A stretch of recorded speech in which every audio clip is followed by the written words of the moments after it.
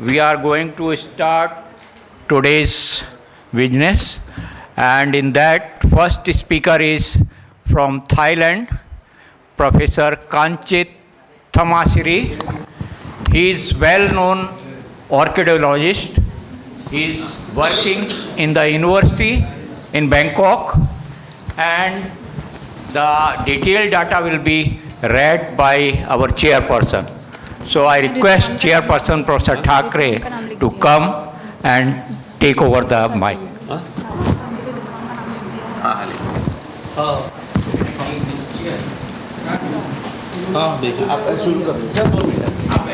3 days we had a great technical sessions. All speakers were so amazing. They gave us a lot information, knowledge, and wonderful information about the different topics.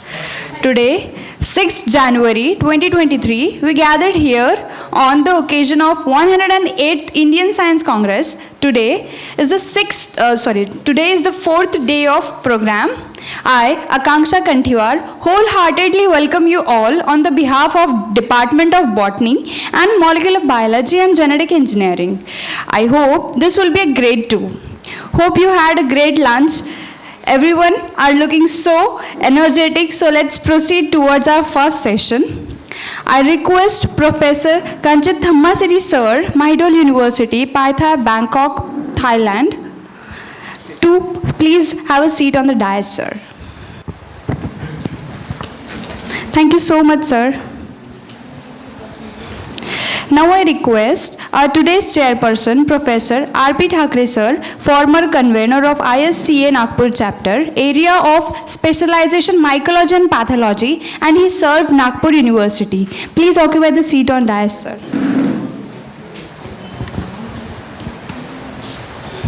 Thank you so much, sir.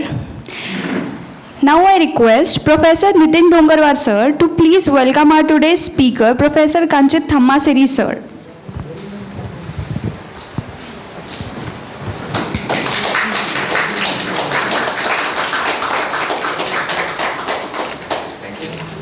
Thank you so much, sir. To introduce today's speaker, Professor Kanchit Thamasiri.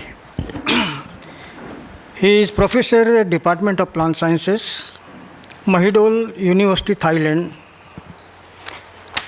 About his education, he did his BS Agriculture in 1997 from Kasetsart University, Bangkok, Thailand.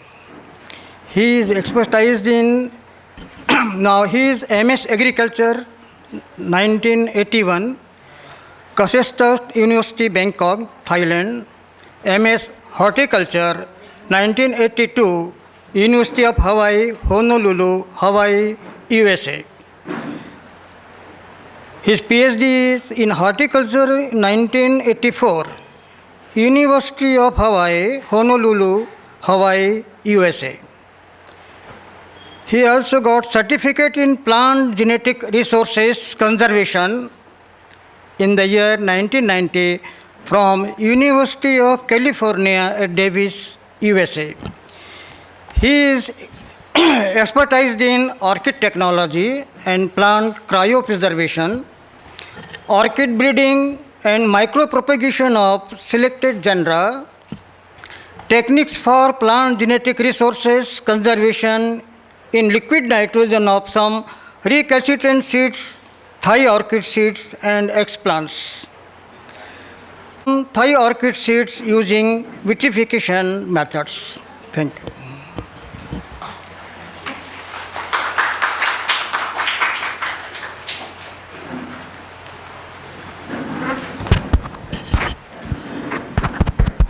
you.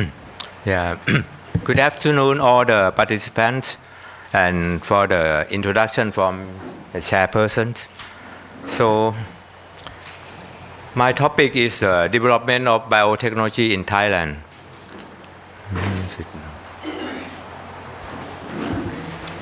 So, as you know that Thailand is located in the Southeast Asia, so we are rich in the plant and animals. Especially orchid, we have a lot variation in Thailand. So Mostly the orchid cultivation in Thailand, we had in the center near the Bangkok because of the weather of hot and humid and also good transportation. So mostly we go around here, and the total area is about 14,400 rice. This one is about 2,000 acres. So this shows some example of some beautiful Thai orchid species. We have 178 genera and 1,300 species. You can see lots of variation in color, shape, and form. So this is a typical orchid cultivation in Thailand for the cut flower of dendrobiums. So we mostly have the greenhouse like this. I will tell all the details about this later. So why are orchids popular in most countries? Because orchid live many years. They recorded that over 100 years they can live longer than us. So if you grow them, you have to give this thing to your younger generation. But you have to take a little care. Don't let them die before that. So, but easy to take care. So the size, mostly orchids are compact, small, lightweight. So they can grow and move everywhere. So even young or old people can raise them. Not like you growing mangoes, need lots of handwork, hard work, and this one easy. Everyone can do it, like the hobbies. And also beautiful plants. Every part of orchids are beautiful. Roots, stem, leaves, and flowers. And also outstanding flowers, as artists can imagine. So at long waste life, over 2 or 3 weeks to keep in the waste. And easy to grow. You just imitate the natural habitat. So you will be successful in growing them. And easy to propagate by division. And if you do tissue culture, also can make lots of plantlets. So, and now we can do like low-cost tissue culture. And lots of variety to choose. And orchids are international plants, so every country know this. So they are very popular in the market and for the hobbies. So the development of orchid biotechnology in Thailand. So we can divide it into 3 parts. The first one is the orchid tissue culture. So this one we use for seed germination because seeds are very tiny, food storage.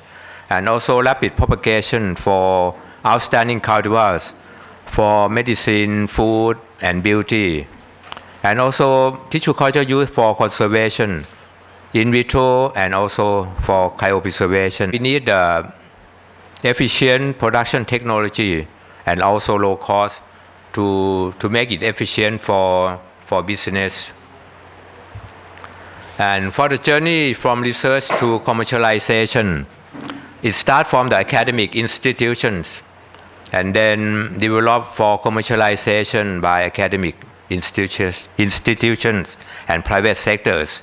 So we try to do low-cost equipments, low-cost tissue culture production, new cultivars, know-how training, efficient and low-cost production, post-harvest handlings, and also worldwide international markets. For orchid tissue culture, in Thailand we start in 1967. The research started from some university, and then 1972 the business expanded rapidly to over 30 million plantlets and employ over 300 workers in 15 labs with about 2.4 million $. At present, orchid is a major crop using tissue culture at $50. But if we import from abroad, we will be a lot more than this. So most of the lab use local made with the HEPA filter and the blower with the UV light. And also shaker for the liquid media. Shaker also costs around $800. This one is a 3 stories. Use a motor at the bottom.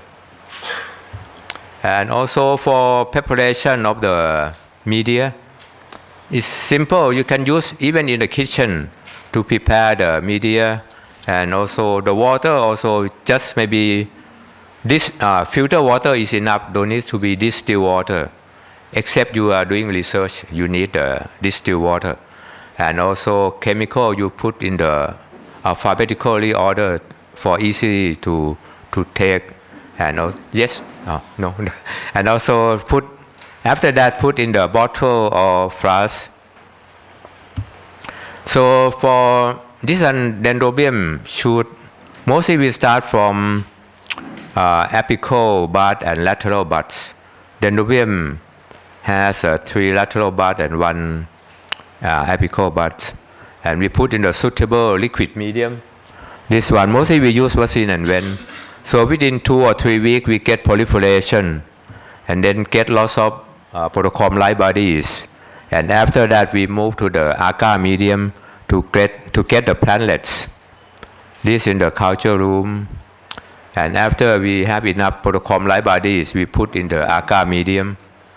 So you can see we use a whiskey bottle, this Johnny Walker, because it's a square shape, so it won't move. So this one is good because the outlet is very small, less contamination.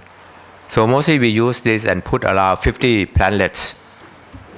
These are enough to transfer to the greenhouse. They already have the roots. Nowadays the lab, they are used in the small area. This one even commercial unit. This one 2 units. This my former master student own this one. 4-story can have everything from media preparation, transfer room, culture room, acclimatization, and go to outside. This one is a Greenworld Orchid companies. So you can see this is a whole cycle of tissue culture from transfer and then to culture and then acclimatizations. So this in the transfer room. During now they have the COVID problem, so they all wear masks. Mostly we use ladies because they do things better than men for this transfer things. But men, some are doing well too. And he's the owner. He tried to use different light sources with maybe LED light, blue light, red light to get the best for culture. So after that we transfer to the greenhouses. This one, if the plantlets are small, we may need to acclimatize, put in the tray or the small pots. Maybe about 2 or 3 months. Let them adjust to the low humidity and high light intensity. And then some company they put in the evaporation greenhouse, which is cheaper than air conditioned room. So you can see that this one temperature is around 28 degrees Celsius. And this have you can control the light by the saline net at the top. So this one the plant can grow better than using in the air conditioned room and cheaper, use less electricity.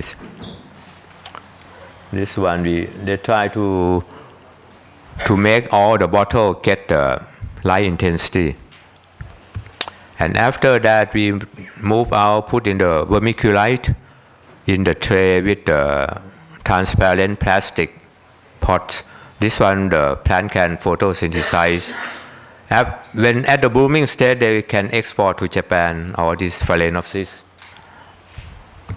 These are at the bottom maybe put pieces of the foam for aeration and drainage, because orchid doesn't like too much water, and then they are growing. And also coconut fiber has also used for dendrobium. And after that we put in the high shading for a little while and then move to the higher light intensity. And also some old dendrobium, you can just stick to the piece of bamboo and stick to the coconut husk. So you don't need to use tissue culture all the time. You can use the old, not very old plants to start growing. This already ready to grow them. Another part that is important is orchid breeding.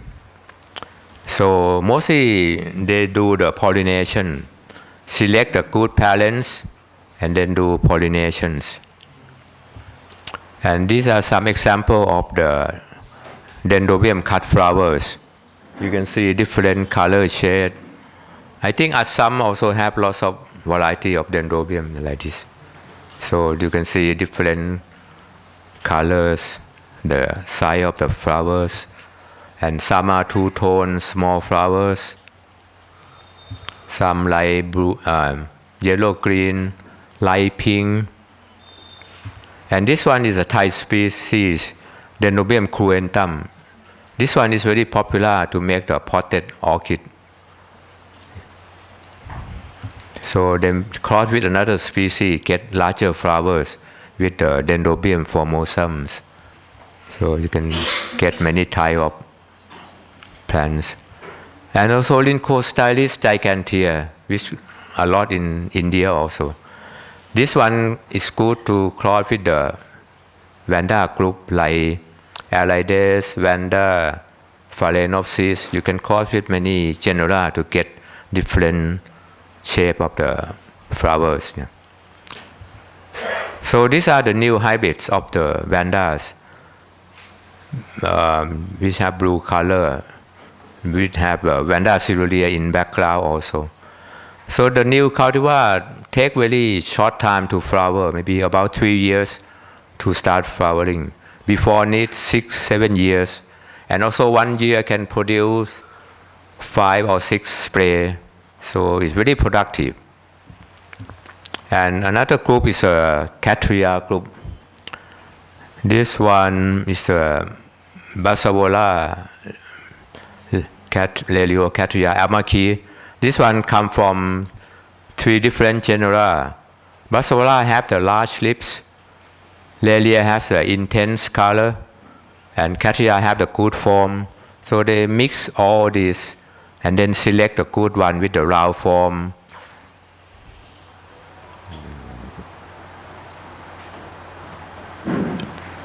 Where to go, reverse?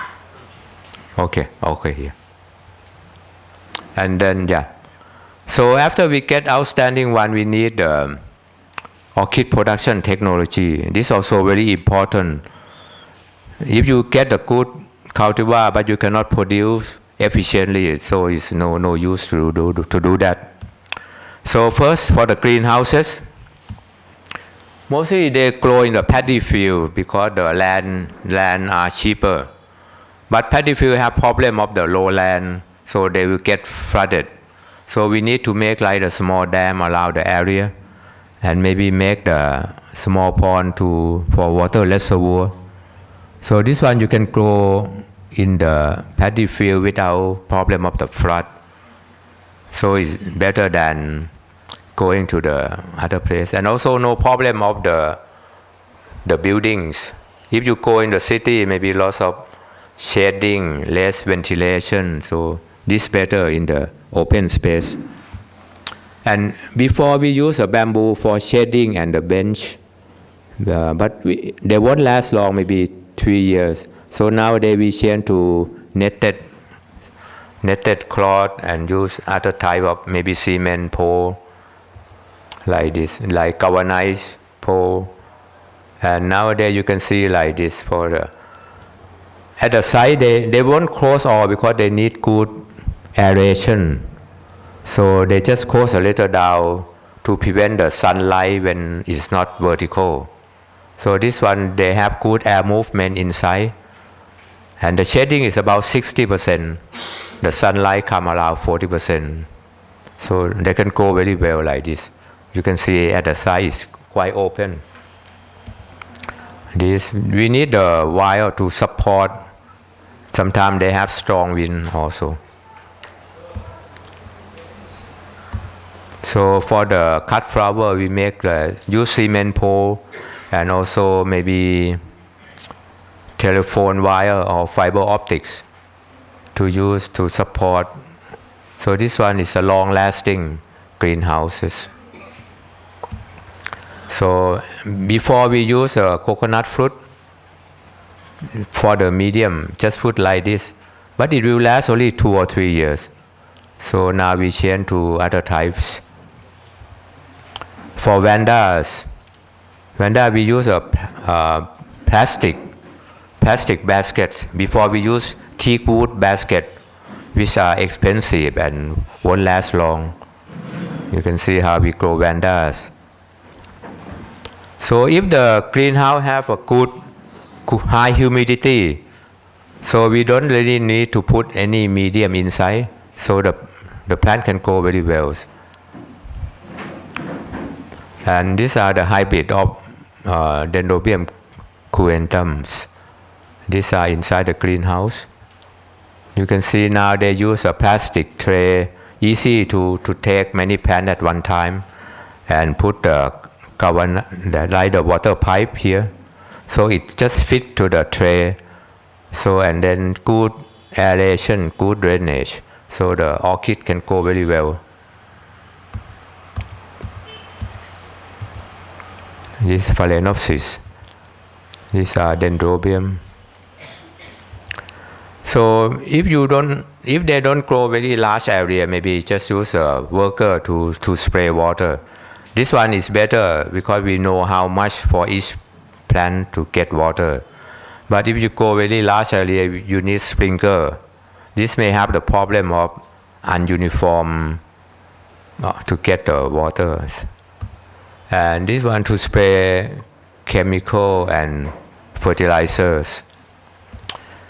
And for planting materials and containers, mostly we use coconut fruits, which are available everywhere and cheap, lightweight. So we just make the shape according to the size of orchids. Small orchids, we use a small size. This one for cut flowers. This one are for selling plants. Maybe we can use charcoal also. And for cut flower, we can make like 1 foot time 1 foot block and put 4 plants for growing Dendrobium. These are small plants. This we can use the old stem and get the new shoot coming later. And when the plants are small, we can put the block close together. And when they are growing larger, we can take out alternately to get enough space. This one plastic with the coconut husk. And also many they use foam instead of throwing the foam box. We can use to support the plants, but we need to put more water and fertilizer because they won't absorb much. But this one like this. But the foam doesn't block the root space. The root can penetrate through the foams, so there is no problem of the root spread in the foam medium. And some farm they use a cement block. This one they use to make the wall. This one lasts forever. Put 4 plants in one block. So, but you need to put maybe more fertilizer and water. And the bend have to be very, very strong to support the weight of the cement block, which are very heavy. For pest control, we have all the information, what insect, what disease, what chemical we should use to treat them. And post-harvest and packaging technology. After cutting from the farm, we have to get the flower should get the water immediately. And this one they are sorting out the size of flowers and also export the plant to the other provinces. This one is for the local markets. And this one for export for cut flower. They already packed in the box, and these are ready when the customer got from the destination, they can use immediately for the waste. And for orchid trade, nowadays Thailand they make like orchid supermarket. The customer go to select the plants and then pay at the counter and get the plant out. These are the trade of orchid. Thailand is after the Netherlands for exporting orchids. And after that, Taiwan also grows lots of phalaenopsis. And for the bottle tissue culture plant, we export like this, put in the cartons. And for the orchid plant, they will be bare roots. The plant can stay over 1 week like this in the box. So no problem of the plant to survive or not. And also for cut flower, we may put a plastic wrap and then put in the box and export. So for orchid training, I did training for two times per year. It's about 31 times already. So many people, like young, old, different profession, they like to come and learn, maybe for hobbies or for business. And this in lecture rooms. This one in the lab, they see how they do germination and tissue cultures. And then we take them to the successful orchid farm to learn the techniques, how they grow orchids.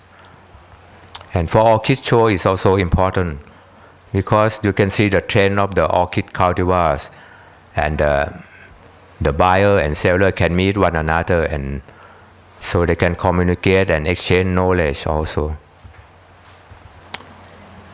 So at the end, the secret of the success of orchid production in Thailand, we have the favorable climates and availability of good quality of water in plenty, leadership in adoption and popularization of orchid cultivation, richness of indigenous orchid genetic resources for crop improvement, improved tissue culture production technologies, greenhouses, containers, post-harvest, processing, quality control, packaging and transport, and their application in orchid trade, and also efficient communication networks and international acceptance with maintenance of standard. So I would like to thank the Professor Dr. Sunil Kumar Chaturvedi, President Section of Plant Science, the 108 ISCA Conference, and the Indian Science Congress Association for giving me an opportunity to be an invited speaker. Professor Dr. Nitin Dukawa, head the Department of Botany, and Professor Dr. Dajanan Gokul, head the Department of Molecular Biology and Genetic Engineering, for warm hospitality. Thank you very much.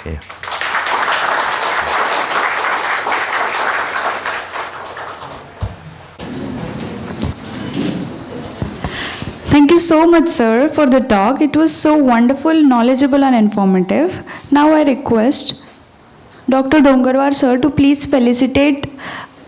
Now I request Professor R.P. Thakre, sir, to felicitate Professor Kanchit Thammasari, sir, as a token of appreciation and gratitude by offering shawl and memento.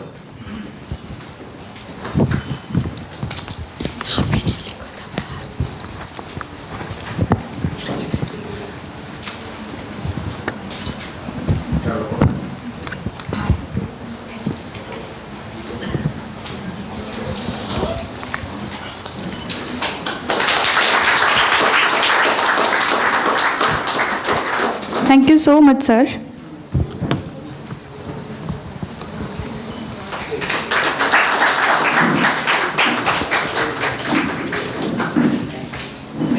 you. This is your certificate. Oh, thank you.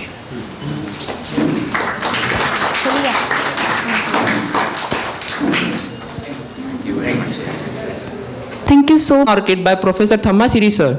So let's move toward our second session, Symposium Second. The title, Sustainability and Healthcare, Food Security and Climate Change Innovation in Plant Sciences. Now I request Professor S.R. Yadav, sir, to occupy the seat on the dais as a chairperson. Please, sir.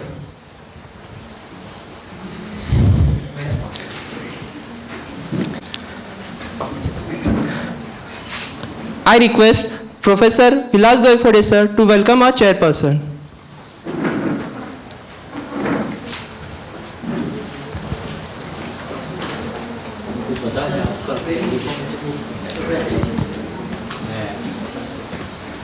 अच्छा, पहला lecture जो है आपके पास programme है नहीं?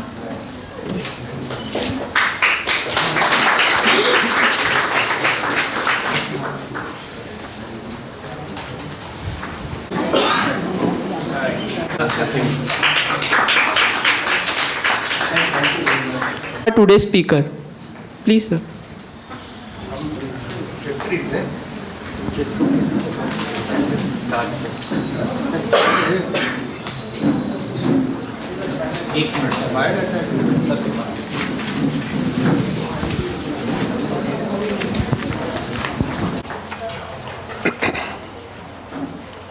Dear participants, really it is my great pleasure to introduce Dr. Rajesh Arora,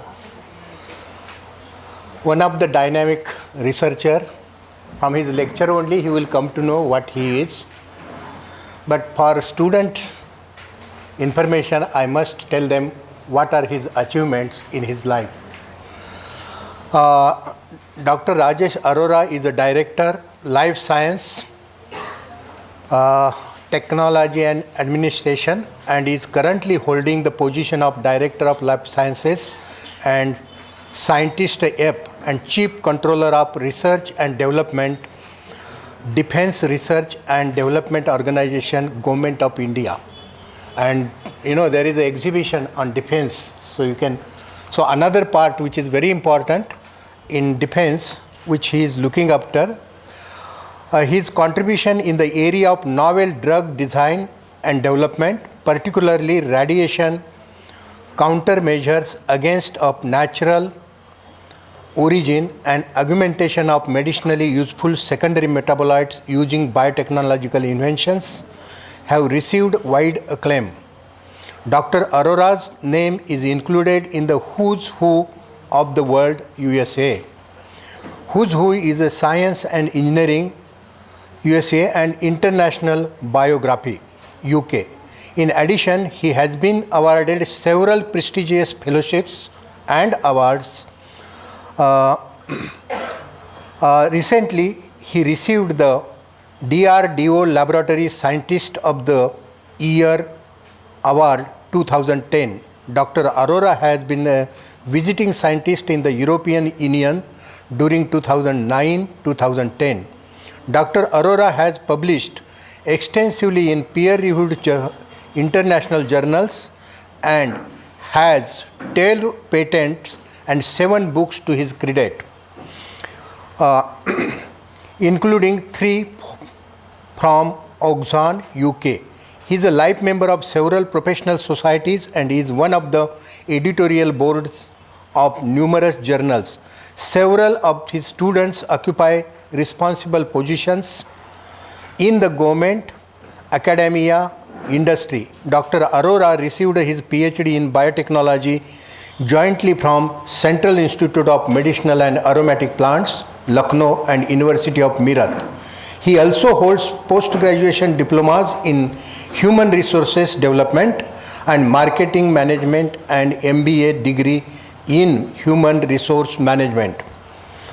Dr. Arora was professionally trained at the Central Drug Research Institute, Lucknow, Sanjay Gandhi Postgraduate Institute of Medical Sciences, Lucknow, Defense Institute of Advanced Technology, Pune, Defense Institute of Physiology and Applied Sciences, Delhi, and Institute of Technology Management, Missouri.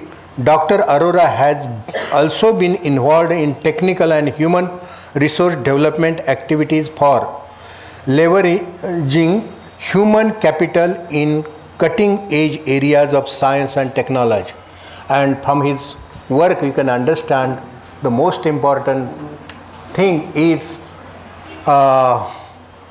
human resource, creating trained human resource, which he is doing for the country. And I request him to deliver his lecture. I have heard him many times, but every time he hears something.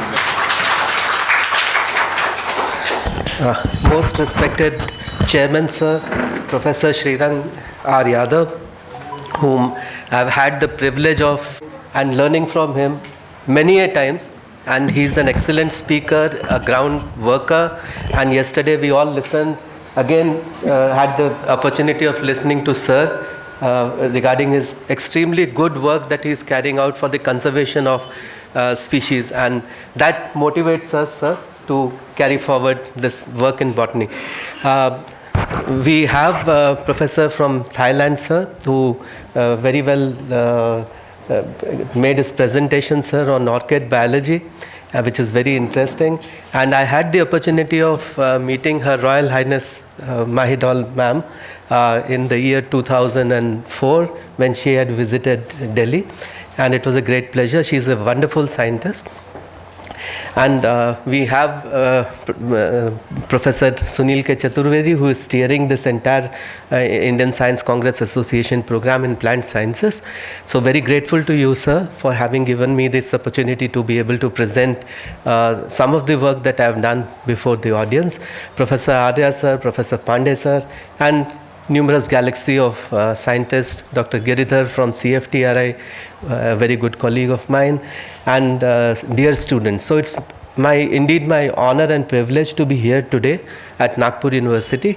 And today I'm going to give you a glimpse of some of the activities which are very close to my heart, because I've been working on, I started my PhD work, right, when I started my work, I started working on this particular plant, which is known as Catharanthus roseus, which yields the action to my teacher, Professor C.M. Govil. And I wanted to make the presentation yesterday because it was his birthday yesterday. So I wanted to make a tribute to him, and all that I am today is because of him. His original birthday was yesterday, and he is no more with us, but his blessings continue to guide us. So my most humble gratitude to my teacher, Professor C.M. Govil, sir. So my presentation that I am going to make today is going to present the changing landscape of botanical research, how we are fast moving from explorational research to experimental to translational research.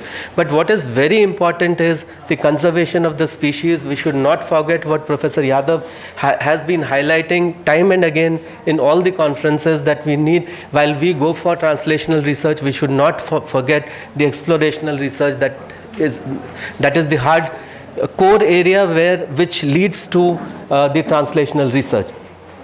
So I'm going to be focusing on the anti-cancer therapy armamentarium that we can enhance as a result and augment due to the modern techniques, and how these life-saving drugs can be used in both in the civil and defense sector. And I will also like to present some of the emerging trends. So this is how the rapidly changing face of plant sciences, as we've seen from numerous lectures. The reason is primarily because of rapid growth, emerging and re-emerging diseases, climate change, natural resources depletion, biodiversity management and conservation, sustainability and economic growth, because bioeconomy is very important. Our Honorable Prime Minister, Mr. Modi, has been focusing on that, and this is going to be an era of bioeconomy, and we are targeting something like of the order of $5 billion.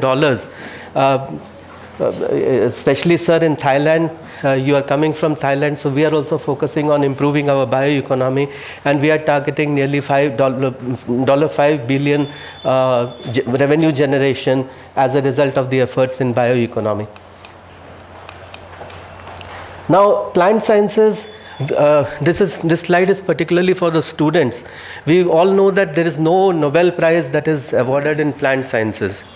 However, you will be surprised to know that 17 times 20 scientists have been awarded the Nobel Prize in plant sciences. So we often hear that plant sciences is a declining area, there is not much focus on it, but let me highlight that 17 times the Nobel Prize has gone, and this is a list of all the people, whether they've been awarded the Nobel Prize in chemistry, in medicine or physiology or peace. It has been due to the research that has been done on plants, which Professor Yadav highlighted, that they are the best teachers, they are the best clinicians, the best physicians that are available to us. So, and all of you are very well aware that it is the highest recognition, and I was very happy that in 2015 the Nobel Prize went to the work that was done on the natural products, focusing on river blindness, lymphatic filariasis, and other parasitic diseases.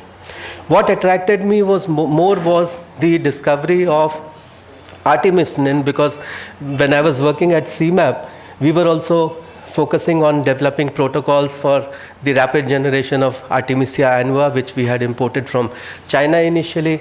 And the entire work, I also worked at CDRI, so that was another institute where we were working on the artemisinin. However, the initial work that was carried out, though very important, could have been considered for the Nobel Prize also, but we missed the bus because that work was not carried very fast forward. Although the initial studies were done in India in CSIR institutes. So this slide highlights that how the Nobel Prize kind of work has been done. So cancer is not one but many diseases, and it kills a lot of people all over the world, including in our own country.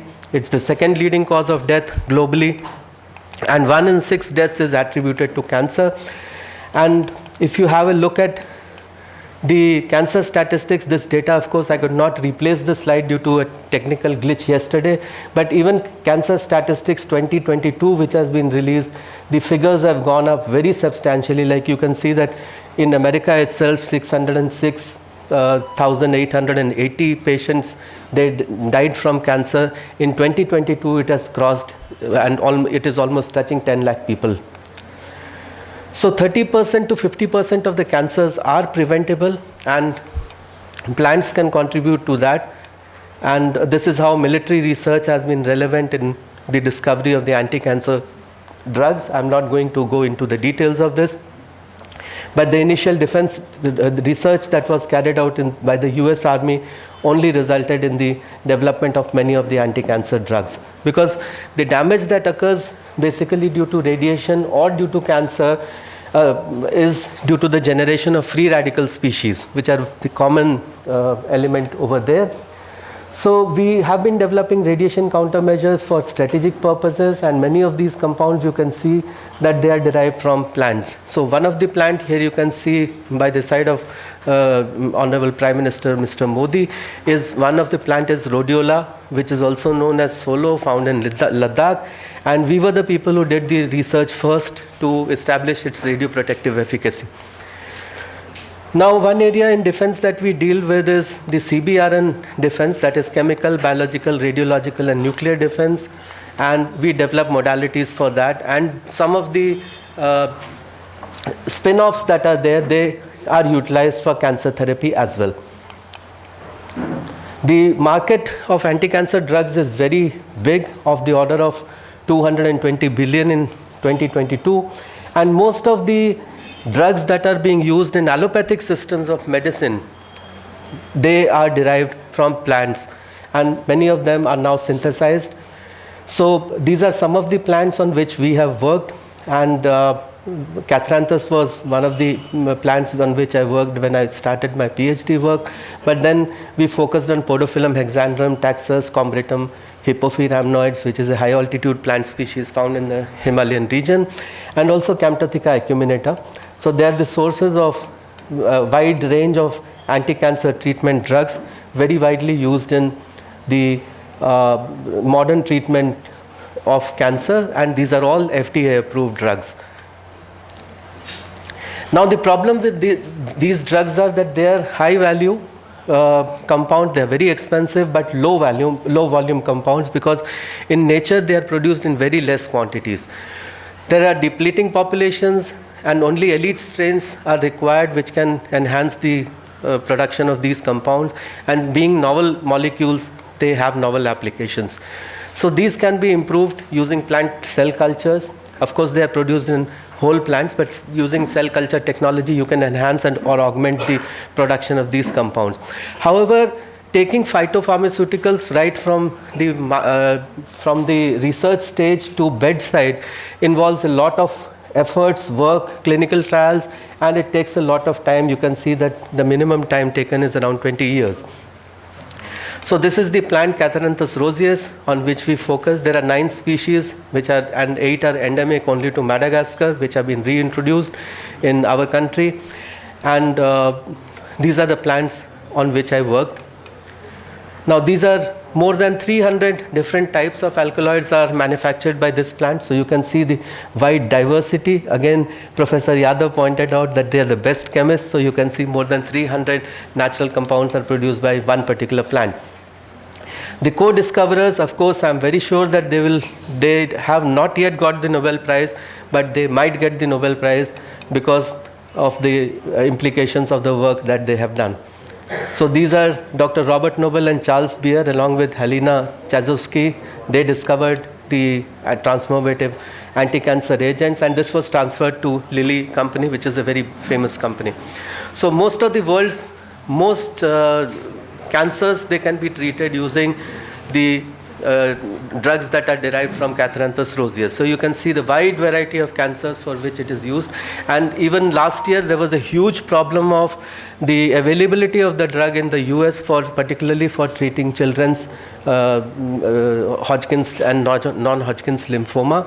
And there was a huge concern again that how do we enhance the production of these compounds. These are some of the compounds, again, the synthetic derivatives which have been derived. So here you can see that this is an FDG, that is the fluorodeoxyglucose picture in PET-CT. And you can see that how using the treatment, the cancer vanishes in very less time. Again, some pictures from my own institute where I was working. And these are again PET-CT images, very nice PET-CT images. So here you can see that how they have vanished, the tumors have vanished. So these are the therapy regimens which are used, and some of these therapy regimens and how the cancer vanishes. You can see that after 12 months of treatment with both radiotherapy and the chemicals, the cancer has literally vanished. Of course, this slide is not our work, but I just made it to represent that how this works. So now I'll be coming to, this is the market that then biotechnologically you can produce these compounds using a variety of approaches, which includes pathway elucidation, pathway modification, then metabolic engineering, heterologous expression, bioprocessing, and through endophytes. So the complex monoterpenoid indole alkaloid biosynthetic pathway has been elucidated, and it starts from tryptophan on one side and geraniol, and then strictocidine using strictocidine synthase enzyme, which leads to stereospecific condensation of these two compounds, and then eventually vinblastine. So this entire cascade of reaction which takes place is very complex. However, the key enzymes which are involved and the key genes which are involved, they have been characterized. I'm not going to go into the details how they have been characterized due to paucity of time, but the synthesis occurs in different areas of the particular plant, and many areas are involved. So as far as the in vitro spectrum of Catharanthus research is concerned, we focused on cell lines, we focused on cell suspensions, we focused on generation of hairy roots, transgenic plants, transgenic hairy roots, and their production in bioreactors. So again, we resorted to the classical biotechnology techniques, generation of rapid and reliable regeneration protocols, which involve direct shoot organogenesis, cell culture, somatic embryogenesis, then generation of novel tissue with enhanced precursor availability. And the third approach that we utilized was transgenic approaches to enhance the terpenoid indole alkaloid flux and their upscaling in bioreactors. So this work which I initiated, I tested several of the species and two other related species, Vinca minor and Vinca major. So you can see the differences which are there. Nirbal is a variety which was developed at CMAP, which is a very, very high alkaloid producing variety. So we utilized different media for standardizing the multiple shoot culture protocols. And these are some of the pictures, and then the plants that were generated, they were transferred to the field. And those plants which I worked on nearly 25 years ago, they are still there in CMAP, and the work is being carried forward. So that gives a lot of happiness. Two different varieties, Dhaval and Nirmal, we standardized the transgenic hairy root cultures in these two varieties, apart from the other varieties which were available to us at that point of time. Then direct shoot bud organogenesis in Catharanthus was shown by us for the first time.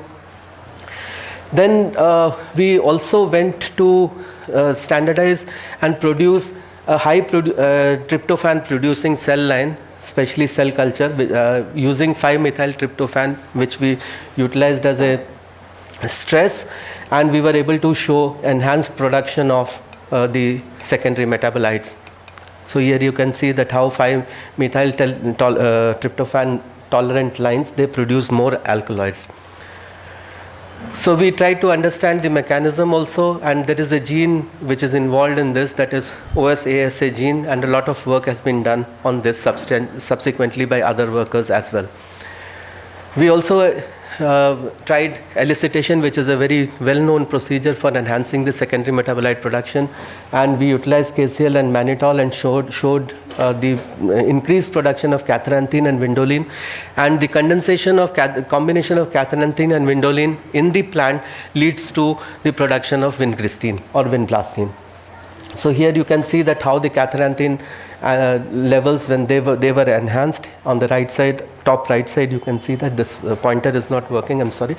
And so, we showed that catharanthine was increased and vindoline was also increased, and subsequently the vinblastine production was also shown to be increased. So these are some of the hairy roots that we were able to develop, and in the pink and white variety. And these are some of the strains which I made the initial efforts at CMAP to obtain it from across the world. And I'm very grateful to many of the professors abroad who were very kind to provide it free of cost. And these strains are even now maintained in CMAP, and they are being used for genetic transformation.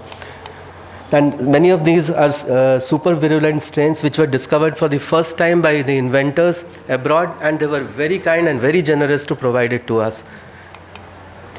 So this is the transformation protocols that we used. Here you can see that how one important thing was that when we used petals as an explant, so we found that none of these strains, of course we tried a large number of Agrobacterium rhizogene strains, but none of these strains were able to induce transformation in the plants.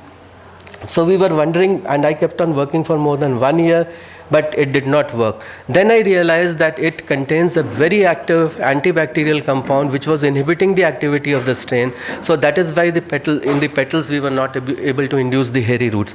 But subsequently we were able to do that by getting it leached. So it took around 1 year to get to that conclusion. Then these are the transformation frequencies that we got. So here you can see wonderful initiation of the hairy roots from the shoot cultures. Here you can see their proliferation.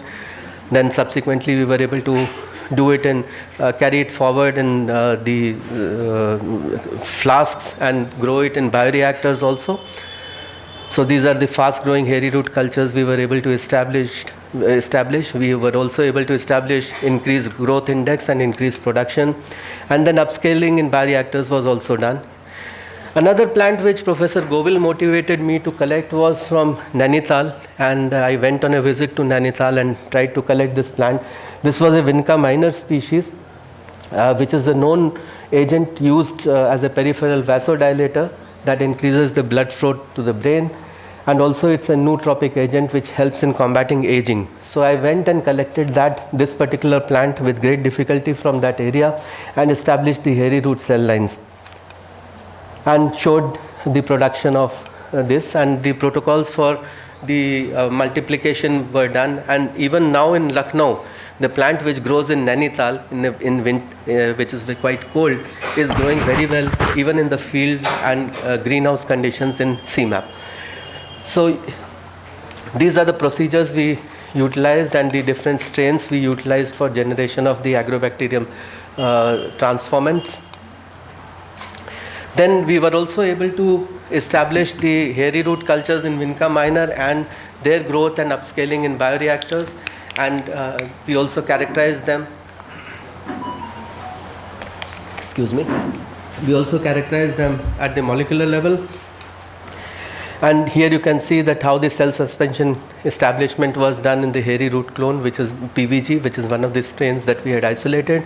We were able to use an endophyte, that is Trichoderma hazrianum, for increased production. We utilized it to increase the production of the vincamine from Vinca minor cell cultures. We were able to overexpress the TDC, that is the tryptophan decarboxylase, and strictocidin synthase, which are two very critical enzymes involved in the production, and we were able to show that. Our group was able to show that, and we were able to show that how this TDC and SDR overproducing cell lines lead to enhanced production of secondary metabolites. Few of our students were also able to co-culture Catharanthus roseus, Rauwolfia serpentina, and Vinca minor for the production of cell biomass, and these are some of the metabolites which were characterized using modern spectral techniques. Then using a vector, we were able to transform and establish. Here you can see how the Gus assay was used. The entire tissue is turned into blue color because of the transform level, and the different gene expression analysis was carried out in both transformed callus and leaves, and enhanced production of secondary metabolite was also established. So now the trend excuse me please. Now the trend is towards the high throughput transcriptomic data, which is being utilized for the discovery of the MIA biosynthetic genes. And Professor Vincent Cordovalt, he sent me this slide last year when I requested him, and so these are the different technologies that are now being employed, which includes the comparison with other species and clustering of gene expression. So very recently, just before coming to Nagpur, I was going through the literature, and a paper has appeared in Nature just in December end, and it came online just one day back, I think day before yesterday. So the entire complete biosynthetic pathway for the production of vinblastine in yeast has been established, which is a heterologous expression system, and de novo synthesis has been shown of both strictocidin, tabocinine, vindoline, and catharanthine in the engineered strains. So this is a very latest and very important development. If you can very well imagine that if a compound can be produced in yeast, so you can upscale it in no time. So this is a very significant development just published in Nature, and I'm very sure that this will lead to a lot of good research work and production of the medicinal compounds. Any kind of medicinal compound will become very easy as a result of this technique. So one of my students who is in Gandhinagar right now, he has been working on this. I'll be sending this slide to him also, because he was also working in this particular area. But now this de novo synthesis, since it has been shown, so this is going to be very easy, because in yeast is very easy to multiply and grow in bioreactors. So just you know that whether it is the probiotic, whether it is the production of beer, whether it is the production of antibiotics, everything can be grown using yeast.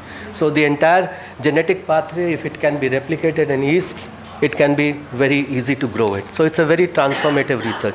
The second plant that we have been focusing on is Podophyllum hexandrum, which is known as Endri. It's a divine drug mentioned in the Sushruta Samhita, and we initiated this work and showed the radioprotective activity. Again, it is very useful for treatment of a large number of cancers. And etoposide and teniposide, two regularly used drugs in the clinic, are derived from this particular plant. So we've done extensive study, published more than 70-75 papers or more than 100 papers on this. This is purely the work that we have done at our institute, and we were the first to report the radioprotective efficacy of this particular plant. And very soon we are going to come up with a drug which will be used by our soldiers. Now again, this is an endangered plant. Sorry, excuse me, please. This is an endangered plant species. So in order to have enhanced production of the secondary metabolites, we have been able to isolate an endophyte and establish the production of the compounds using the endophyte, so that the plant is not damaged in the natural habitat. Of course, we have also developed protocols for rapid multiplication in Leh and Ladakh. We are growing it there. But still, this is an alternative production system we have established, and we have shown the chemical characterization using ESI-MS and compared the fungal podophyllotoxin and podophyllotoxin glycoside, both in the plant as well as the production system, and we found that there is a comparison between the two. The third species we have focused on is camptothecin, producing plant which we got from RRL Jammu, formerly RRL Jammu, now it's IIIM, and we were able to isolate an endophyte from this particular plant species and also show the production of the secondary metabolites which are akin to the metabolites that are produced by the plant. We've characterized it using molecular techniques and also showed the biotechnological production.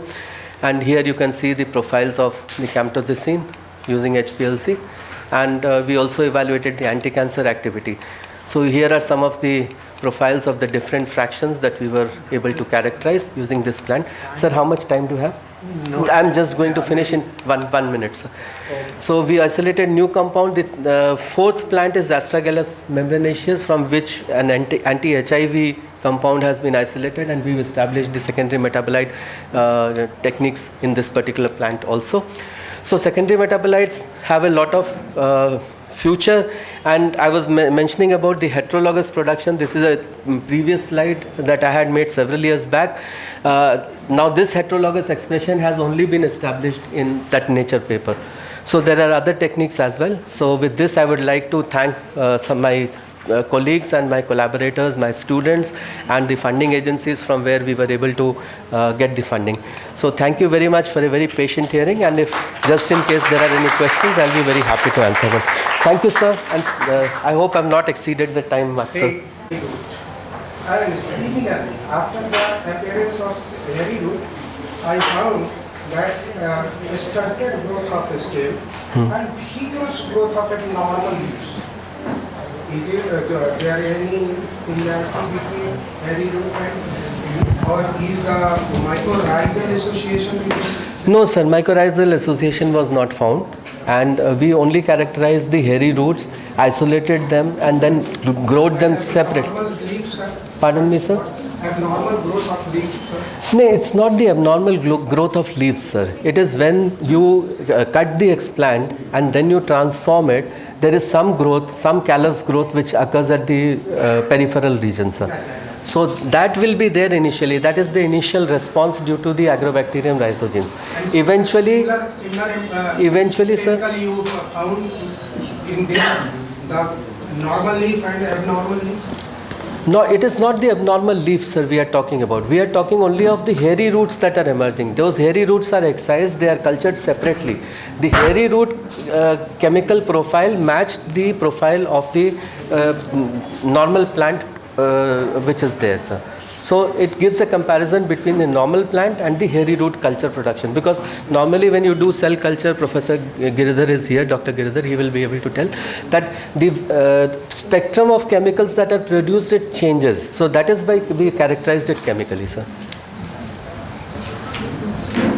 Can you suggest any other plants for cancers? There are a large number of plants which are, sir has only pointed out that there are so many plants in the Western Ghats which are unexplored. One particular plant which sir pointed out was the, that was the big plant, the big leaf plant, sir, which produces galantamine. So you can work on crinum. It's Malabaricum, no, sir? Malabaricum. So Crinum malabaricum is one plant which produces galantamine. No work has been carried out on that, and I would have been more than happy to work on it, but right now we are not working on the plant species is becoming a low priority for us. So I would suggest that you can get in touch with sir, take it, produce it in vitro, and it will be of great use, great use. If you want to get it evaluated, we will be happy to evaluate the effects. Yeah. Cauliflower. Yeah. Because it contains glucosinolate. Right. And that will be reported to have the anti-cancer activity. Right. See, this is what I mentioned, that anti-cancer activity right now is not our priority. Anti-cancer is a spin-off. What we are working on is please. Sir, please. Okay. I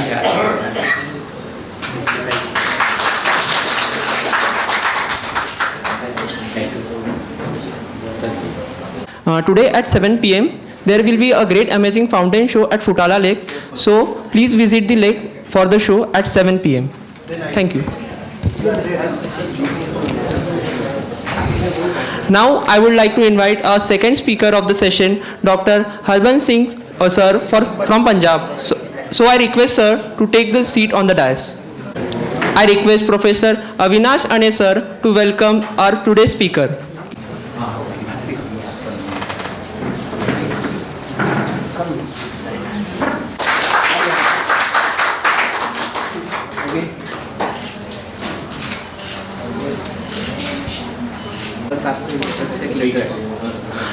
Now I would like to call 4 judges for judging the poster competition. Professor Avinash Ane sir, Professor N. Mathivanan sir, Professor R.K. Pandey sir, and Professor Vilas Zoifode sir. Please sir. Before I introduce Dr. Harbans Singh, one thing I want to tell, especially those backside students. If you want to sit for entire talk. Don't make noise of those chairs. If you don't want, you can go out, but don't disturb others. Okay? So I was seeing one should not talk. Sincerely listen the talk. Okay? So this is one thing. First instruction. It is really a pleasure for me to introduce Dr. Harbans Singh, and he has completed his PhD at the age of 30 years from Himachal Pradesh University, Simla, and completed MD at the age of 30 years from Himachal Pradesh University, Simla, and completed his PhD from Rajasthan Ayurveda University, Jodhpur in 2008. He had worked as Associate Professor, Department of Medicine at Desh Bhagat University, Mandi, Govind Graha, Punjab. He is presently working as a Research Officer, Scientist 2 in Central Council of Research in Ayurvedic Science, New Delhi, Ministry of Ayush, Government of India. He has more than 20 publications at national and international repute. He is engaged in various clinical research projects in the field of respiratory medicines and hepatology. He is also a member of several national and international medical and research organizations. And you know, Ayush now, which is supporting our Ayurveda system and documenting all traditional knowledge, TKDL.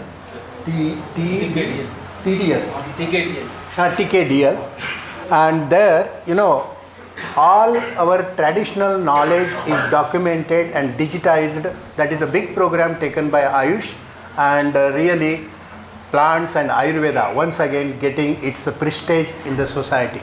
I request.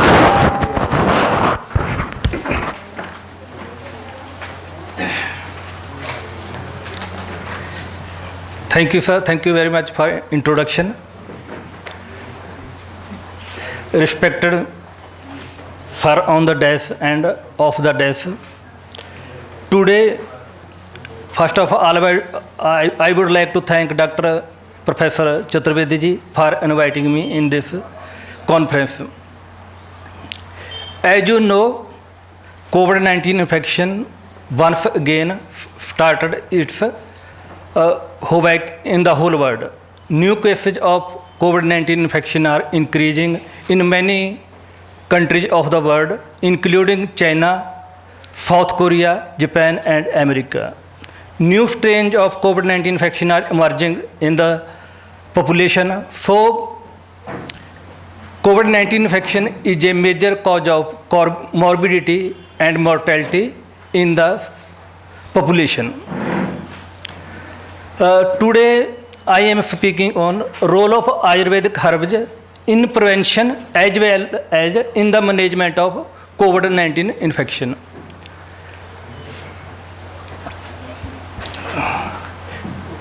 Coronavirus are a family of viruses which causes illness in human as well as in animals like rats and camels. human coronavirus called mild illness like cold, which improves automatically after a few days.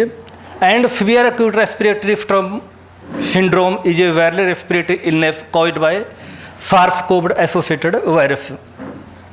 Previous coronavirus like SARS-CoV and MERS-CoV infection was there. Severe acute respiratory syndrome coronavirus 2 is a new strain of coronavirus that has not been previously identified in humans. Corona represents crown-like spike on the outer surface of the virus. That is why it is known as coronavirus.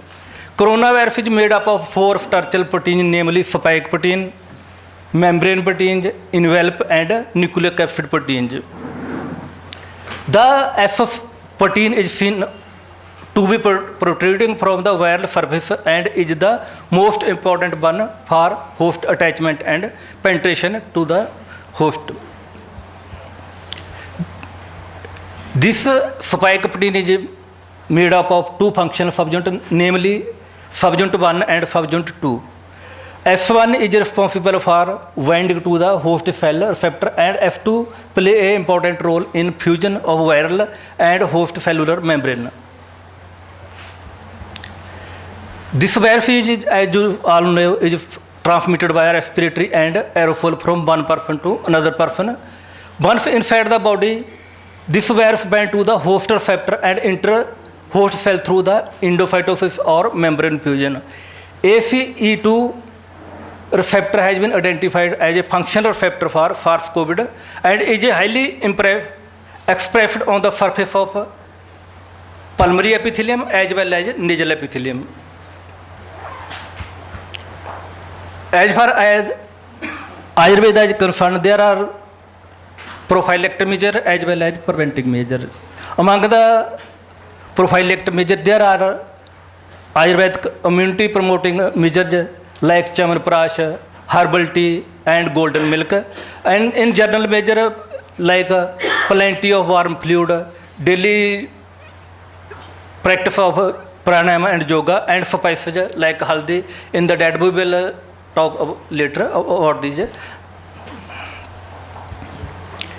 The most important drug in Ayurveda is Chyawanprash. Basically, Chyawanprash is composed of almost 50 drugs described in Ayurvedic formulation. These are basically immunity enhancing drugs with special reference to in the pulmonary functions. It is very effective in pulmonary disorder like common cold, cough, bronchitis, even in pulmonary tuberculosis along with ATD. Next is Ayurveda Ayush Kavath or Ayush tea. The contents of Ayush tea or Kavath are tulsi, munakke, dalchini, kali mirch, and sunthi. Take 3 grams of this combination and boil in 150 ml of water and drink twice or once daily. Next is golden milk. Or take a half spoon of turmeric and add this powder in 150 ml of milk. Take it once or twice daily. This golden milk is very beneficial in boosting the immunity and preventing infective disorder like COVID, common cold, etc. Drinking of warm water. It is very much recommended in Ayurvedic texts. Hot liquid is considered to be superior than to the cold in the management of upper respiratory tract infection.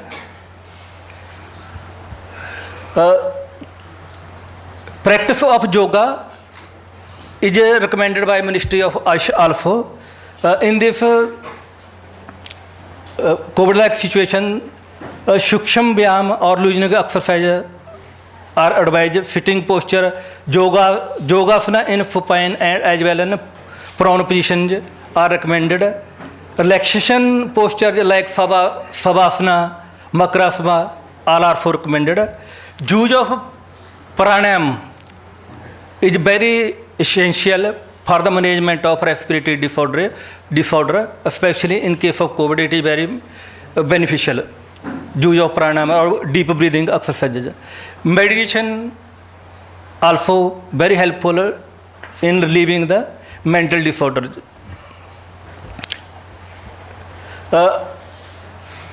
And then use of Ayurveda immunity boosting measures like use of gargle, steam inhalation, yoga, golden milk, Ayushkwata and physiotherapy. Use of spice is highly recommended in Ayush system. Use of haldi like turmeric, jeera, cumin, coriander or garlic are recommended in cooking for the management of respiratory disorder as well as metabolic disorders. Kitchen is the primary pharmacy. Spices are the best medicine. It acts as a medicine to prevent many infections when used in right quality and right quantity in cooking. Use of steam inhalation is very effective in the management of respiratory disorder like steam inhalation.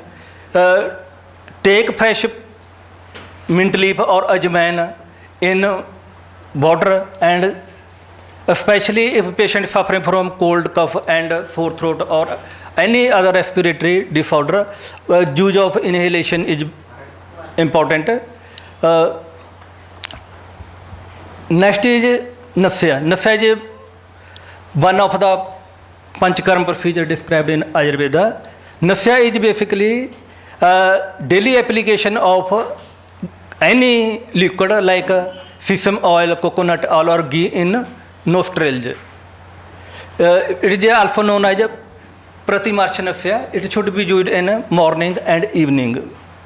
Basically, it acts as a biomask when used regularly. It acts as the physical as well as physiological barrier for foreign bodies or microorganisms inside the nostril or nasal cavity. 1 to 2 drops of Anutella should be used in nostril daily. It is advised to use daily essential before leaving the home or before sleeping. 2 times daily it is recommended. Nasya should be basically used in all form of epidemics. It is described in Charka Sahita for any kind of epidemic. The use of Ayushkwata. Use of Tulsi, Dalchini, Shunthi or Kali Mirch. These are the main ingredients of the Ayushkwata. It should be used in the form of tea daily, or especially if patient is suffering from cough, cold or fever.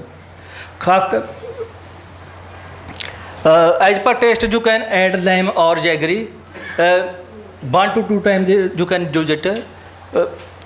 But for patient who is suffering from acidity, hemorrhage or acid peptic disorder, this should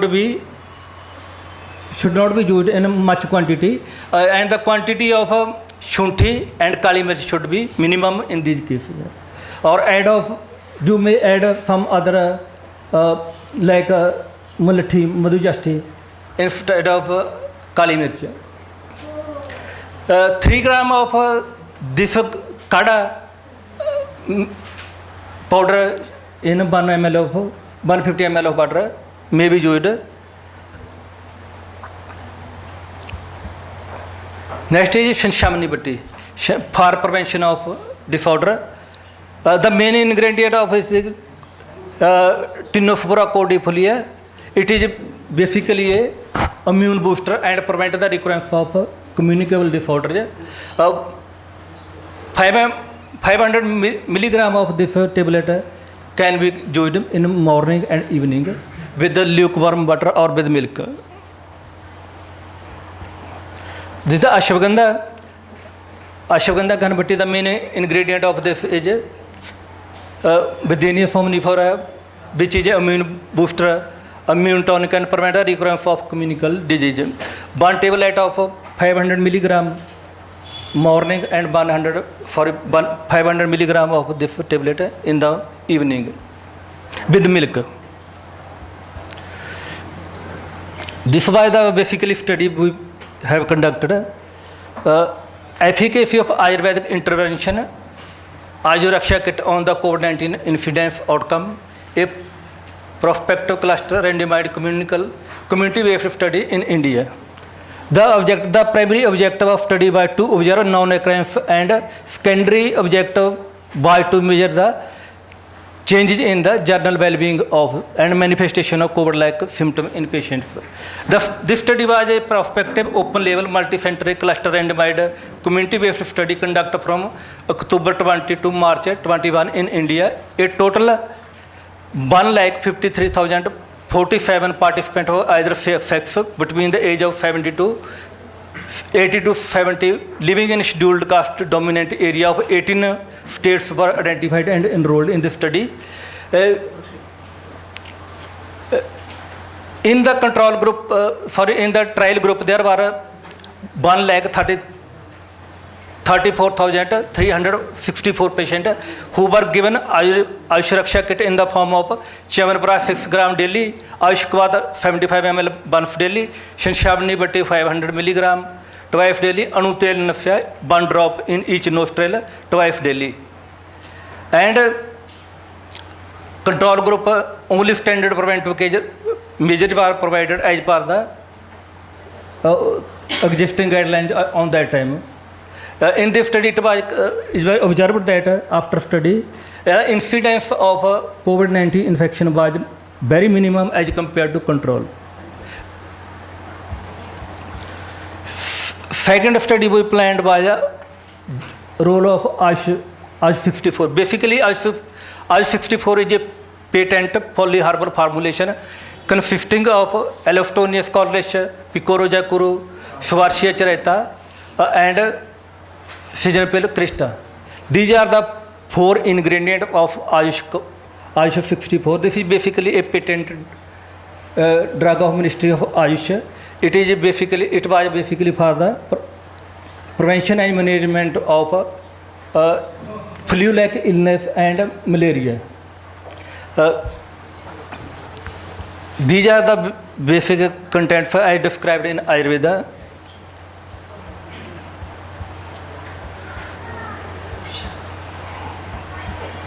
These are some references from Ayurveda.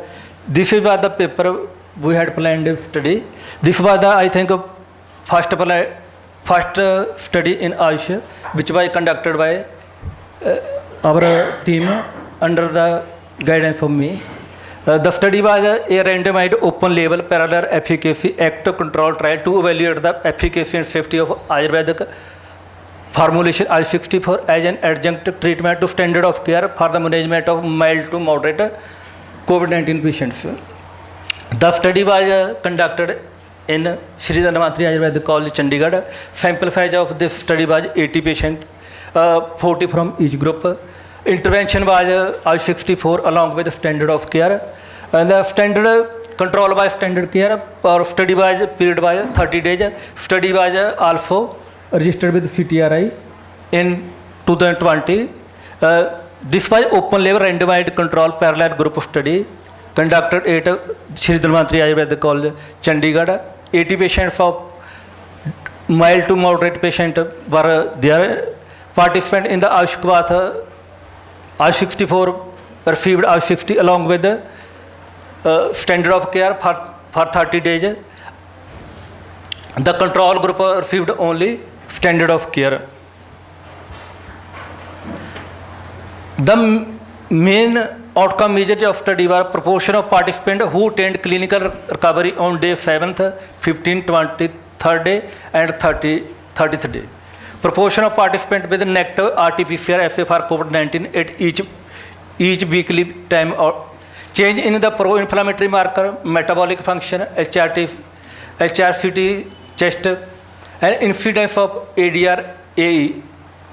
Result, out of the 80 patients, 74 patients, 37 in each group, contributed to the final analysis. Significant difference was observed in clinical recovery in I-64 group compared to control group. Mean duration of clinical recovery was 5.8, which was significantly less as compared to control group, which was a 10 plus 4 day in control group. Significant improvement in HRFT was observed in I-64 group. No ADR AE was observed in I-64. Conclusion: I-64 as an adjuvant to standard of care is safe and effective in fostering clinical recovery in mild to moderate patients of COVID-19. The efficacy may further validated by using a large study sample and double-blind studies. This was the Bidenia foraminifera. Basically, Bidenia foraminifera block the interaction between SARS-CoV virus spike protein receptor and the host AC2 receptor, which complex must inform of for the virus to enter in the cell host. If this complex formulation is inhibited, the virus particle may be unable to attach the respiratory epithelia. This is the gingiva officinale shunthi. These substances also inhibit the prostaglandin and leukotriene biosynthesis through suppression of 5-lipoxygenase or prostaglandin synthetase. Additionally, they may also inhibit the synthesis of pro-inflammatory marker like interleukin 1, interleukin 8 and TNF alpha. This was the study we have planned on ashwagandha and shunthi. The study site was Shri Dharmatri Ayurveda College, Chandigarh. Sample size for this was 60, 30 from each group. Intervention was ashwagandha and shunthi. Our control was standard of care. The study period was 15 days. This was an open label randomized control study conducted in Chandigarh. A patient was divided into two groups, one receiving ashwagandha and shunthi, other receiving control. Standard of care include paracetamol, zinc, vitamin C, pantoprazole, azithromycin, as per the clinical condition at that time.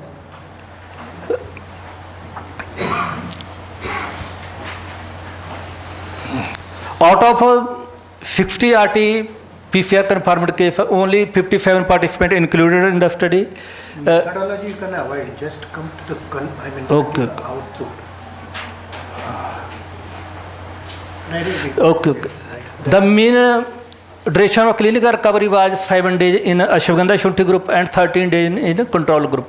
99% patient improvement in clinical features such as fever, cough, sore throat, nasal discharge, body ache, headache, nausea, anorexia, vomiting, and breathlessness was observed in ashwagandha shunthi group as compared to 68% in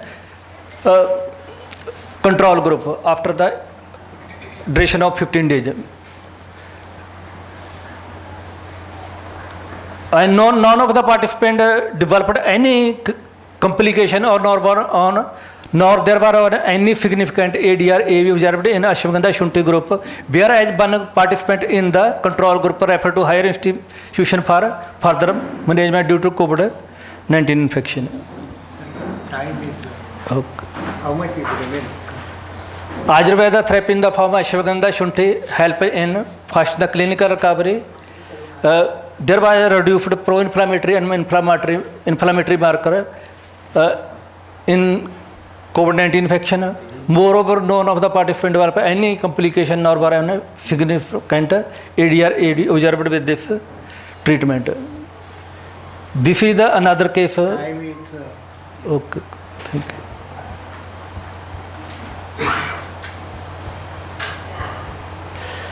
you can.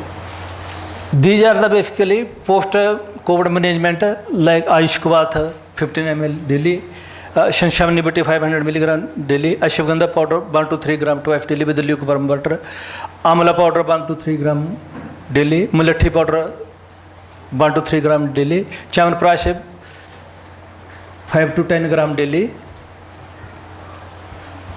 These are the basically refined drug which enhance the immunity, like Tinophora cordifolia, Videnia fominifera, Amalki, Stavari, and Haridra Draksha. Thank you very much.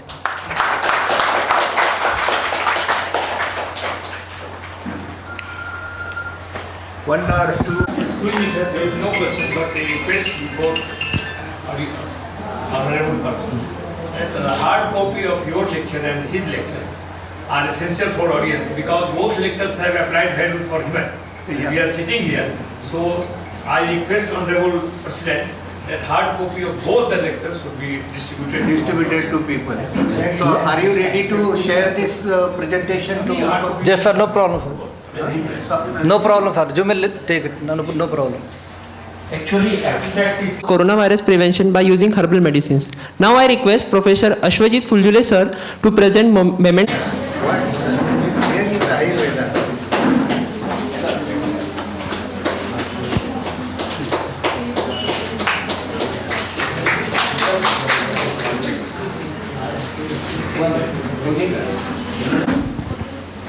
I would like to call our next speaker of the session, Professor Arun Arya sir. I request you sir to have the seat on the dais.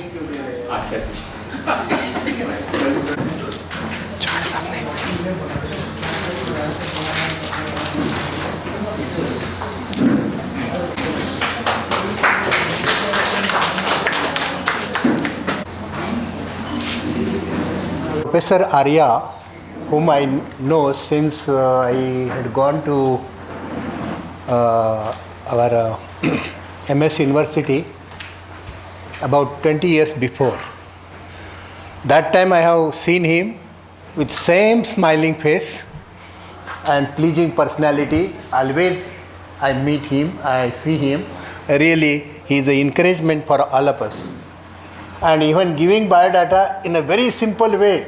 He has given his biodata, not sell what he has achieved or anything, but whatever is there in front of me, I will say, and I will. What his area of specialization is fungal diversity, aerobiology, and medicinal plants.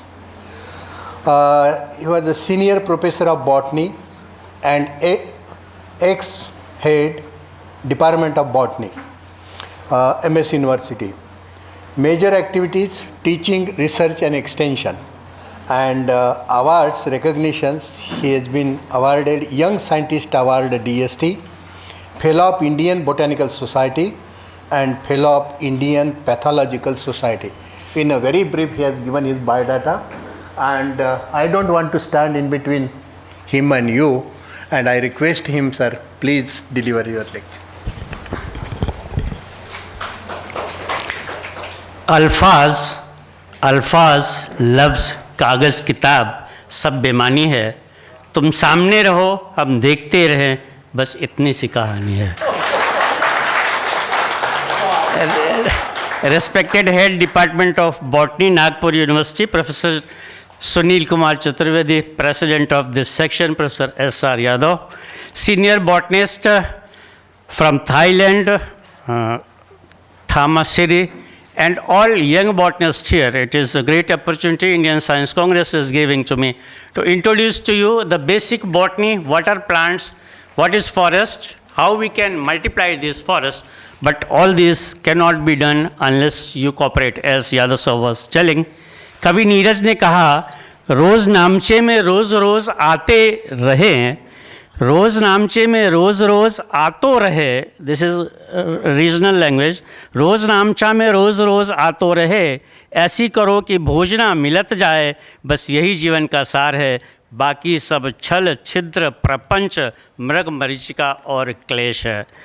हम न तो अपने भोजन का ख्याल रखते हैं न अपने स्वास्थ्य का. कोरोना के समय में हमको बताया गया कि विटामिन का महत्व क्या है, जिंक क्यों ज़रूरी है, हमने कोरोना से सीखा. विटामिन B12, और जो हम धूप में बैठते थे विटामिन D लेते थे, हमारी दिनचर्या ही बदल गई. हम कंप्यूटर के सामने बैठे हैं, आंवला जामुन और आम जैसे फल हमारे लिए दूर की कौड़ी हो गए हैं. भाई अब तो ज़माना कीवी और ड्रैगन का है. आइए मेरे साथ, मैं आपको बताता हूँ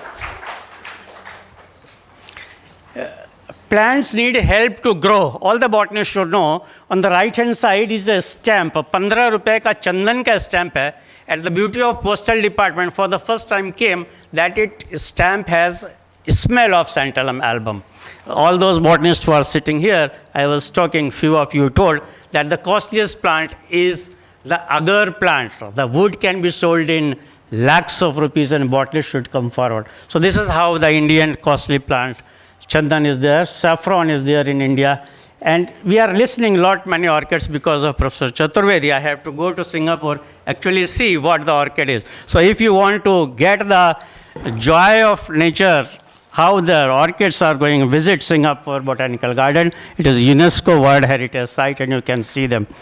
Vanilla, we tell the students vanilla ice cream comes from orchid and we know very little. In the last 2 days we have learned about these orchids and mycorrhizas altogether different in orchids. But thanks to sir and others by tissue culture techniques, we have overpowered the difficulty and we can do a bit in that direction.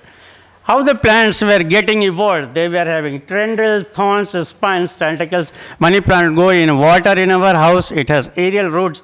And then later on we came out the term like endophytes, symbionts, associates, and all these plants, they are taking the help of surroundings.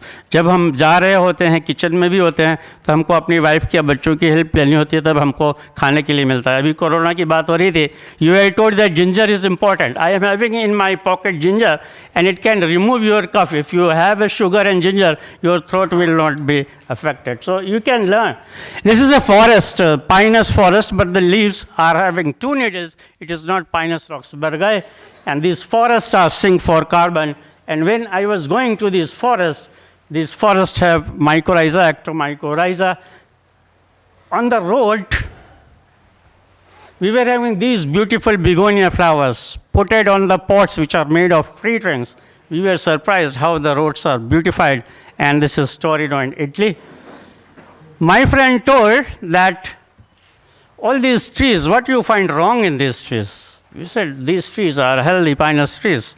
They said, no, there is something wrong. We will tell you what is wrong. They asked that we are going to cut a tree. They put a hexa blade and they cut the tree, and the 60 feet tree cut into 6 parts, 10 parts each, and it was having this hollow structure because of fungus. Heterobasidion. They said from one root to another root, this basidiomyces fungus is infecting, and 60% of the trees in this whole forest are infected. 40% are left by the mercy of God because we are helpless. What to do? I said, you are from botany department, you are pathologist, and you are saying you are helpless.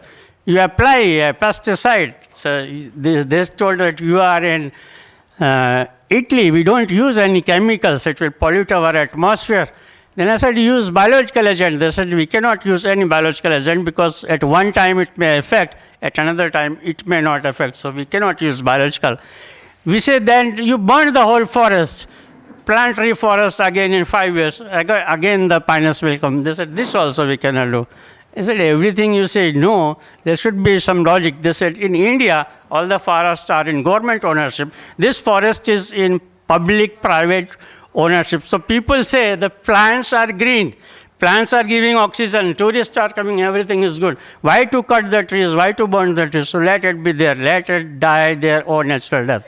I said, no, this can't be done by a pathologist like us. There were 25 pathologists all over the world. We are helpless. They said, we are doing. What was done was told by earlier speaker in Ayush that you eat Chyawanprash. I have not tested Chyawanprash. Till now my age is 65 years. They said we are balancing the carbon-nitrogen ratio. What is the ratio of carbon and nitrogen? We are trying to pump nitrogen into the soil. If you do like this, what we are doing to our children, giving not only milk, giving Bournvita and other Horlicks and other things, what they were doing to the soil. And this is the conditions we are dealing. Globally, 1.02 billion people are undernourished. We have told yesterday that hunger index, India is 107 position. Forest can provide food. India will have to look at how forest can provide. Sir is coming from Bangkok. I have been told that in Bangkok, 88% of the houses, they have trees. What we have in our kitchen garden, no tree. We call papayas tree, we call bananas tree. They are not tree. They have trees in their kitchen garden. They give extra income. And unless we introduce this, we introduced in Corona because people were sitting idle, so kitchen gardening is introduced, but we have not introduced the tree. What we want to introduce, the tree is important. Why important is important? Because we have seen famines. Akal pad gaya, lakhs of people died. This is a list, I am not going to go into detail.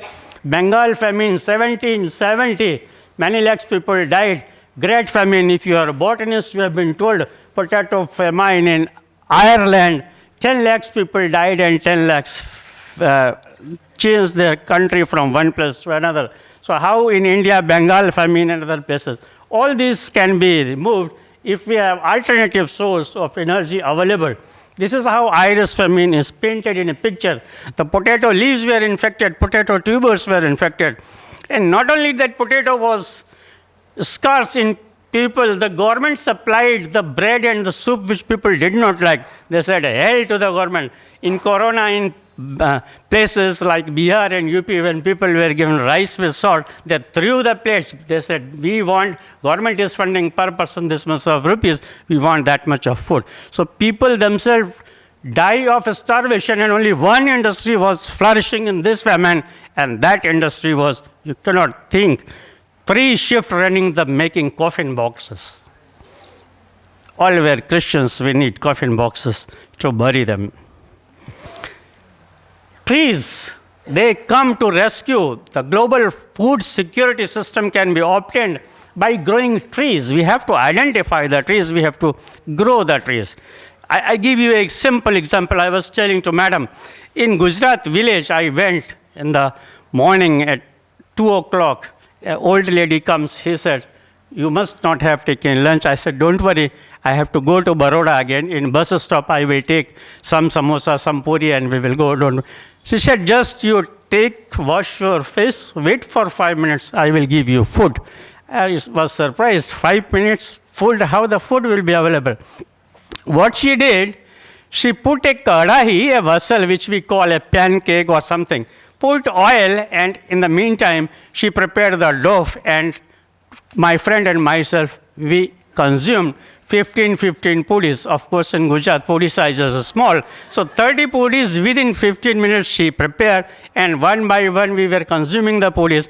And as a dish, she took the Bucnania lanzan, charoli, took the sugar in milk, only one dry fruit which was added, make a dish, and I have not forgotten that dish. I tell the students only 2 things which I have found out. One was nectar. Yesterday we were pollinated and other things. In India, we don't consume the honey, the natural product. We have forgotten, like charoli, my grandmother and other people were using, and you can make a dish out of it. This is how the beauty. We need forest. Not only that, it will provide food, it will change the whole ecosystem. The things are changing because we are changing the diversity of the plants. A large number of plants, where they are in forest, now they are forest. But the now government policies don't introduce any exotic species. If the plant dies, let it die, let it be regenerated by termite, insects or fungi.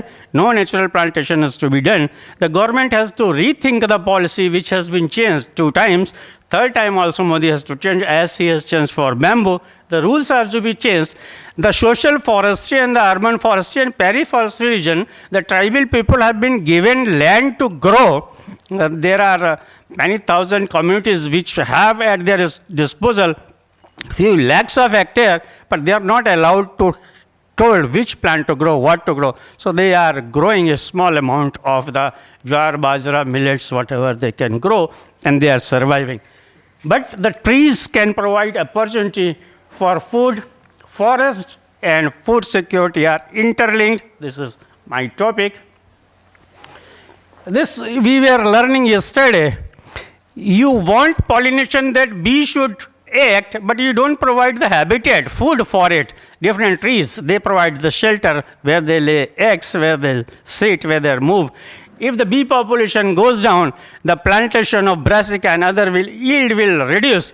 My father used to take cow butter ghee खाते थे, वो तो ऊपर चले गए. My mother uses brassic oil, सरसों का तेल. My younger son and my daughter-in-law, they use the olive oil. So the things are, variety of things are available from trees, from other. But if we lose the pollinator, we are losing a significant biodiversity of plants also and other things also, which are further changing the food habit, and we will have to see that what is happening in our country. I was visiting the exhibition yesterday, and I was told that there is ICMR Institute of Nutrition, National Institute of Nutrition in Hyderabad, and they said that there is a dietary revolution in Indian population. जो हमारी age group है उसके हिसाब से and our पर data per capita income है उसके basis पर हमारी डाइटरी हैबिट्स चेंज हो रही है, उसकी वजह से सारा डिसबैलेंस हो रहा है. सो व्हाट दिस ICMR, उसको दवाएं बनानी चाहिए, उसको मेडिसिन करना चाहिए, वो नहीं देखना है. वो हमको बता रहे हैं कि फूड में आपको क्या खाना है. What we have to consume is 400 gram of vegetables, 100 gram of fruits. आप 5 दिन यहाँ पर साइंस कांग्रेस में रहेंगे, आप देखिए कि आपने 500 ग्राम फ्रूट कंज्यूम किया. If science Congress is not providing, that means science Congress itself know what is science which has been traced back. और मैं तो आपसे इतना ही कहूँगा, not only balanced diet, these carbohydrate, proteins and fats are important. You require confidence for your good health, and you require good friends, and we are good friends, so you can maintain your health always better. This was a report when I was preparing these slides. In Lucknow, 80% of the women, pregnant women, are undernourished. And in cities, there is they are talking of the tribal. In cities, either we are obese or we are undernourished.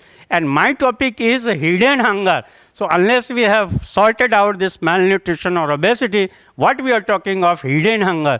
If you have to complete all this, we have to have knowledge of botanists, and for that you have to know about some plants.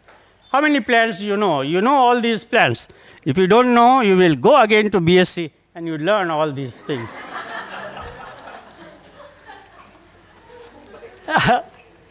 I was in Morocco and I was surprised what is happening on this tree. 19 goats. This is not camera mediated image. 19 goats, and then I asked, they said that there is tribal community and they free their goats, the goats climb and they collect their fecal matter. So outer part of the fruit is eaten and they get the kernels, and that kernel is used by the tribal ladies. There are 22 communities. They are marketing argan is costliest oil in the world. Olive सब बहुत पीछे चले गए, and it is used for hair cleaning, tonic, and their people, they eat also. Their method of culinary preparations are different. But see how they have marketed the whole plant, argan. You find the household ladies, they have business. And when the tourists go, they ask them that, see how many products are there. Yesterday we were listening a lecture of Noni, Morinda, hundreds of products. When I went to Pune, they were told, you take this juice, diabetes is gone, cancer is gone, you will have good memory. When I went to Japan, they gave 2 leaves of ginkgo biloba. I have to read 2 books. What is ginkgo biloba? They said it is good for memory. By reading 2 books, actually you need that your memory should be enhanced. So this is how they are marketing. And the tribal ladies are saying that if the tourists are coming, our income should increase. So you do favor that people should purchase and go there. These are some plants, Olea europea, olive. What I want to show that fossil impression have shown the insect association with leaves, and the tree of the age of 3,350 living trees are available. So these trees which are fruiting, and they are trying to multiply these trees, and this is how the olive oil is there. This is our oak. Oak tree, I have written, I was preparing this. Oak seed is different. The oak stem wood is to make the wine better. So the barrels, containers are taken. There we put 125 liters of alcohol.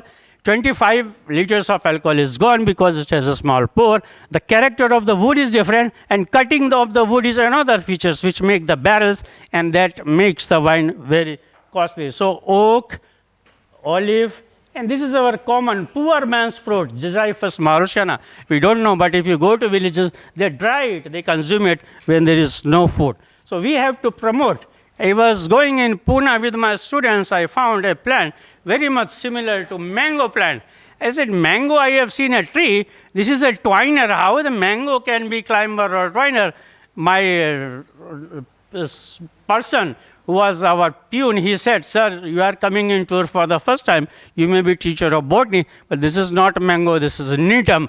And madam is expert on gymnosperm. Neem fruit leaves, they are edible. I was never told in botany. Bombec Siba, flowers are eaten. I have a list of 10 flowers. I will give you a list. You can eat the flowers. I have been given the Carthamus, this coronation flower. I can eat the flowers because earlier speaker Rajesh sir has told that it has antibacterial effect. It has phenolics and other compounds, so it will not harm you. Many flowers you can eat. Nobody as a botanist told you that you can do this. These are Sambucus canadensis. From the sound producing structure this name comes, and the plants have edible structures. Jackfruit in new model structures from the seeds.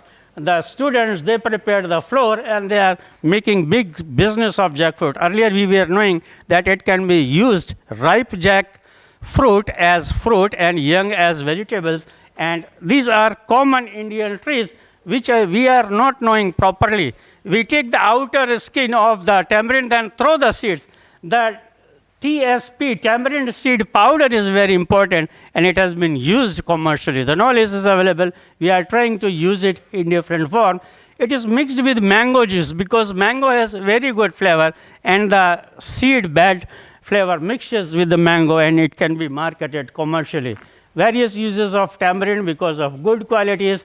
We are making chutney of tamarind, keeping for 1 month, and here you can preserve it and market it for all year. Fishtail palm, Caryota urens, sir was telling various palms were there. When I was reading the Roxburgh, William Roxburgh, all the botanists know, I was told that when he knew about the famine in Bengal, he wrote to the governor that you plant this Caryota urens. The governor told, is there any logic? He said, the fruits can be eaten, the stem trunk. If you go to botanical garden, there are Caryota urens. If there is no food, cut the tree, eat the trunk, and it is good to eat. And sir will tell, it is written in literature, and 3,000 plants were ordered by governor immediately on roadside. It will beautify. And another thing which I wanted to tell, in Baroda, we have Kamati garden where these trees were there. Tree were died. I told them to their deputy commissioner that you don't have manpower to cut this. New plant should be planted because this is very, very important plant. They said, wait, we have asked the experts to advise. I said, I am an expert. Who is going to tell the expert? He said, you are the expert, but you are not expert of all the things. You are expert of the fungi, we know. But to my surprise, after 4 years, those dead plants regenerated. The dead trees regenerated after 3-4 years, and not from one plant produced one plant, but many trees came out. So they have nothing to do replantation. Now they have to remove it to make the garden aesthetically beautiful. They are not doing because they said it is good. We don't have manpower. Food from forest trees. Many trees are there. I'm not going into detail. Marula tree. The fruits are eaten. This is Adansonia. The leaves can be preserved. It can be boiled. It can be eaten. I was not knowing. This tree is from Baroda only. A large number of plants are there. My few enthusiastic people, they came. We are nature lover. This is in Africa, 4,000 years old. I said, no, you don't jump into conclusion. This must be few hundred years. And now we are calculating that the age may be some 950 years. That means 400 years before the Taj Mahal was built, this tree came into limelight. The tree, if it is dead also, then trunk has water capacity. The fruits can be eaten. They have vitamin C and other nutritious property. We were not knowing medicinal properties, but edible value is there and tribal people are consuming. S.R. Yadav sir is there. He can talk hours and hours about all these things. My second point is that all these plants we know, Maduka seeds I was knowing, Another plant was Shoria robusta. When I went to Madhya Pradesh, they said, Shoria robusta seed do not germinate. I said, angiosperm producing the seeds do not germinate. That means you have not shown it to pathologists. And when I found that why the pathogenicity is lost within 7 days, because it is so nutritious, within 7 days fungal attacks and the seed dies. So it should be germinated within 7 days, Shoria robusta. And here I am telling that Maduka seeds and Shoria robusta seeds can be made, and the dishes can be prepared by flowers of Maduka and seeds of robusta, and poor people can using as a staple food. If the cereals and rice is not available, these plants can provide food. Shoria stone petra is another plant. Bili patra, our younger generation do not consume bili patra. The cold drink is available in the winters, you can consume. So this is important slide. What I was knowing before this lecture, when invitation was extended by Sunil Chaturvedi sir, I said, first thing is Science Congress should remove technology, as Yadav sir was telling. We should forget sustainable and high-fi word. We should be on the ground itself, because botany comes from the ground. So I said, what is new? And when I was reading that I can eat cauliflower, I can eat broccoli, I can eat madukal flower. But see the list: banana flower you can eat, bean you can eat, bottle gourd you can eat, cucumber flower you can eat, and cornflower you can eat, dandelion you can eat, hollyhock. Beautiful in our garden. We never told a student you can eat the flowers also. So this is a whole list, and these are edible value. If you eat the apple flower or some flower which have cyanide characters, you can be in trouble. So please be cautious. In large quantities, don't consume. But they have, and this is the costliest. You are familiar with the crocus. My purpose is how to grow these trees. That was actually my field. But since Chaturvedi sir told that your lectures should be sustainable, and a large number of audience want to listen that what India is doing progress. So this is, soil is dynamic system. If you give 1 kilogram of good soil, I equate it with 1 kilogram of gold. How is my lecture? This is professor from Israel, J. Cotton, who tell me basics about the soil biology. I was not knowing him, and when I was working with solarization and biofertilizers, he gave the tip. Actually, I was a pathologist, but my professor told that if you want to have funds, you will have to jump into mushrooms, you have to jump into mycorrhiza, you have to see some good things so the people can give you some funding, otherwise no industry will fund. So evolution of mycorrhiza is very, very important. Once you want to study, the arbuscular mycorrhiza is 450 to 500 million years ago. Those botanists who have learned the rhinia and other things, their evolution is also quite old. And here, the challenge is to go even before that you have to see the charophytes. Are they having any symbionts? The Chara, Nightella, or keto groups of algae, are they having? So how this symbiosis is occurring? Ectomycorrhizas, 200 million years old, and orchid and aroid is still younger. So this is mycorrhiza. You have learned about mycorrhiza from Sonali madam. She will be giving lecture on these angiosperm, gymnosperms, ectomycorrhiza. I will not go. I am working on these organisms. Glomus means a ball of wool. From there, this first genera came. And this group of fungi we could not study earlier because they cannot be cultured in petri dish and other methods. So we have to grow them on trees. This is the maize plant on which we have to grow in vivo. Ecolospora, sclerocystis. These are different 8-9 genera. And these endomycorrhiza, they belongs to mucorrhizopus group. And this is how the mechanism occurs. If you were present on first day, you were given the plenary lecture. Madam told these spores are present in soil, but these spores should be attracted by the plant roots. Plant root produced strigolactins, the chemicals which help in division of the root hairs and root, at the same time attract these arbuscular mycorrhizal fungi.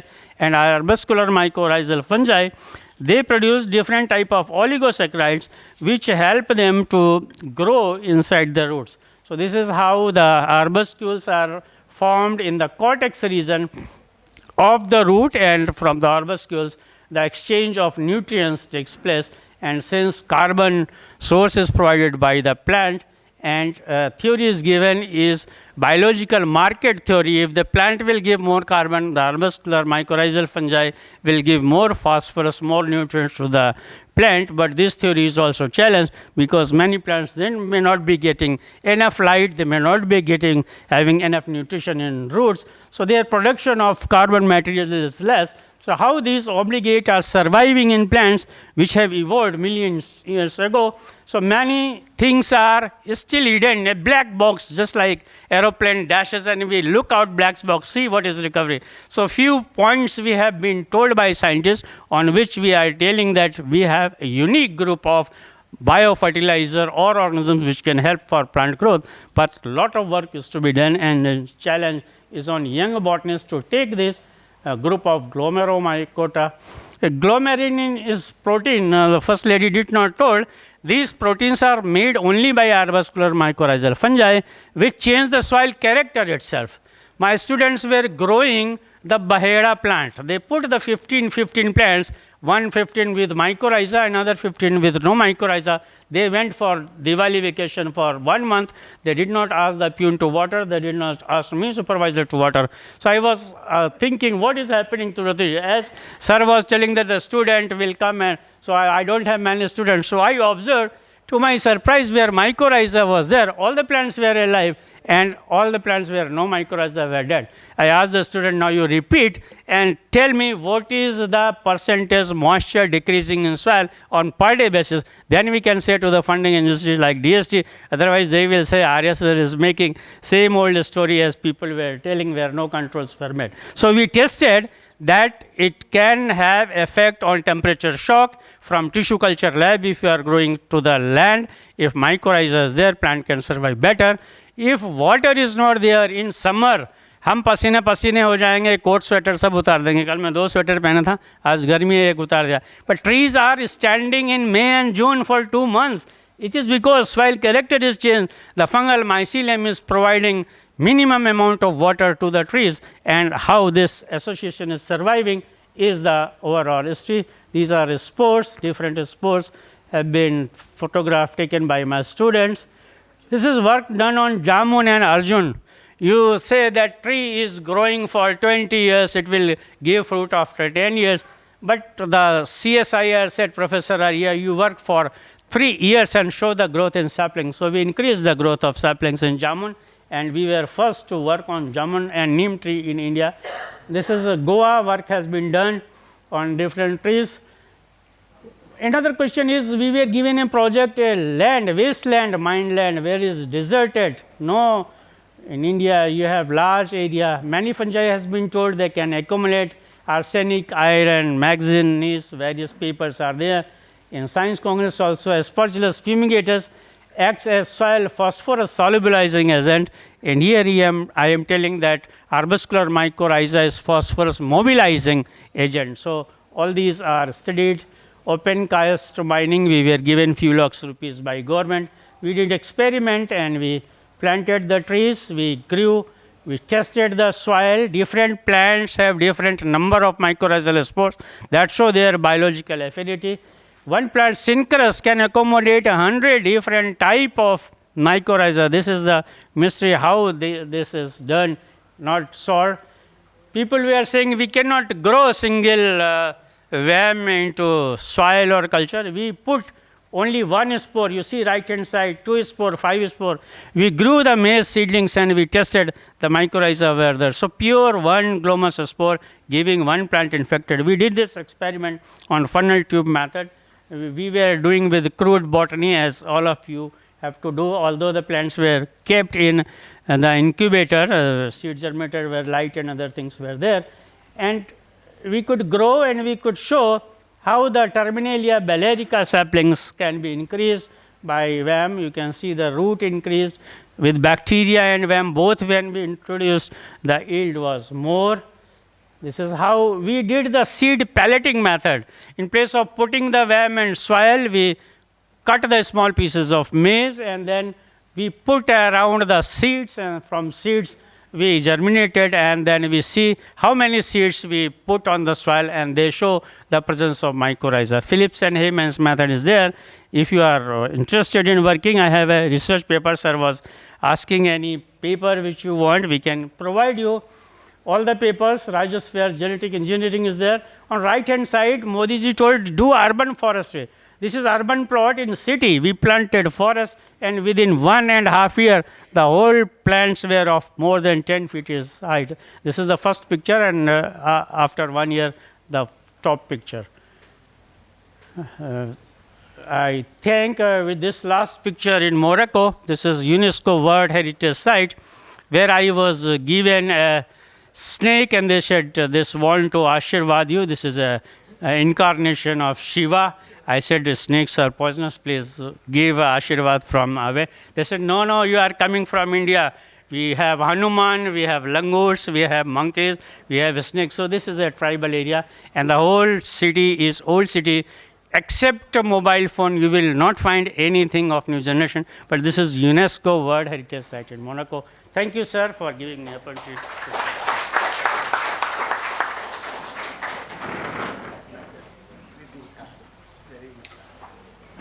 Very amazing talk. Now I request Professor S.R. Yadav sir to present the memento and certificate to our speaker.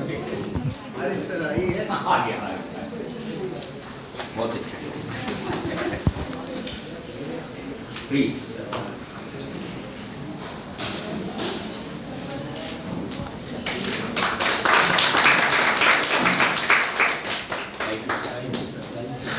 So we have listened all the speakers, and I think I should conclude.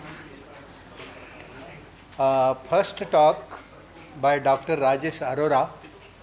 Lot of work he has done. He is not here, but I know tremendous contribution, especially to our soldiers, problems of soldiers, and this he is working. And he told for students a lot of scope he has given, only with this Vinca, how many compounds have been extracted. And I told you in Western Ghats there are more than 2,200 endemic plants only, others you leave. So how much scope is there for us to bioprospect our plants? This is one thing. Then another lecture by Harban Singh. I was remembering, Ayurveda, how it can. I should tell my own experience, why his lecture was very important for us. Ayurveda says, first of all, don't fall sick. Okay? And here most of us, we are, after when you fall sick, what drug I should give? It is a business. Ayurveda is not a business. It cares for our health first. And that way his lecture was very important. He is here. His lecture was very important. And during COVID, I am not promoting this one, Mahasudarshan Kada. And then Mahasudarshan Kada has 54 components, of which 52 are plants, of which 30 plants are antiviral. Remember, I saw from this one, internet, and what are the antiviral plants? 30 plants are antiviral. Definitely, all our mother gives, when you get temperature, decoction of some tree, some plants. So it is antiviral. So our Ayurveda has a great strength. Again, it is getting a lot of respect throughout India, and he is doing very good work, I know.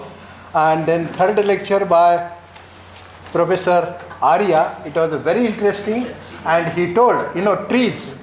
When he was talking about trees, I see trees, many trees in Western Ghats, and I get fascinated. So I say fascinating trees of Western Ghats, and I felt that I should share with him. And the use of arbuscular mycorrhizae in enhancing our production, and many other aspects he has touched, which are very important for especially students, and definitely he has proved that he is the best teacher in botany. Thank you very much for giving me opportunity to chair the session, to Dr. Sunil Chaturvedi and all of you for patience hearing. Thank you very much.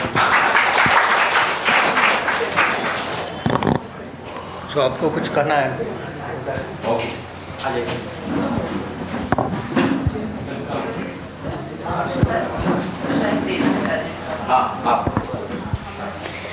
After our Symposium 2 session, let's switch over to Symposium 1 titled as In situ and Ex situ Conservation of Plant Biodiversity and Sustainability. Now, for this symposium, I request Professor P.P. Barua sir as a chairperson to please occupy a seat on the dais.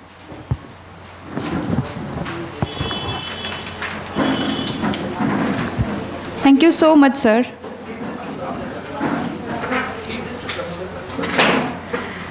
I now request Professor R.P. Thakre sir to please welcome Professor P.P. Barua sir. After he's given his statement.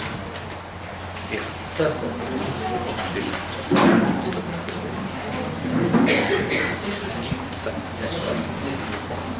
Okay.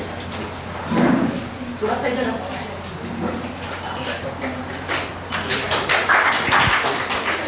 Thank you so much, sir. Request Professor Rakhi Chaturvedi ma'am to please occupy the seat on dais.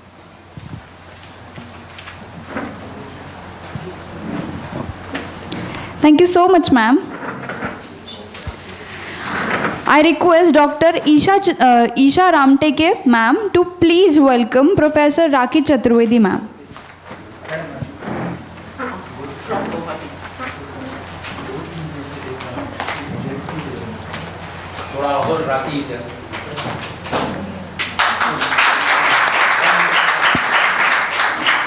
Thank you. Thank you so much, ma'am. I now request Professor P.P. Barua sir to please introduce our speaker. Good afternoon to all of you. At the outset, I would like to offer my sincere thanks and gratitude to Professor Chaturvedi for giving me the opportunity. And with your due permission, we would like to start this second technical session now.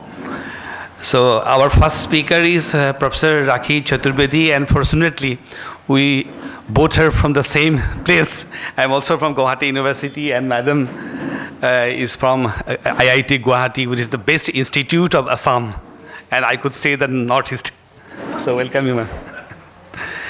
So Professor Rakhi Chaturvedi has established a solid foundation, both theoretically and experimentally, in the area of plant tissue culture and secondary metabolite production, biochemical engineering, and plant sciences.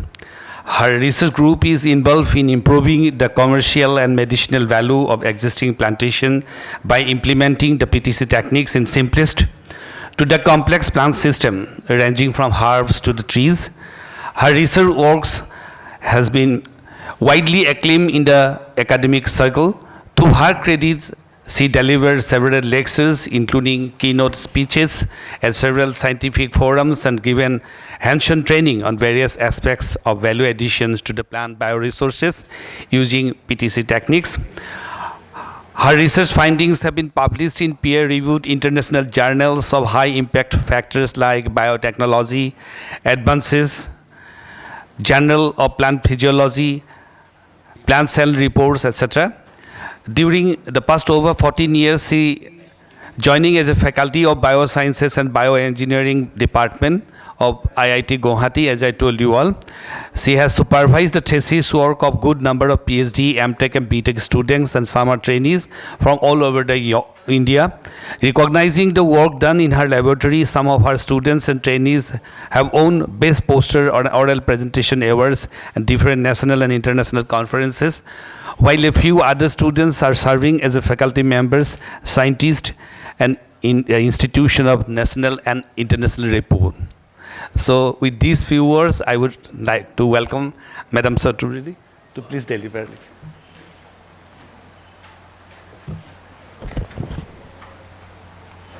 Yeah, thank you very much, Professor Barua, for the wonderful introduction. And before I start my lecture, I just wanted to convey my thanks to the organizers of the Indian Science Congress, and a special thanks to the President of this particular session, Professor Sunil Chaturvedi and the team, for taking me into the pool of the speakers. And most importantly, I will begin my talk with the blessings of my seniors. And it's a very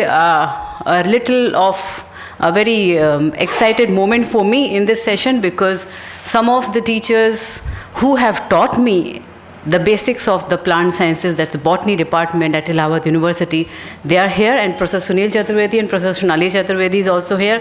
And if I am correct, Professor Kheri Madam will be here in the session, and they were taught us the basics of the botany, and that is very, very useful and made my foundation of the plant sciences, which are following my passion into the tissue culture. And that was the second part of my work during my MPhil and the PhD program. So I'm very thankful, and I'm lucky that I could be able to utilize my basic of the plant sciences to the technology, towards the technology, and both are very good combinations. Because the Allahabad University is known for the classical botany, and Delhi University have a technology all. So I got the fusion of both, and that is helping me, and that's my topic is all about it here. So you will see, because this is what about the cellular totipotency, and we know the plants are a little unique of this, because each and every plant cells, unlike the animal system, have the capability to regenerate the lost organs or entire plantlet. And that's what the beauty of the plant system. Though animal and plant both are eukaryotic system, but the plant cells are totipotent as long as we know what is to be provided as a nutrition. Otherwise, the opposite word is also there. The antonym is recalcitrant. They are recalcitrant if we don't get them the right nutrition. So here, so this beginning of this cellular totipotency came from the finding of Dr. Frederick Stewart, and coincidentally I got this award as well from Plant Tissue Culture Association of the India. What is this about is when they have cut the sections of the carrot into the suspension culture, the transfer sections of these carrot cells, later on they found that these cells, if get the right nutrient medium, has the potential to develop the embryos, and which is ultimately give rise to the complete plantlet. So what these embryos are, nothing, it's a seed without the seed coat. That's the what about. I'm sure that you all know about the plant, and we call it as an embryo. In the layman terms, it's a kernel, Kernel, kernel, which is meant for germination, is a bipolar germination. Tissue culturists always look for the embryos, because at one shot you get the entire plantlet. But other provisions are also there, the organogenic development. So these are all technologies available. The upper half is indicating how this sort of transformation or the gene of interest can be introduced here, and we can do several modifications. My laboratory is working on the lower half of this slide, where we are trying to work the best utilizing the existing machinery or the plant part of the system without introducing any foreign DNA element into it. Because many provisions are there in the plant system. If we use them appropriately, we'll get the desired result. Now here, before I move into my tissue culture, the one information here is, there's some misnomer or misconception that tissue culture is you inoculate any part of the plant, you get the result, and this the result is a tissue culture. No. The correct, the tissue culture means you have set the target of a plant system, or you are looking for some improvement into the plant system. So objective is to be set what you want exactly in the plant, and then take the particular part of the plant and utilize this into the tissue culture. And if you solve the problem of the plants, it's a tissue culture. So here, first you have to set the objective of a plant and appropriately use it. So what I wanted to convey with this slide is, the technology is all available, but how we are going to use this technology judiciously into the plant system to serve the purpose of the commercialization or the meeting the raw material because most of the plants are utilized for the medicinal purpose, and we have the enriched talks before me. There are several talks were there which have insisted and which provided a lot of information to us. So these are, my laboratory is divided entire tissue plant biotechnology in the 3 parts, where we work on 3 themes, and all these themes themes we decide based on what we need actually in the plant system, or as sometimes the plant breeders approaches us or the industries approaches us that we want this, and we provide the solution and provide them the plant material too. So this is the quantitative improvement is when we are looking for large scale propagation, mass scale propagation of the plants, and the idea of his whatever we provide, that should be the identical to the parent plant. That means exact copies of the clones of the parent plant, not even a single variations can be seen. So this is the quantitative improvement because we know that material, what we see the medicinal plants, they may be luxuriantly available in a particular locality of the region, but the climate does not suit the other climate to these plants. So here this is the limitations of the conventional. The qualitative is we found that this is the plant and we want to see particular improvement where the conventional methods have the limitations. And the third is, of course, because most of the plants, even the grasses, have a medicinal metabolites. So how we can accelerate the metabolite production to take it to the commercial level. Because when we compare the plant bacterial growth, they grow very fast in 4 hours. But the plants, we need a raw material, it requires time. They grow slow because it's a eukaryotic system, and it takes, for tree species, you have seen that if you grow the plant, you get the fruits in after 3 or 5 years. 3 to 5 years is the minimum time when the reproductive phase comes. So we have to sort out the conventional problems and provide the assistance to them. So this is, these are the techniques for quantitative improvement, and this is the entire plantlet. We know about everything. And if the tip part has a meristem, which is helpful for the plants to grow upright. And you might have seen the gardener is chopping the plants from the tip, and you will see that secondary branches, and secondary branches tip is cut, then is a tertiary branches. And in that way, the plant grows sideways and becomes a hedge. So what we are using the simple conventional technology, but in a more improvised way. So if we cut this tip part, has a beauty of, if you take this shoot tip portion, it is free from viruses. The virus is the disease, there is no solution but to immunize the body. That's it, right? This because virus keep on changing the shape and the sizes. Suppose if the entire parental stock got contaminated, potato famine was known for it, there is not even a single parental stock, a conventional method is available to grow revive the plants. So only method is the shoot tip part is there, which can be utilized and to generate the virus-free plants. So why there's no magic into it? The only thing, the functioning is, normally the viruses are percolated through the conducting strand, the xylem, which is from down to the top of the plant. But this viral or xylem is not available, it's terminated somewhere just below the shoot tip. So if you utilize the shoot tip, it's a virus-free. Even if there is a minor titer of the virus is there, but the metabolic activity is in this shoot tip is so fast, the virus cannot cope up the divisions.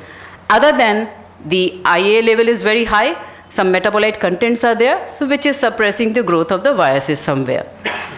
Now another is this, at the base of each leaf is called axillary bud, which have the same function like the shoot tip, and this is the one which helps the plant to grow sideways, develop the branches. So what we do is, we take this is called node. We take this node, removing the leaf, and this nodal segment, if we utilize, it gives rise to the plants which is exactly copy of the parental plant. Why? Because the existing axillary bud is proliferating into the complete shoot. The same clones we can get from these shoot tip as well. So these are where we are talking about the large scale plantations. So we can do these two are the ideal material. Some more I will come up in further slides. These are some of the plants where we work. These are the tree species where we don't target the quantitative, we target the qualitative improvement because these are cross-pollinating. There is no conventional method to get the pure breed lines. So here we use the pollen grains which are n in number and then haploids, and later on they get double haploids. I will show in one of the slides how it get. So here the target is to get the pure breed lines. The others are this is the Lantana camara, which is Actually, in some part of the northeast, the twigs are used as a toothbrush, like datun of the neem, which is filling the cavity, tooth cavity. So some of the dentists approaches us, and then we started working on it. We found the anti-cancerous compound in the stem, in the leaf, but the stem has antimicrobial content. So that's what they were using, the twigs. This is anti-malarial compound in the spilanthes is present. And this is the tinospora, which is giloy. You know, everybody knows about the giloy. But mainly it is for anti-diabetic compound it has. So these are some of the representative. What I wanted to convey here, this totipotency can be achieved from trees to the herbs, to the shrubs, to the woody climbers. It can be possible. Only what we need is what we are matching the technology with the requirement. So entire steps of the tissue culture is divided into 4. First, we have to find out what part exactly is to be taken. And that you have to decide based on address the problem in the tissue culture part. And once you have a right material, you need to have the shoot proliferation. Then the elongation of the shoots, at least minimum 3 to 4 centimeters, so that it can get rooted into the rooting medium. And then transplantation, which is a little tricky. Most of the time it is ignored, but simple in one sentence that suppose if you are sitting in the air-conditioned room, suddenly you have been asked to get out and stay in the sunlight, and some of them collapse. The same happens with the plant system, and it's a eukaryotic like us. So it has to be gradual process from controlled condition of 25-degree temperature and 16 to hour light and 8 hours dark condition, and then suddenly, and 100% humidity inside the culture room where the plants are growing in a heterotrophic mode, where we are supplying everything from outside. These plants cannot be suddenly kept outside. Now you live on your own. That's not possible. We have to train them how you survive in the world, right? So that's the training, and that it takes 15 days to 2 months or 3 months based on the plant is herb or the trees, because trees grow slow in the nature. That reflection is there in the tissue culture as well. Grasses grow very fast, you will get the same response in a week's time. Suppose if we get the embryos, so embryos is a little shortcut method, because here in this phase 1 you get the embryos, is a bipolar, directly you can move to the transplantation and you have cut down the 2 steps. So that's what we always look for, the embryos, because it gives a bipolar germination, unlike the shoots which are monopolar. So this is one of the spilanthes where we have, this is the small plant cutting, and we made the explant here, removing the chopped up the leaf. Here in this case, single node has 2 opposite axillary bud, and that's the characteristic of the species. We don't change it. We cannot do any major magic. If it is an alternative arrangement of the leaf, we can get only 1 axillary shoot, axillary bud. If it is an opposite, we can get the 2 axillary buds. In any case, it's a winning situation. So these shoots are proliferating, and these are the sequential stages. And you see here, even if there is one long shoot is there, the upper 3 centimeter can be utilized for developing the plantlet, and the rest of them again can be channelized for nodal segment culture to get the more number of the plants, and they all will be identical, and finally the hardening. Now this is the root biomass can also be utilized, because roots are another storage organ other than the seeds for metabolite content. So sometimes we grow the roots as well to identify the compounds. So this is the case of stevia. We note steviol glycoside. You have seen the packed container for the tablets, which is normally the diabetic patients take, and this is from this stevia. So we were supplying these to the farmers. Even my master students were supplying to the farmers, and we were developing these in just 3 weeks. The entire bunch is available, and that can be planted into the farming with some training, what temperature and what kind of condition it grows, and it was growing there in the northeast region as well, which is known for high humidity. Normally this plant doesn't like the humidity, but some provisions can be made which can grow, this plant can grow in the nature as well. This is the banana, and we know the banana has a common problem of the viral streak. So here we have taken the shoot tip region where normally the bananas are multiplied through the sucker, and you get the 1 shoot from the sucker, and it grows parallelly here. Here from the single meristem, we can get the number of the shoots, the large scale, and then you can see Since it is taken from the shoot tip, there are the viral-free plants are there. This is again the Spilanthes, where we were targeting to generate the, other than the clonal propagation or large-scale propagation, we wanted the root stock for processing for secondary metabolites. This is the this is the leaf disc culture. This is not the meristem, but the phenomena is well set, and that cannot be changed. Here, this is the shoot disc, this is the leaf disc. The leaves can also be regenerative. As I said, each and every plant cell is regenerative. So here the leaf disc is used, and otherwise chopping of the leaves can also be used, but to be a little more decorative or preparation of the plants, so we use the round structure through the cork borer, 5 mm cork borer, we made the disc, and it is grown into the nutrient medium. So first you see the protuberance is coming all along the midrib region of the leaf disc, and then the number of shoots are increasing. Now here, what you see morphologically is a later part, but before that, the meristem-like structure has to be formed, and through the transverse section, it is very clear. So that's a prerequisite before you see the shoot buds here. So because from the axillary bud or from the shoot tip, it is the meristem which is developing into the plant. So the plant cannot change this, it's a requirement. So here, when the transverse sections are cut, first the meristemoids are developed randomly all over the leaf, and anywhere the regeneration can be happen. Here in this case, all along the midrib region it is happening. And the job is same, it is forming the large scale propagation. Here only one caution we always give, since there is no pre-existing meristem, and meristem has to be formed. This meristem is formed as a product of more than one cell united, and they give rise to the meristemoid. So there are the chances while forming the meristemoid or meristem, more than one cells get united, so ploidy level may change. So randomly these plants are to be checked for whether they are true to type. If they are all okay, is a very good system for large scale propagation. But 5% chances are there that some plants may have a change in the ploidy. So you can exclude while determining the ploidy level. So this is the numbers further increased and in the flask. So here this is the embryo. This is the zygotic embryo. It's all globular, heart, late heart, torpedo, early dicot and dicot stage. It's an angiospermous plant. So all these stages are there. So what is in tissue culture? Tissue culture also follows the same stages. There is no shortcut in the tissue culture. It's exactly mimicking the natural way. So we can also see all these stages in the tissue culture system. And interesting that these embryos, this is the globular embryo, which is originated from single superficial epidermal cell.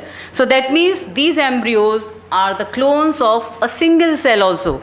And additionally, they are the bipolar germination. So this is the globular stage, and these are some of the transverse section, and you see lot many embryos can be produced here. They can serve as a synthetic seed as well. So this is, look at this here, since they are epidermal in origin, they are arranged over the surface of the explant as if someone has arranged, decorated over it. But that's naturally, these are globular, you can see the heart shape to the dicot stage, all stages, these shiny globular structure, they're epidermal, and that too from single epidermal cell. And then there's a bipolar germination, complete plantlet. This is the synthetic seed. Now it is called synthetic, seeds are not, embryos are not synthetic, they are natural embryos. Since they don't have a seed coat, so we coat them in a gelling type of structure, is a chemical reaction only. These are the calcium alginate beads. When these embryos are dropped into calcium nitrate solution mixed in the alginate, so it becomes a calcium alginate beads. And these beads helping coating the embryos, it can be transported anywhere. They are all contamination free, and already their germination is already checked. So they are more sure of it. Suppose if we don't need the embryos right away, there are many embryos have been developed. You can coat them and develop a synthetic seed. And the moment you put it into the soil, they will give rise to the entire plantlet. So here the check is here, only those embryos whose you have already tested that they are showing the bipolar germination. Here also some skips I have seen. They take the shoot tip, anything can be coated. It looks round and very fascinating, but actually the embryos are the right material for synthetic seed. And there too those embryos which are showing the bipolar germination, and you have tested and developed a protocol. This is these are the cell biomass. So this cell biomass you can simply assume is like a cancerous growth which is not needed in the animal system for surely. But in case of plant system, they have a two-way utilization. One, this is the cell biomass, which is an alternative to a metabolite, raw material for metabolite production, which the chemist usually take the raw material from the leaf, from the natural resources, they chop it and process it for metabolite production. While doing so, we are not realizing that how much damage we are creating to the species, and some of the species are extinct or on the verge of extinction, lot many, and that again, there is a limitation, the same species is not available other part of the world or the country. So the cell culture system has come up as an alternative, one, and these are also regenerative, these cells. So this is on different formulation, this is on different formulation. In this formulation, you can see that the tiny shoot buds are formed and then the shoot is formed. Now here, this is a little contrast to clonal because each and every cell is a variant. Each and every plant is a variant. So where we are looking for the somaclonal variations or variations, these plants can be checked for the characters or the traits which you are looking for, and then go for the large scale propagation using the nodal segment or the shoot tip method. So wherever we look for the variations, we go for these callus cell lines. This is the qualitative improvement, and these techniques are available. When we know little bit botany, you should know about it. Endosperm is a 3N number, 3N genome. This is triploid. If we generate the plants from this endosperm, there will be triploid, and triploids are not known for the seedlessness. That means wherever the seeds are obstruction, only those plants, the endosperm can be taken. Definitely you will not select the pomegranate because seeds are the value. But the seeds are obstruction in watermelon and the papaya. So we can go for these endosperm, and these are for the anther culture, for the haploid production. The cell culture and protoplast, they can generate the hybrids. Normally the breeders also follow the hybridization system, but because of the incompatibility, the conventional methods sometimes do not address the problem. So here the cell culture or protoplast culture method is used here. So the next is the anther culture. So this is the method where we are using it, is the haploid production. So here what I wanted to show in this slide is, this is the anther which have lot many pollen grains. Now interestingly, these two methods serve the same purpose, haploid production. Normally we go for this anther or microspore culture because it has numerous pollen grains, large scale pollen grains, so you will get the large number of the plants if the protocol is successful. Compared to the ovary-ovule culture, here this is only single egg cell is present in the ovule. So we normally go for this method when this culture doesn't get the success. So this is for the tissue culture is a second choice. So what is happening here? In this anther, there are lot many microspores. We call it, when they are at early stage, we call it as a microspores. Otherwise, they are the pollen grains when mature. So when you cut this transverse section of the anthers, you will find these pollen grains or the microspores, they are present here. They develop lot many pattern, mature, and then germinate and meant for the fertilization. That's called gametophytic pathway. What we want is, we change their gametophytic pathway to the sporophytic pathway. That means we want them to produce the plants, not go for the fertilization. And the stage here is very important because these are the very young pollen grains called microspores when they are just released from the tetrad and they are not yet decided which way to go.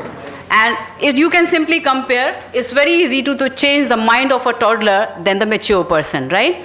Is already everything is fixed that I have to follow this. But the toddler, we train them where to go. The same is This is the very nascent microspore, and with certain stress condition we give, and stress eukaryotic system, whether it's a human or the plant system, they work best under the stress. Everything very prompt. So this is the microspores. When certain stress conditions are given, that's too depend on plant to plant, and these haploids can be produced. This is the where we got in the case of tea. The size of the flower bud is the external marker which gives us, which is fixed when the first flush of flowering occurs, and it shows that the pollen microspores, the size of the stage of the microspores remain fixed in a particular size. Suppose if it is a 2 mm size of the flower bud, and this is the microspore, which is at the late uninucleate stage. So early to late uninucleate stage is the right, and these anthers are inoculated, and later on it forms the callus from the microspores, and then lot many embryos are formed. They germinated, and the testing can be done through the chromosomal analysis or flow cytometry. These are the lot many. Further, you can increase the embryogenesis from globular heart to torpedo, and then numbers can be increased. These haploids, we call it as, after diplodization, as doubled haploids. Why? Because they are different from the diploids in the natural process. The double haploids is, we are using the same method. See, this is the mitotic pathway where the chromosomes are aligned at the metaphase stage in the center, and then later on in anaphase, the chromatids are segregated. And then the telophase, these two cells are formed, right? That's a normal mitotic metaphase. Mitotic. What we do is, we utilize the entire plantlet, and the root tip are the dividing zone. So we dip this plant into colchicine solution, plantlet into colchicine solution which has the roots. Roots absorb the colchicine, and colchicine hit the spindle fibers. Because the spindles are the one which are moving the chromatids opposite end. Now when the spindle is broken, these chromatids, although they get separated, they do not go to the opposite pole, and the septa is not formed. So what is happening is, all the chromatids are now the individual independent chromosome, but remain in the same cell, and later on the membrane is formed. So what is happening? We do not do any changes other than depolymerizing the spindle fiber. Rest of the process is the natural mitotic division, and ultimately all the cells get doubled, and it's called doubled haploid. The haploids, they grow very normal in the field. They will bear the flowers also. Only problem is the fruits will be formed that will be the seedless, because the meiosis in these haploids will be abnormal. Functional pollen grains will not be there. The seeds will not be produced. Only for this purpose we have to go for the doubled haploid. Otherwise, haploids can also grow normally. And we have some of the neem plants which is 6-7 feet tall. Yes. So this is the method what we have followed in case of tea as well as in the tea. This is the neem, where we have got the plantlet from the anther culture, and then haploid, and then double haploid. And there was some clonal fidelity testing was done, flow cytometry, chromosomal cytological squash preparation was done to confirm, reconfirm. In case of tea, we got it the same, but through embryogenic mode. There's the greenhouse where we maintain. This is the greenhouse, this is the culture room where we maintain before we take out these plants from the in vitro system. Some of these plants which are growing, neem is much bigger than this. And this representative picture, I wanted to show that this is the parental leaf, and these are the haploid. Normally, if the parental leaf, the haploids are a little bit smaller than the diploid, but we got a little reversal of it. So we are assuming that probably the larger size of the leaves is located on the recessive chromosome, and in the natural, since it is a cross-pollinated plant, it remains suppressed, the bigger size. And when these haploids, beauty is, recessive is expressing separately, and then dominant is expressed separately. There is no dominance of each other, equally surviving. So some of these large size of the leaves is maybe a haploid feature, and it got expressed. And the leaves have a large reservoir for metabolites, neem. You remember your forefathers or the ancestors, they were using the leaves of everywhere. I mean, even the grains or the clothes, everything, right? So this is, we follow the, once we have this, and then metabolite production, we follow Either you can take the cell biomass, suspension, and the rest of the protocol, we follow what the chemists do. Only what we are providing is the correct cell biomass which has enriched compound. If it is not there, we have a provision for fine tuning the existing cell lines. Even the non-producing cell lines can also produce if we add some precursor or elicitor of the biosynthetic pathway into this suspension. So this is what all about. This is IIT Guwahati campus, and I invite all of you to be here. Thank you very much. Thank you so much. I shall be, if you have any question, I shall be pleased to. Yeah, question. So we are running behind the schedule, so if you have any question, please interact with ma'am. Yes. That will be good. Yes. Yeah. Please. Go ahead. We can go there. Thank you so much, ma'am, for your talk. Now I request Professor Barue sir, please present the memento and certificate to the Professor Rakhi Chaturvedi ma'am. Thank you so much.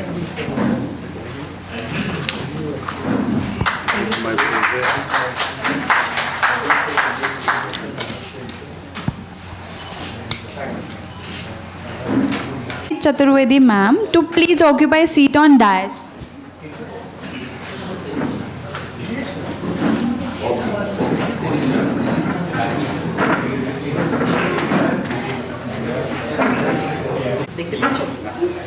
I request Professor Ashwajit Fuljale sir to please welcome Dr. Shanali Chaturvedi ma'am.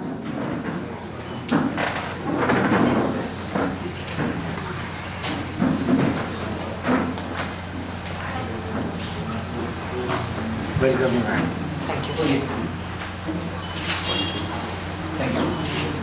The speaker, Dr. Shanali Chaturvedi ma'am. We all have seen from yesterday onwards. One madam is sitting with us in the front seat and interacting with all of us, and she is none other than Dr. Sonali Chaturvedi, a member of National Academy of Science. And she has inherited almost 3 fellowships: FBS, FBRS, FPRB, and FBPS. And Madam is an associate professor of Alois Christian College, PG College of Allahabad.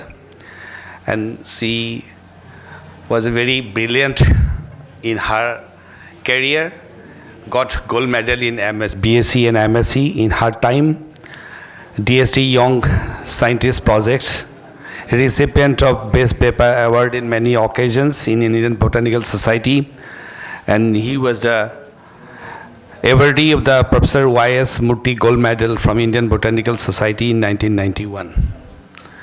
So without spending any time, I would like to request, ma'am, please share your research with us. Thank you.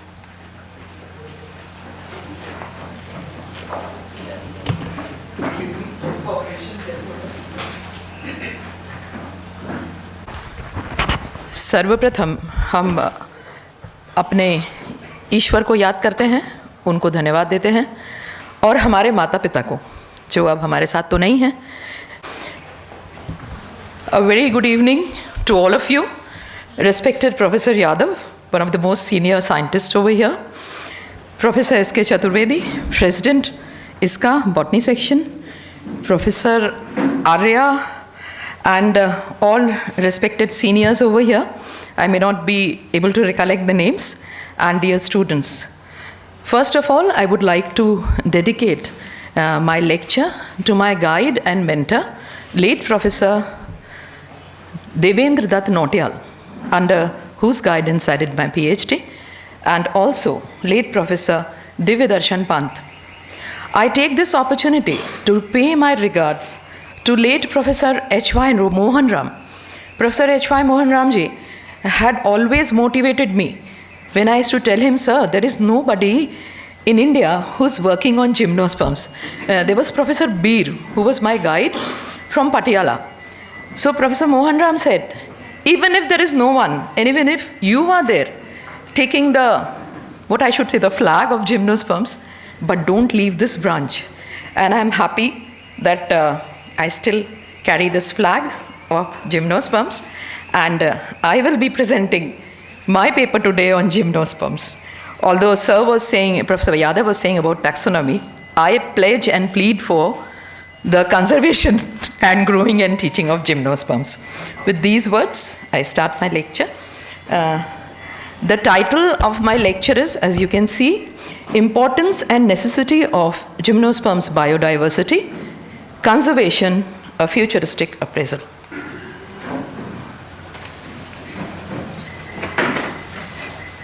It's not working. Please.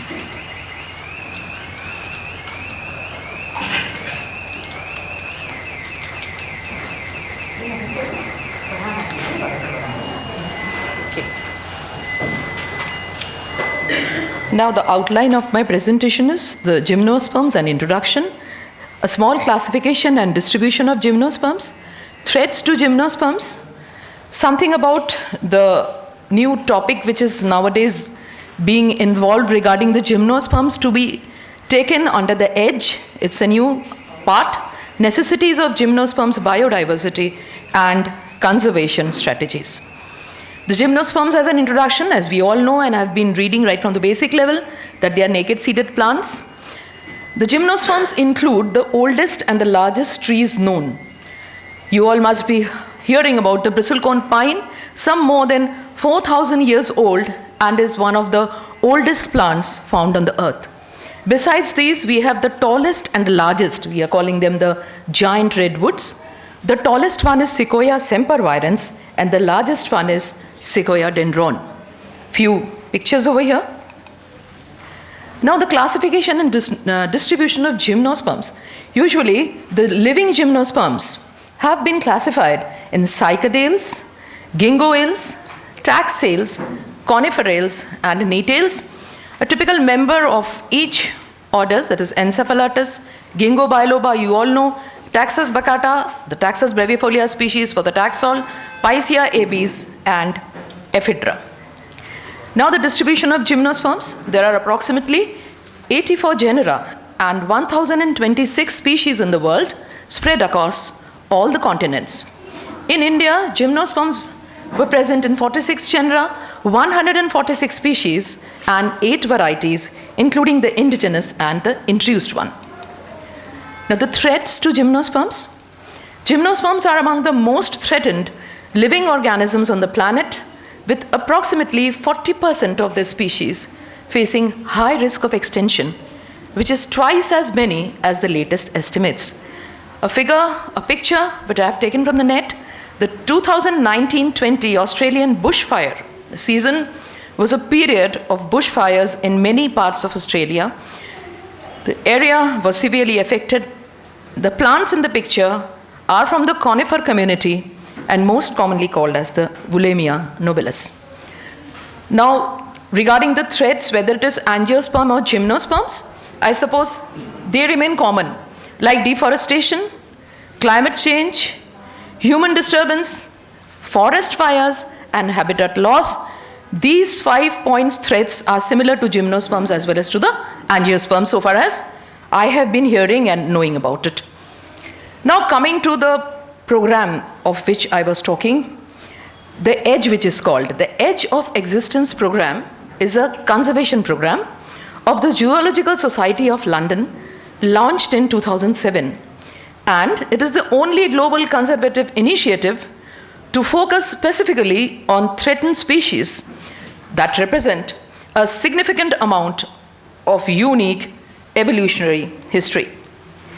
Using a scientific framework to identify the most evolutionary distinct and globally endangered species, for which we are using this 4-lettered EDGE, that is evolutionary distinct and globally endangered species. The Edge of Existence program highlights and protects some of the weirdest and most wonderful species on the planet. Gymnosperms are the first group of plants for which an EDGE priority list has been drawn. So you can make out how much threatened or how much it requires conservation. It will also be the first group of plants to be linked to the Edge of Existence program of the Zoological Society of London. Living gymnosperms comprise the 4 distinct groups: the gingos, conifers, cycads, and the gnetophytes. They are one of the most threatened groups of living organisms or plants on this earth. Gymnosperms are subjected to age using a phylogenetic tree with DNA sequence data for 85% of gymnosperm species, including 167 missing species and IUCN Red List assessments for 92% of these species. The other aspect of age is the extinction risk that a species faces. This information is found in the conservation assessment from the Red List produced by the International Union for Conservation of Nature. The combination of both the values results in the age score of species.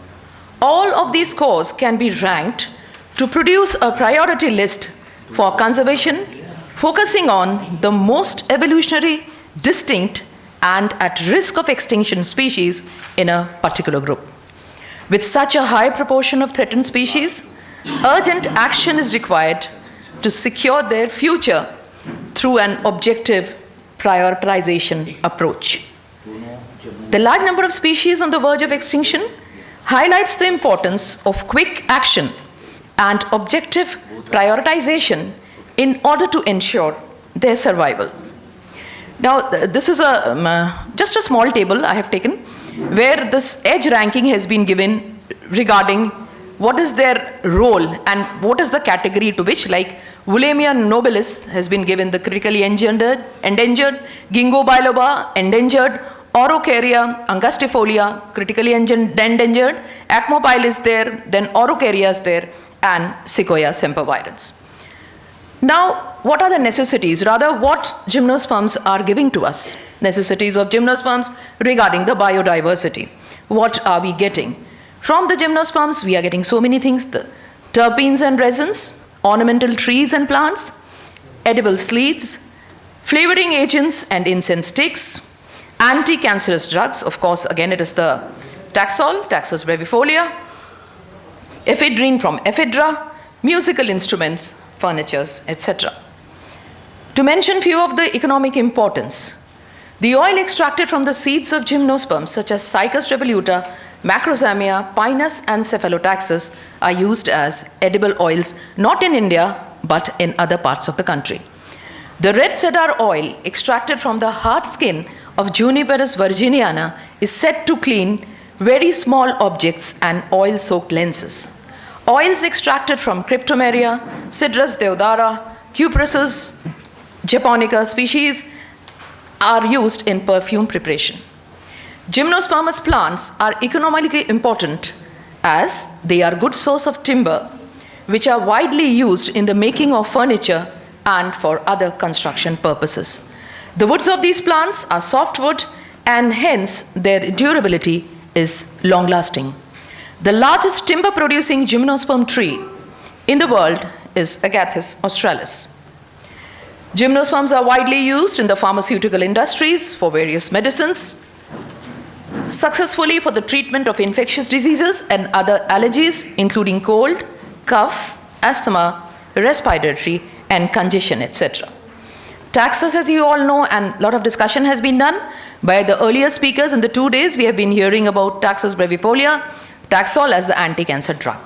Different species of cycas plants are used to treat many diseases and in the production of various products related to hair care, including shampoo, oil, lotions, etc. The gymnosperms also have an ornamental value and are used in the industry. The ornamental value of gymnosperms, we all know, usually in the wreaths and all we are having it, and in the hedges of institutions. Netum, ephedra, and several species of cycas are widely cultivated as garden plants and for decorative purposes. Ginkgo, the virgin tree, is planted as an ornamental plant in Chinese and Japanese temples and is also worshipped. Thuja plicata, Biota orientalis, and Juniper species are cultivated as ornamental trees throughout India, especially in aviation. Pinus and Orocaria species are also cultivated as ornamental plants in India. There are a number of other uses of gymnospermous plants for industrial purpose. like cycas gum, is used as an adjuvant, a remedy for snake bites, and use of other sores. Tannins extracted from the bark of Araucaria, pinus, and sequoia are used in the leather industry. Turpentine is derived from Abies balsamea and is used as a balm in organic preparation.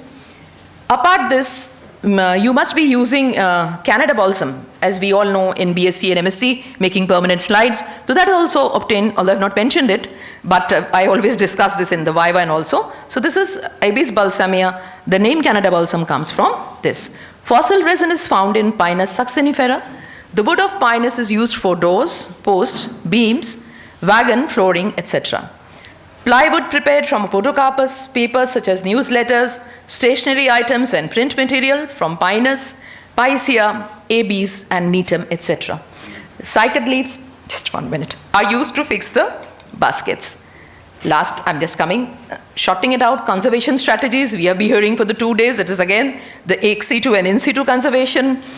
I just skipped this slide. A rough estimate, I may also go through this. And finally, the last one, as you already told me to complete it, the health of plants, including gymnosperms, is intimately linked with human well-being. If gymnosperms are wiped out from the Earth's ecosystem, it would jeopardize the long-term survival of animals, plants, and even humans on our planet. My message is we need to protect these ancient life forms. Long live the wonderful, majestic, and ancient gymnosperms. Thank you so much for your patience here.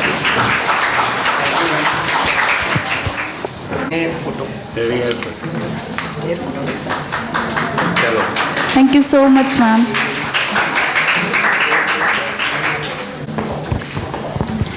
Now I request Dr. Shobik Das sir to please take a seat on dais.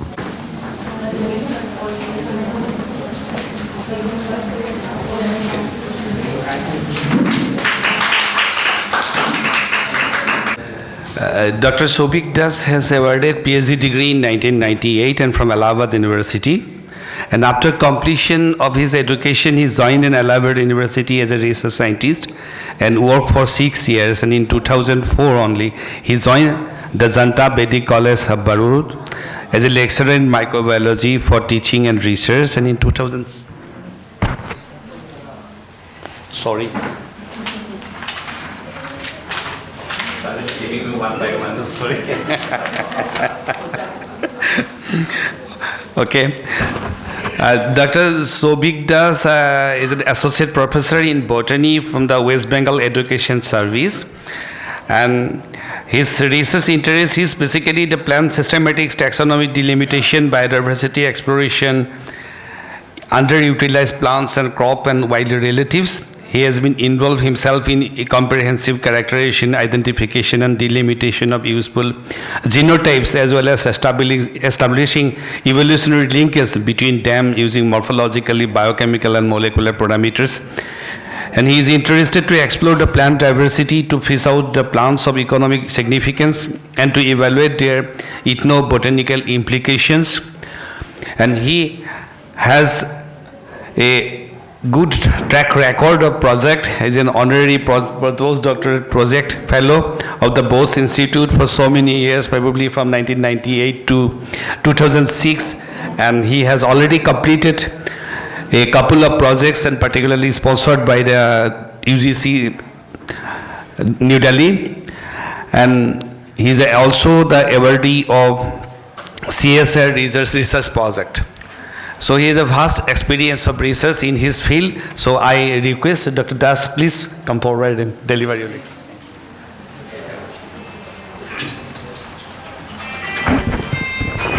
I don't need this mic. I think my voice is enough. Honorable Chairperson, sir, Honorable President, sir, Honorable distinguished guests, and my colleagues and friends, good afternoon to all of you.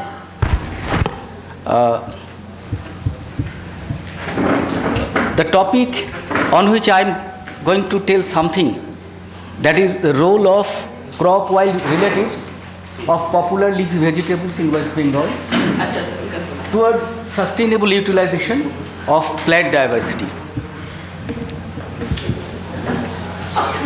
To start with, I would like to mention, I would like to refer few striking informations. The global biodiversity, global agriculture, global food security, and global struggle against malnutrition are going to face a tough time ahead. Because by 2050, the humanity has to manage to feed nearly 10 billion peoples, which is 8 billion now. According to one estimate, nearly 1.2 billion people are not getting adequate food, and another 2 billion people are getting food, but which are deficient in one or more micronutrients. Very alarming information. Over 7,000 plant species has been used so far for food production, and only 30 species out of these are performing the Herculean task of providing 95% of the food requirements.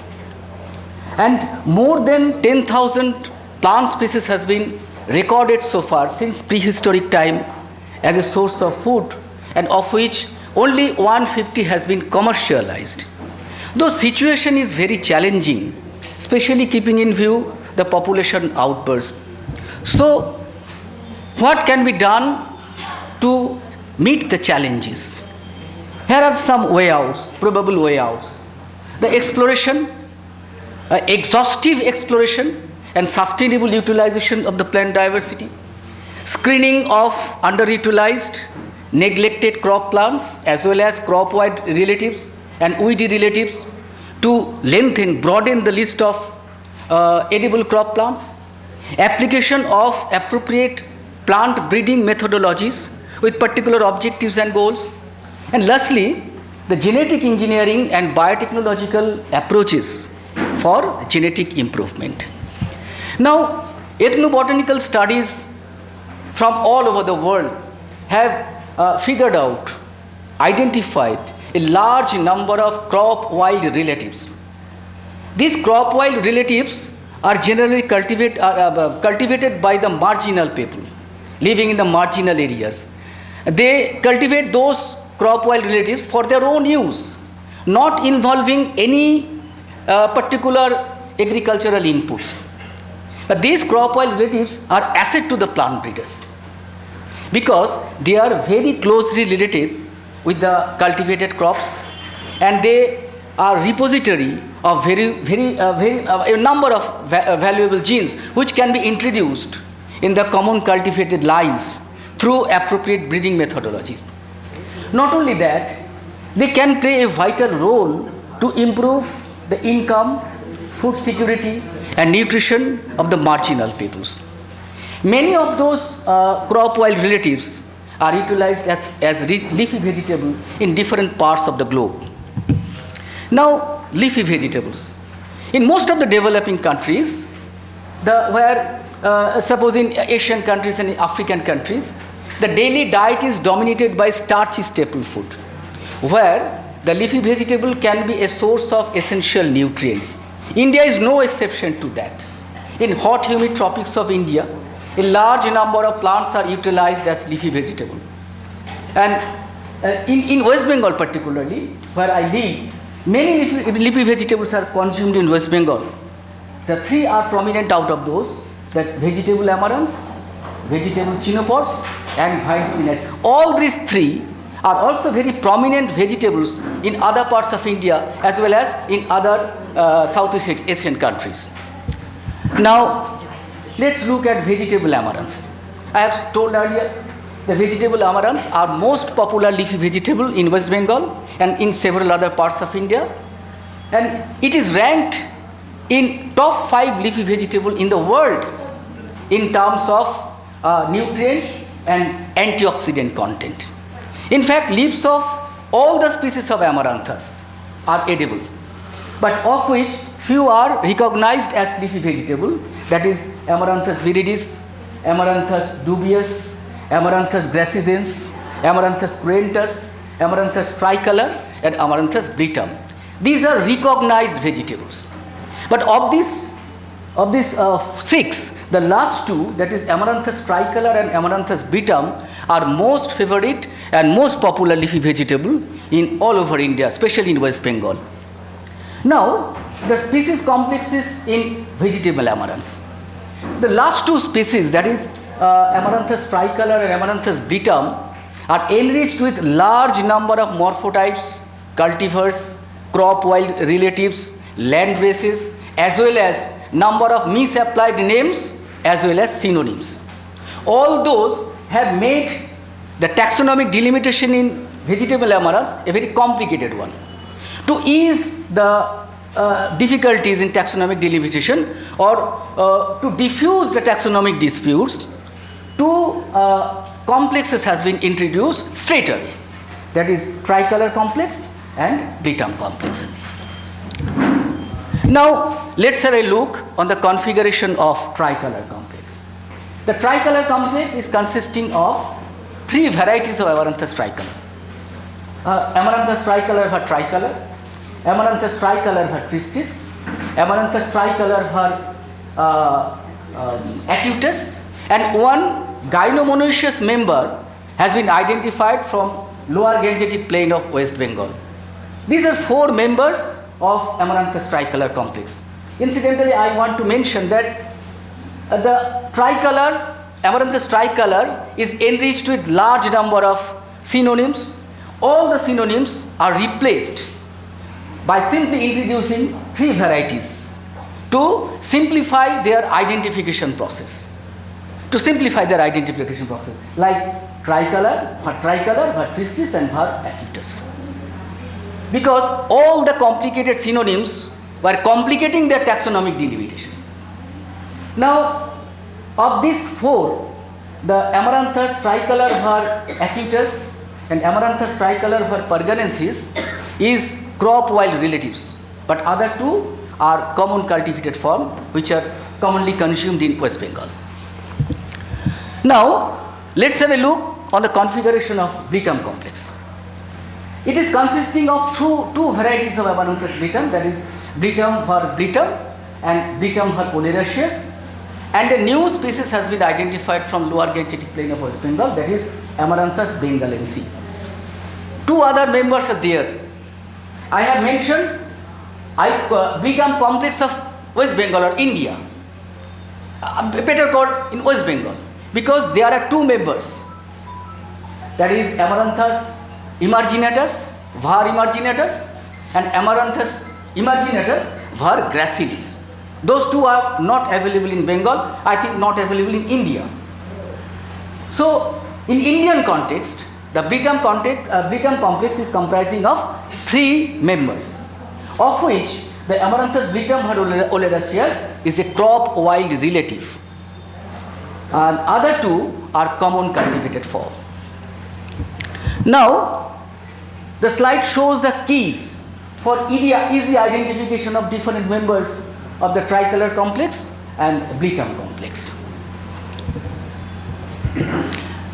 Then comes another popular favorite leafy vegetable in West Bengal is vegetable chenopores.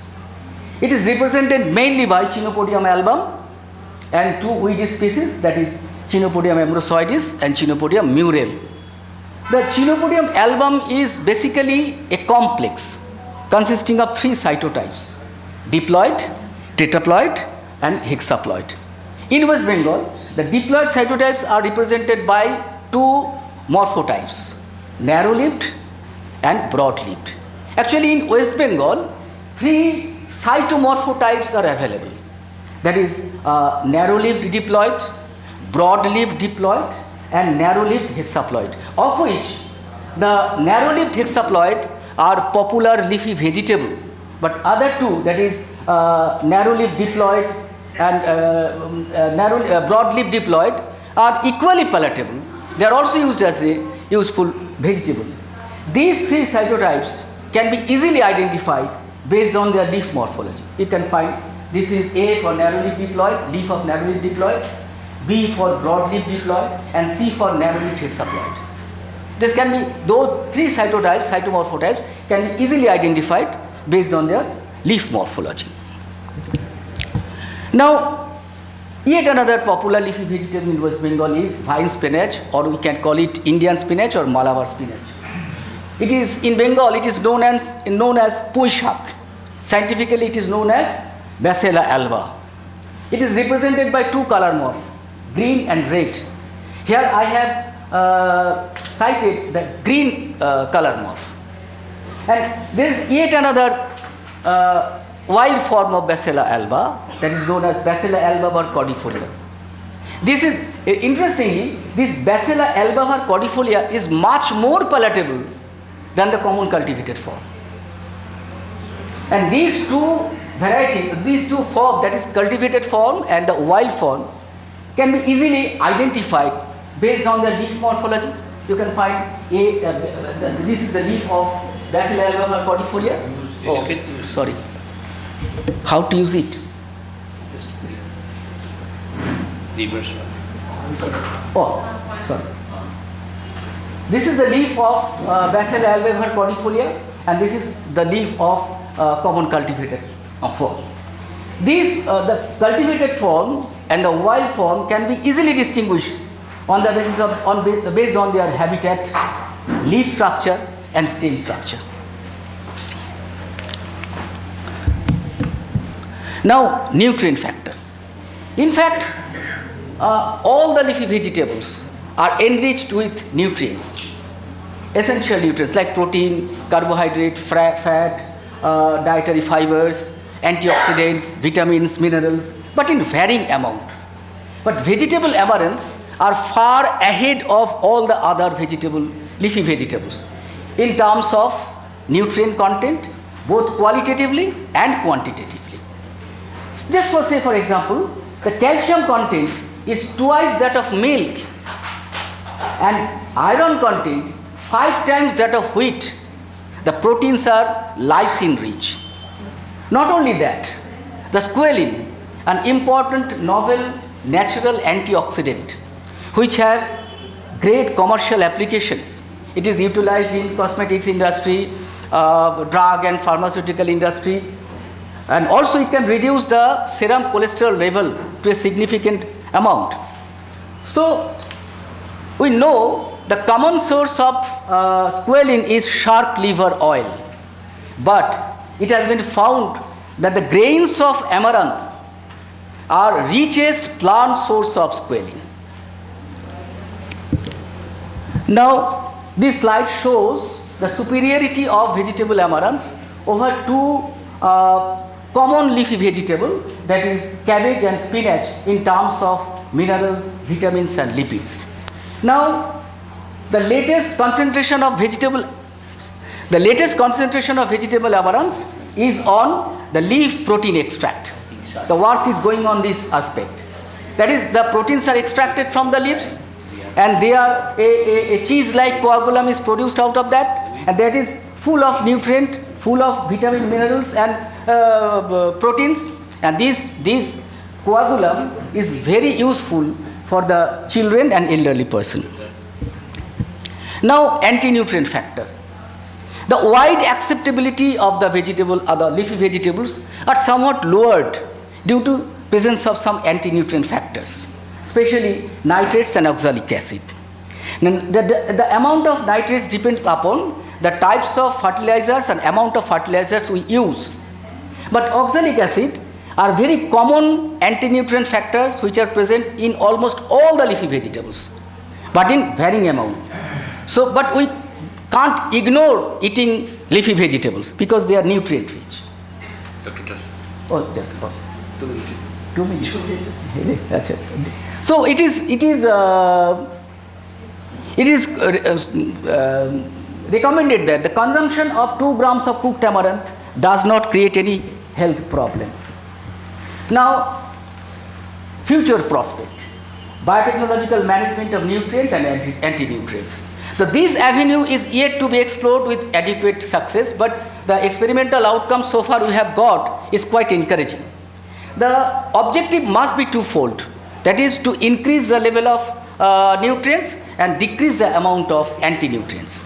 So there are few novel outcomes, the most significant of which A novel protein gene, MI1 gene, has been isolated from the seeds of Amaranthus hypochondriacus, subsequently purified. It is novel because it is easily digestible, it contains all essential amino acids, and it fits well with the recommendation of food.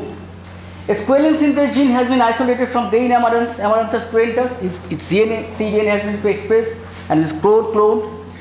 Oxalic acid can be degraded by oxalate decarboxylase. A gene for that has been isolated from a fungus, Femolina voluptas, cloned and expressed in tomato and potato, showing significant 90% reduction in oxalate content in tomato and potato.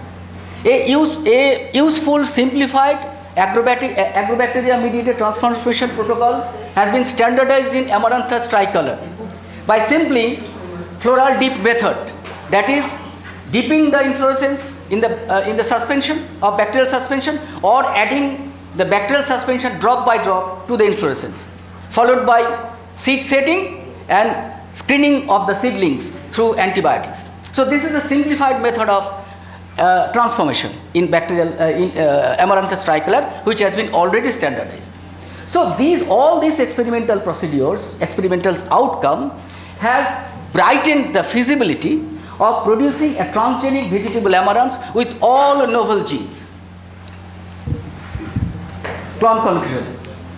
I have already come to the conclusion.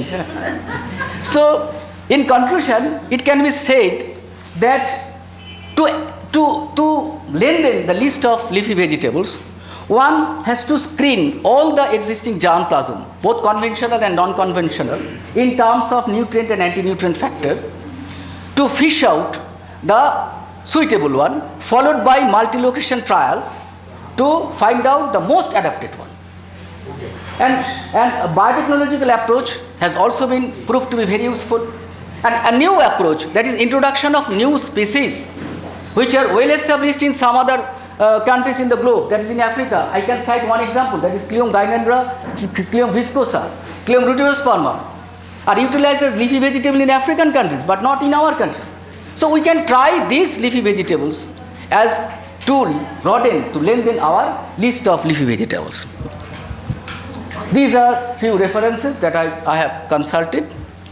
And thank you very much. I express. Can you go one slide that you have shown analysis? Some 3-4 slides back. Oh, okay, sir. Should I proceed? Yeah.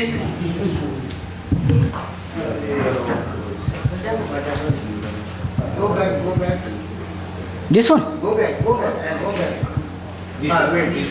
Now you see what I saw. For example, iron. Yeah. Second one. Second one. Second row. Calcium sir calcium के ठीक नीचे Amaranths may be equally good or even better. Maybe equally good. They are equally good or even maybe better than these two conventional leafy vegetables, cabbage or spinach. I express. Just wait. Thank you so much, sir. Now I request Professor P.P. Barua, sir, to please present the memento and certificate to Dr. Shobik Das, sir.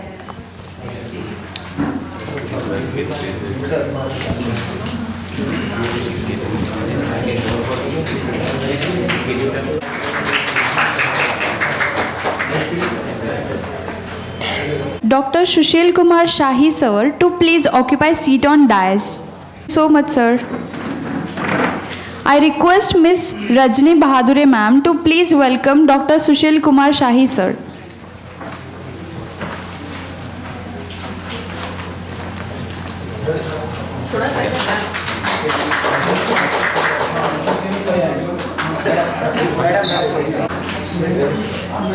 P.P. Barua, sir, to please introduce our speaker. Yeah. Thank you very much. Now, I would like to say a few words about Dr. S.K. Shahi.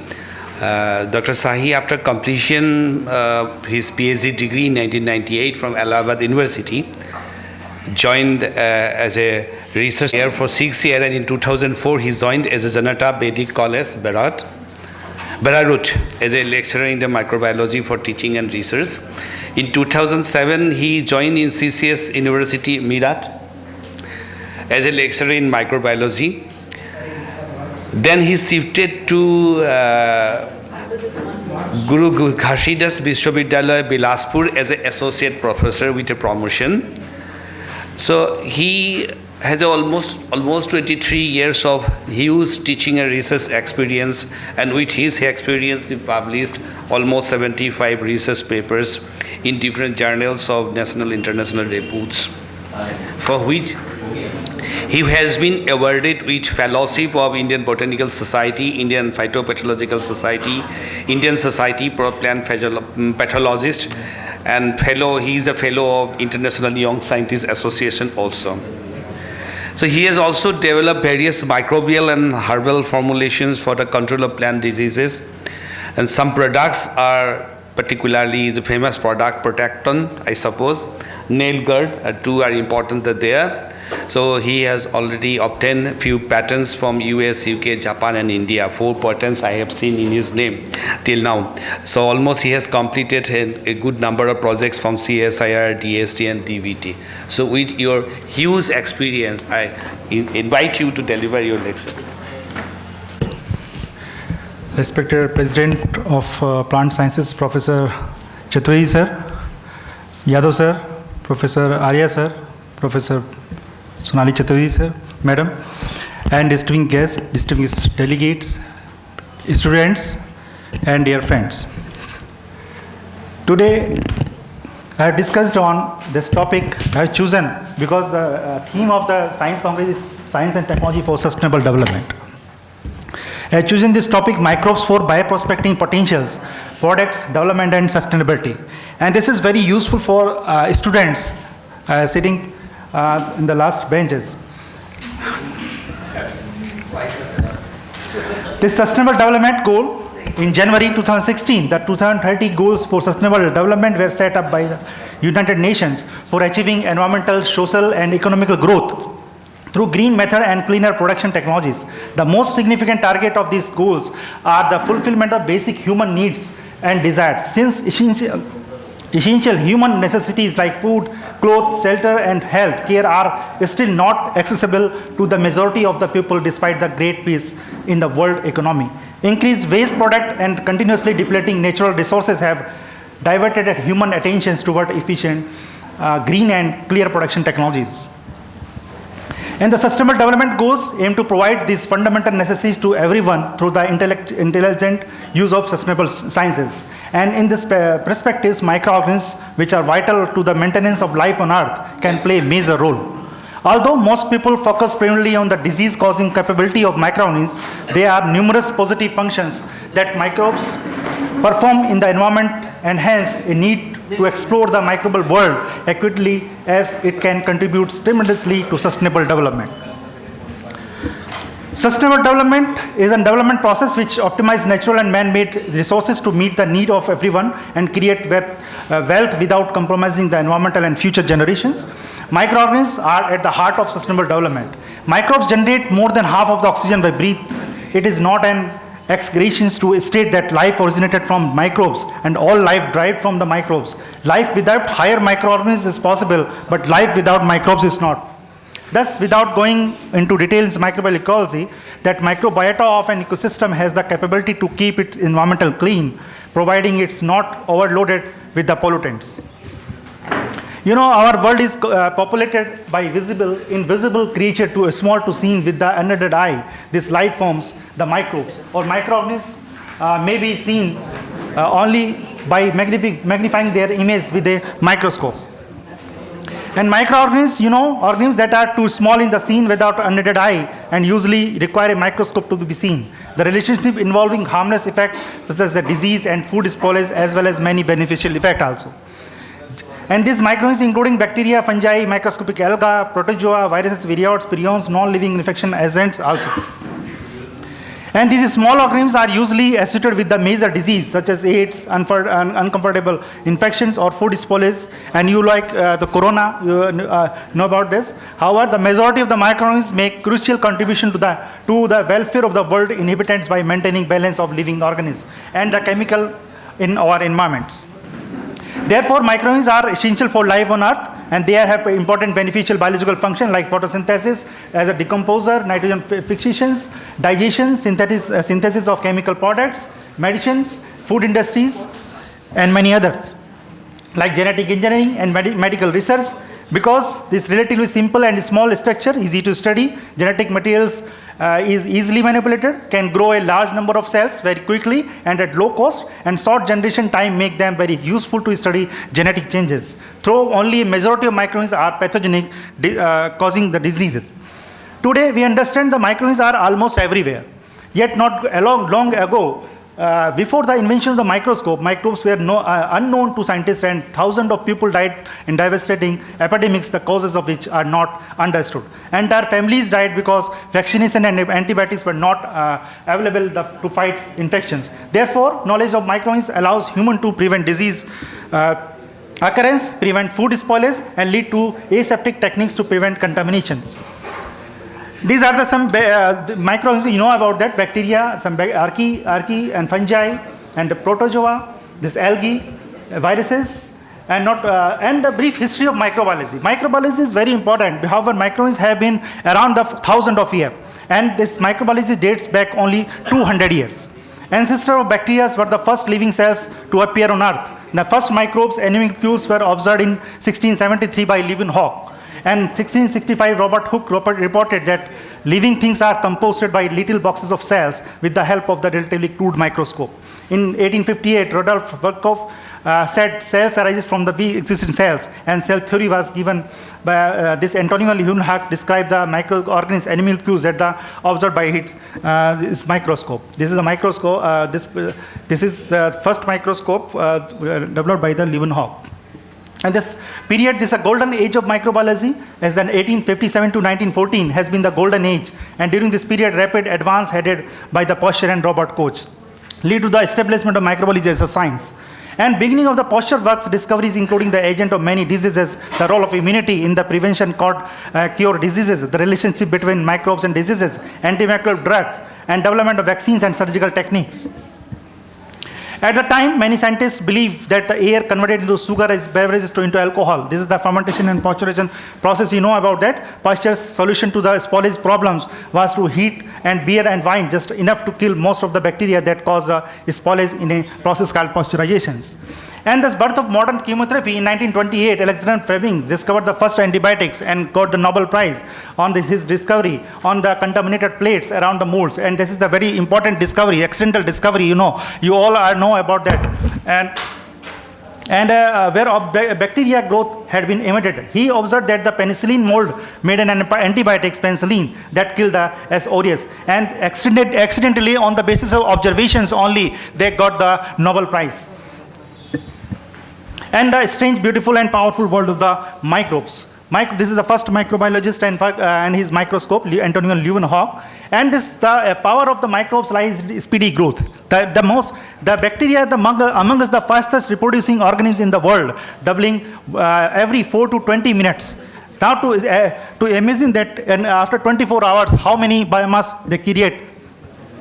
Never underestimate the power of the microorganisms. Microorganisms cannot be seen through naked eye, but we can feel their impact on us in various ways.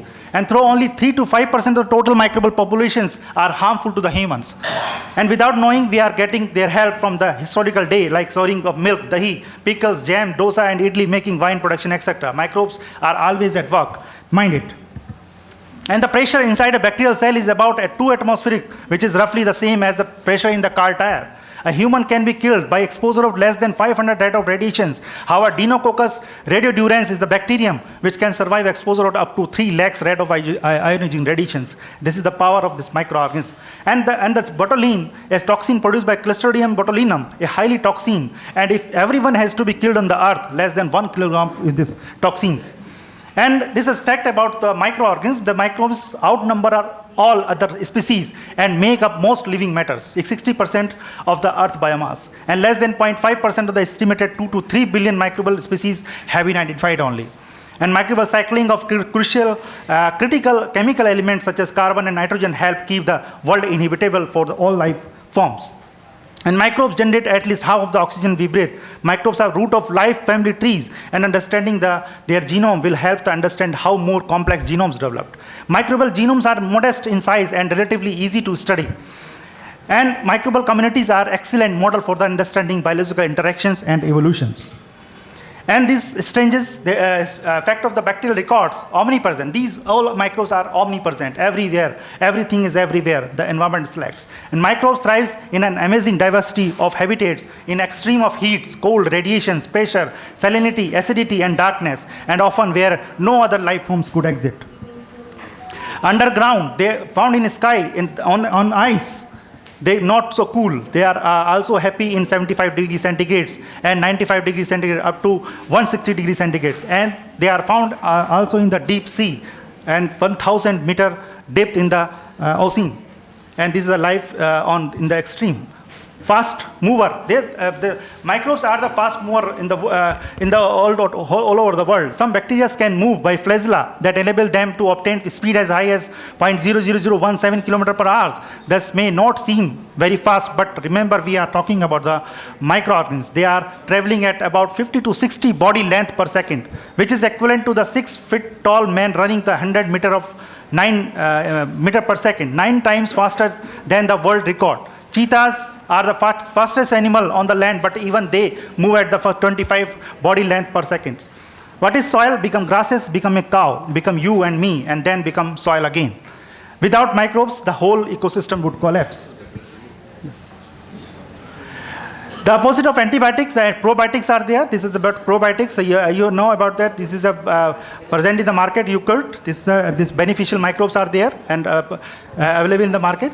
And this halobacterium, some other bacteria tolerate the space radiations. Halobacteriums appear to be master of the complex art of the DNA repair. The mystery is what scientists learn to form. Life on Mars, this is also studied out that, but in August 1996, scientists announced that had extracted what they believed in the fossils of unknown road-shaped microorganisms from inside the meteorites from Mars found in Antarctica. Bacteriophage, bacteria sometimes catch a virus also.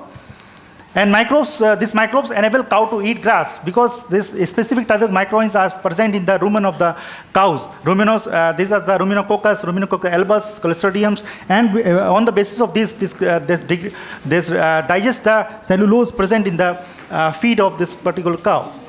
Enzymes that bacteria use to break down the dead chilled whale with the use of cold water detergents, also used for the detergent purpose. Different microorganisms. Microbes can degrade explosive also.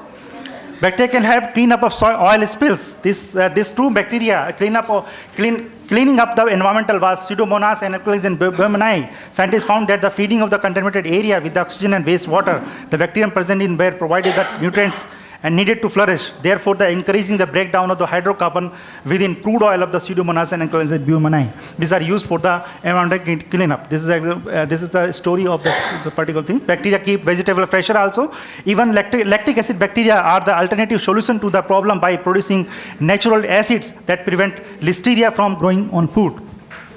Bacteria are used to make chocolates because after fermentation of the chocolate trees or seed of the chocolate with the Acetobacter or Lactobacillus we will make by the chocolate. Without bacteria we cannot make the chocolate. Microbes can make degradable plastic also. They help to provide the biodegradable plastics. We can utilize this plastic. This Alkaligens retrophus is useful bacterium having the capability of making plastics.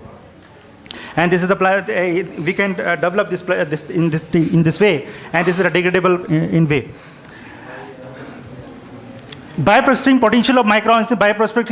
Prospecting is the exploration of the natural sources of small molecules, macromolecules, and biochemical and genetic informations. Commercially valuable products for the agriculture, aquaculture, bioremediation, cosmetic, and nanotechnology. This is like microbials, household products. Baker yeast, you know about this. Lactobacillus we are using for converting a milk to curd. A stomach lab help to check pathogens, bacterial fermentations, using for anaerobic respiration. Tough is used for the making dosa and idli also.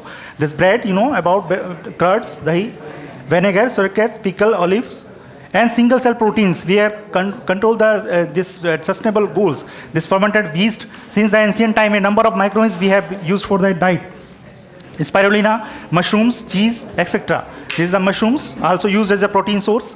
Fermented beverages, antibiotic and penicillin, organic acids, alcohol, and some enzymes, lipases, pectinases, streptokinases used for the different purpose, like making detergent, biodetergents, and juices, clarify the bottle juices and others. And sewage, this is also used for the sewage treatment. Microbes are also used for the sewage treatment. These are sewage treatment plants. The microbes are used in the secondary treatment. This biological oxidation process are used for the clearing of the or oxidation of this organic matters. Use of different type of microbes for is modern wastewater treatment plant. Microbes are also producing gas, biogas. You know about that. Microbes used as biocontrol agents, like used in agriculture, like Bacillus thuringiensis, Trichoderma, and baculoviruses. This is the life cycle of the Bacillus thuringiensis. These are the Numeria reali produced on jar grains. This is also a fungi used as an insecticidal property to control the different type of insects by the use of these spores. So, please 5 minutes. This is Metarhizium bassiana, Trichoderma. This is NPV viruses, biofertilizer also. You know about that. These are the mycorrhiza. And these are our lab, Bioresource Product Research Laboratory, Guru Ghazidas Vishyadhyalaya Bilaspur, and these all research scholars are working. 50% women are working in my laboratory, and these are working on prospecting potential of the natural products. Which we are working on this herbal development of herbal products.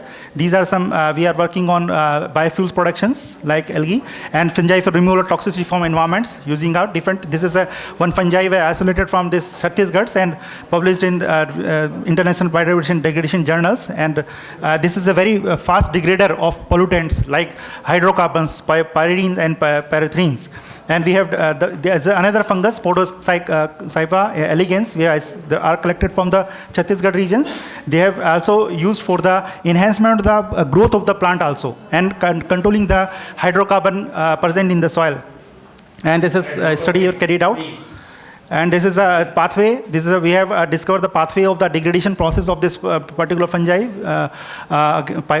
this pyrines and pherenthines. And this is another fungi, Ganoderma lucidiums, also isolated, collected from this Chhattisgarh regions. And this is, we have developed this product Toxikill on the basis of using this fungi, and this is a product we have formulated in the form of powder. And where you found the hydrocarbon contaminations, you can utilize this products, and after 1 month of treatment of this particular products, we can remove the toxicity of the hydrocarbons. And this is rhizolizer, we have another products we have developed. This is mycobanes, this is pesticidal products we have developed. And this is some also working on some nanoparticle synthesis, and these nanoparticles are also used for the enhancement of the growth of particular plants, as well as the enhancement of the secondary metabolites of the plants. Because we have observed that they have ability. Yes, sir. Sir, 1 minute only. Yes. Okay, thank you. Thank you, sir. This is our slide. This is okay. This is developed these different products. And finally, without microbes, this. Yes, sir. Please. Half of the lecture you told students microbiology. Is or was the coronavirus made miracle by a microbiologist?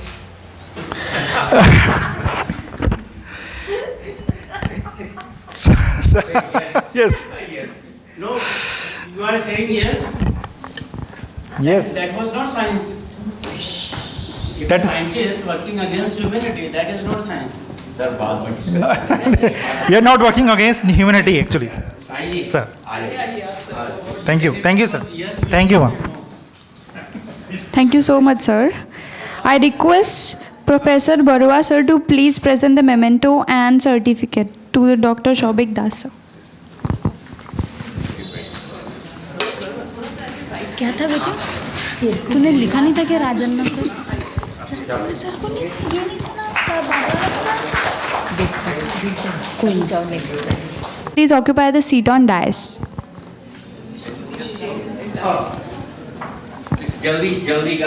I request Professor Avinash Ane sir to please welcome Dr. Mamta Patra Shahi ma'am. Oh, sorry. Sorry.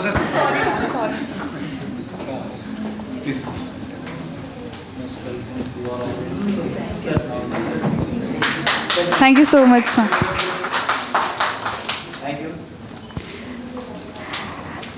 Our Honorable Minister Nitin Gadkari sir invited us to see this Phutala musical fountain. Yesterday, all section persons visited, excluding the plant science. So this will started from the 7, so that's why I am just making it quick. So don't take it otherwise. Don't. So now for this lecture, we have with us Professor Namrata Sharma. He's a professor in botany of University of Jammu. Her specialization was in cytogenetics and plant reproductions. And the research thrust area is analysis of genetic systems of plants. And she has a good contribution, particularly understanding of trifoliums and some invasive weeds also of that particular locality. She has already produced 21 PhD scholars and MPhil scholars, and having some projects from MOEF, DST, UGC, other.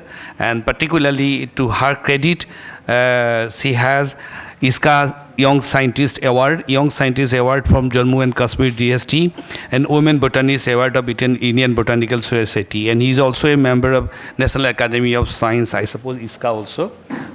So I request, ma'am, please.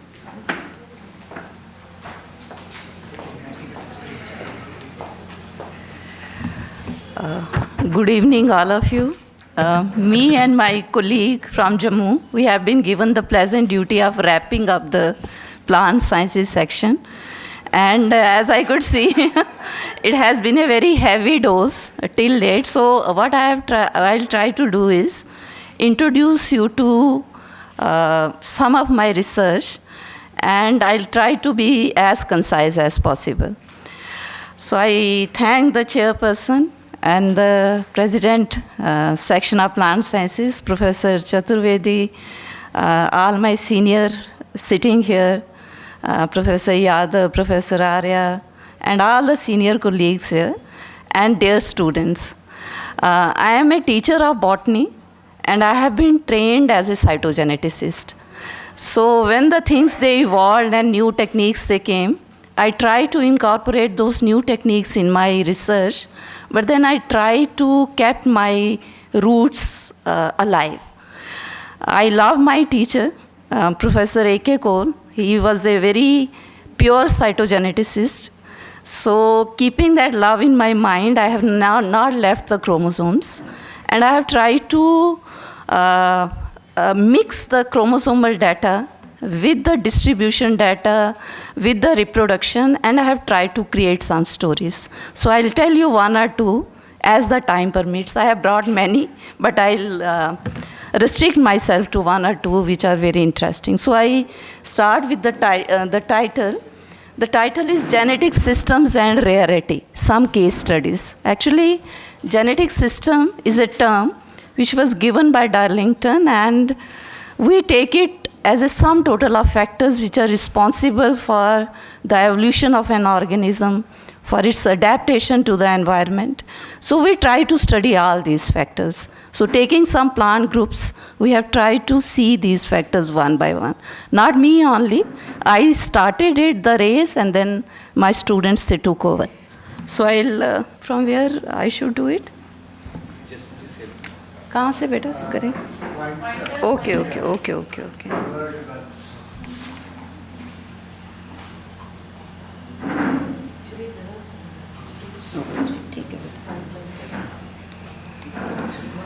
So variations, they arise from many things, and recombination is the most important one. And recombination, they stem from genetic system, and we study the breeding and meiotic system as the two important components. So I'll rush through these slides. This is a chart from Salisbury, and it shows us what is the importance of every factor in the life history of an organism that contributes to its success, its evolutionary flexibility, its immediate adaptation to the environment, and so on. So we talk about recombination index. We are interested in studying the chromosome number, the chiasmata frequency. And I'll skip this. My journey started with a plant group that is Plantagos. My lab was very much absorbed in working on isabgol and the wild allies. And we were studying the cytogenetics, me and my lab mates. And my teacher assigned me the task of studying the breeding system of these plants. So luckily I got a spectrum of the breeding system. So I got certain plants. Pointer red. Okay. So if you look at this plant, this is a clistogamous flower. Okay, so the reproductive organs, they remain enclosed. And the other types, they represent a transition from what we term as the clistogamy to self-incompatibility. So I could get some species which were clistogamous, totally inbred, some species which were self-incompatible and totally outbred. And I tried to correlate this particular breeding system with their chromosome structure, with their chromosome morphology. So see the plant which is clistogamous is having an anther with just 16 pollen grains. So I was able to publish this work at good journals at that time, in Annals, in Botanical Journal of Linnean Society and so on. It was a simple story. So I tried to see the breeding system and the meiotic system together. So this is the chromosomal spreads. So the ones which were in breeding were having high chromosome number, a high chiasmata frequency, as compared to the outbreds which were having a lower chromosome number and lower chiasmata frequency. So I went through them. Okay, so the more chromosome number, more recombination index. So I built up this story. And then we took to this group, that is Artemisia. Artemisia is known to be a polyploid complex. And luckily in our state, that is Jammu and Kashmir, we have many species of this genus. And as a lucky teacher, I have many students of different, I would say, not ploidy level, but of different genera. So some are from temperate region, some from tropical, some from sub-temperate. So I try to give them, I try to see the invasion of this particular genus in our country by looking at the species which grow in Leh. Okay, Ladakh is an area which is having a very high altitude. Then I came to Kashmir, then I came to Jammu, and we tried to build up a story on Artemisia. So Artemisia is known to, or is said to have entered in our country through two pathways. One is through anthropogenic pathway, and one through the natural invasion, and that is through the Central Asia is its point of origin, and from there it is known to have migrated in our country. Okay, so migration seems to be like this. Okay, so it has migrated to different countries and southward it has come to India. So we went to study the species at different levels. Okay, so these are different places from where we collected the species and then we studied their breeding and meiotic system.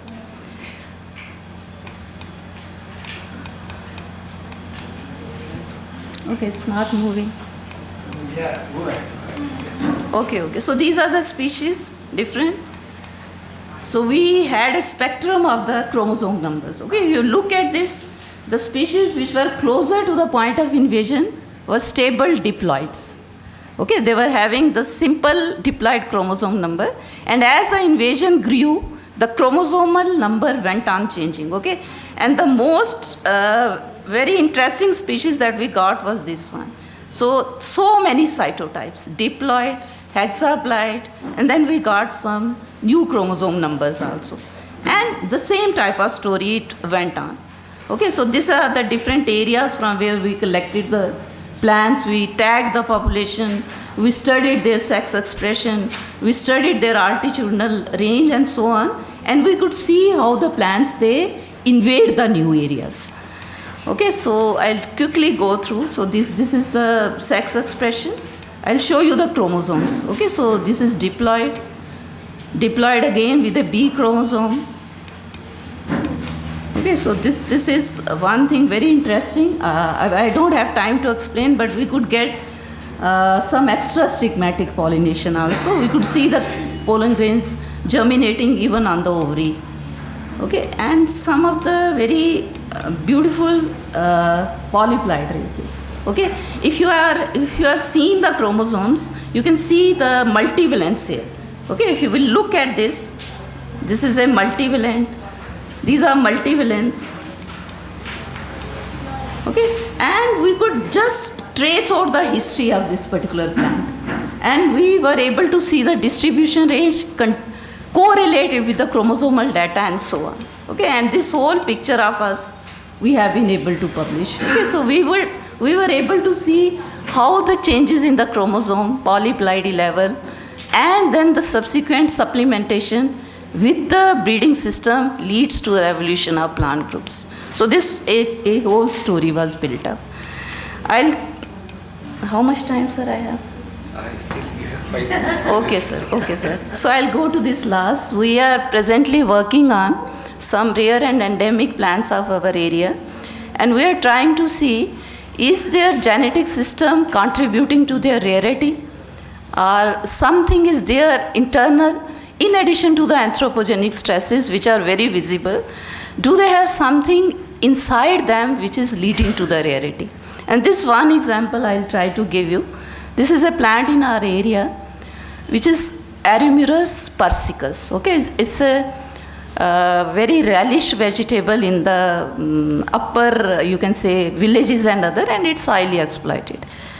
Now this plant grows in ridges in slightly unreachable area, and Gujjar community and the other people of the area, they are able to collect it. So even if when we go to the field, we have to climb the cliffs and collect the plant. But it's a beautiful plant and produces a single spike with several flowers on it. And the pollination system is unique. If you can see, the anthers and the stigma are so placed that the cell pollen is not able to land on the stigma on its own. So it needs the help of a pollinator. And what we have done, we have not only disturbed the habitat of this particular plant, we have played a havoc with the pollination of the plant also, because the insect which is responsible for the pollination of this plant is no longer available in the area. So what it leads to, so we did various experiments. I won't bore you with all those of them, but you can see even on open pollination, the seed set per scape is just 15%. Okay, so it means that there is something bad is happening with the pollination of this particular plant. So a lot of root abortion. We brought this plant to our garden. We did different type of experiments. And in addition, in spite of the fact that we were bringing it under our arms, we were doing the pollinations ourselves, the plant was not giving us good fruit set. So we thought that only pollination cannot be the reason for the rarity. So we went to see the chromosomes. If you look at these are all the PMCs of the different population. And if you will look at it, and those of you who know cytology, they can easily recognize this is a synapsis. The plants, the bivalents are not pairing. The chromosomes are not pairing. So this plant is having a desynaptic meiosis. I would term it as a, if you know about Drosophila, so we have male Drosophila which has a totally asynaptic meiosis, achiasmatic meiosis, okay? So no crossing over takes place, so no variation comes from the male side. The only variation that comes in Drosophila is through the female tract. The same thing is happening here. The male tract is not contributing. Now if you look further, so we have seen the meiosis of at least 7 different populations, and in those populations also as many individuals as we could do. And everywhere we found this particular thing. So why this plant has resorted to this pathway? And what is the reason, which is the gene which is responsible for this, is our aim now. We are trying to isolate, we are trying to look at the female side, and we are trying to look at the genetic control of this desynapsis. Okay, so we went to the packeting stage also, and see how beautiful this plant is. And since the aim of the Science Congress is women empowerment, so I'll tell you here that we go to the field ourselves. We may look lean, me and my colleague, but we are regular field goers. We collect the plants. Most of my students have been, who have contributed a lot, have been. It's not that males have not, but field going, they have been girls. And the collection which has been done is also through this women help. This lady helps us in collection and other type of. Okay, so she's a local lady and very helpful. Okay, so I'll just go through. This is another. I'm just trying to bring forth one fact. And the fact is that we have to keep a pace with the new techniques. It's very important. You should go to molecular biology. We should know about the genes which contribute to the different type of abnormalities. We must know about what you can term as the ecological modeling and other type of things. But sticking to the roots is important, because those simple observations, they give you a peep into the future, or a peep into the abnormality, or peep into the secret of the plant. So when you get a peep into that particular secret, you can analyze it with any technique which you find feasible. So we are trying to go into modeling and other type of things also. So I wanted to show you good chromosomes. Okay, so you can see this is Gloriosa, the meiosis of Gloriosa superba, another plant which we are working upon. And now we have gone to modeling also. So we are trying to use. So we are trying to use different types of modelings. We are trying to predict the distribution. We are doing many things. But for this particular forum, I thought that I just imagined that many students will be there. So I just wanted to give one message. As we say, please, बड़े आपके पास oats आ रहे हैं, बड़ा कुछ आ रहा है, लेकिन balance diet वही है जो आपके ग्रैंड पेरेंट्स खाते थे. Follow that diet.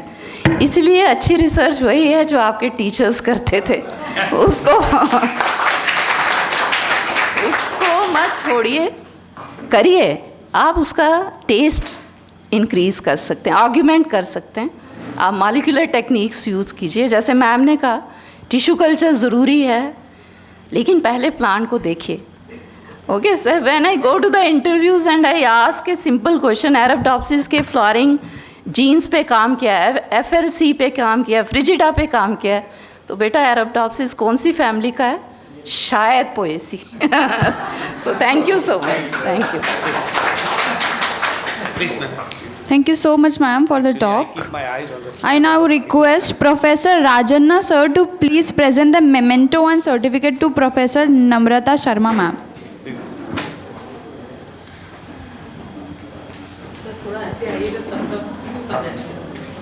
सर अभी हाँ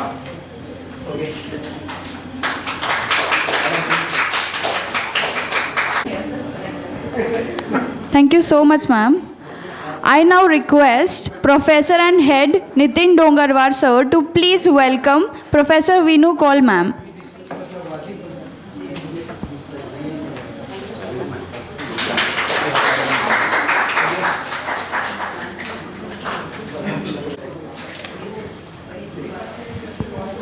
Now, I would like to invite the professor and head of the Department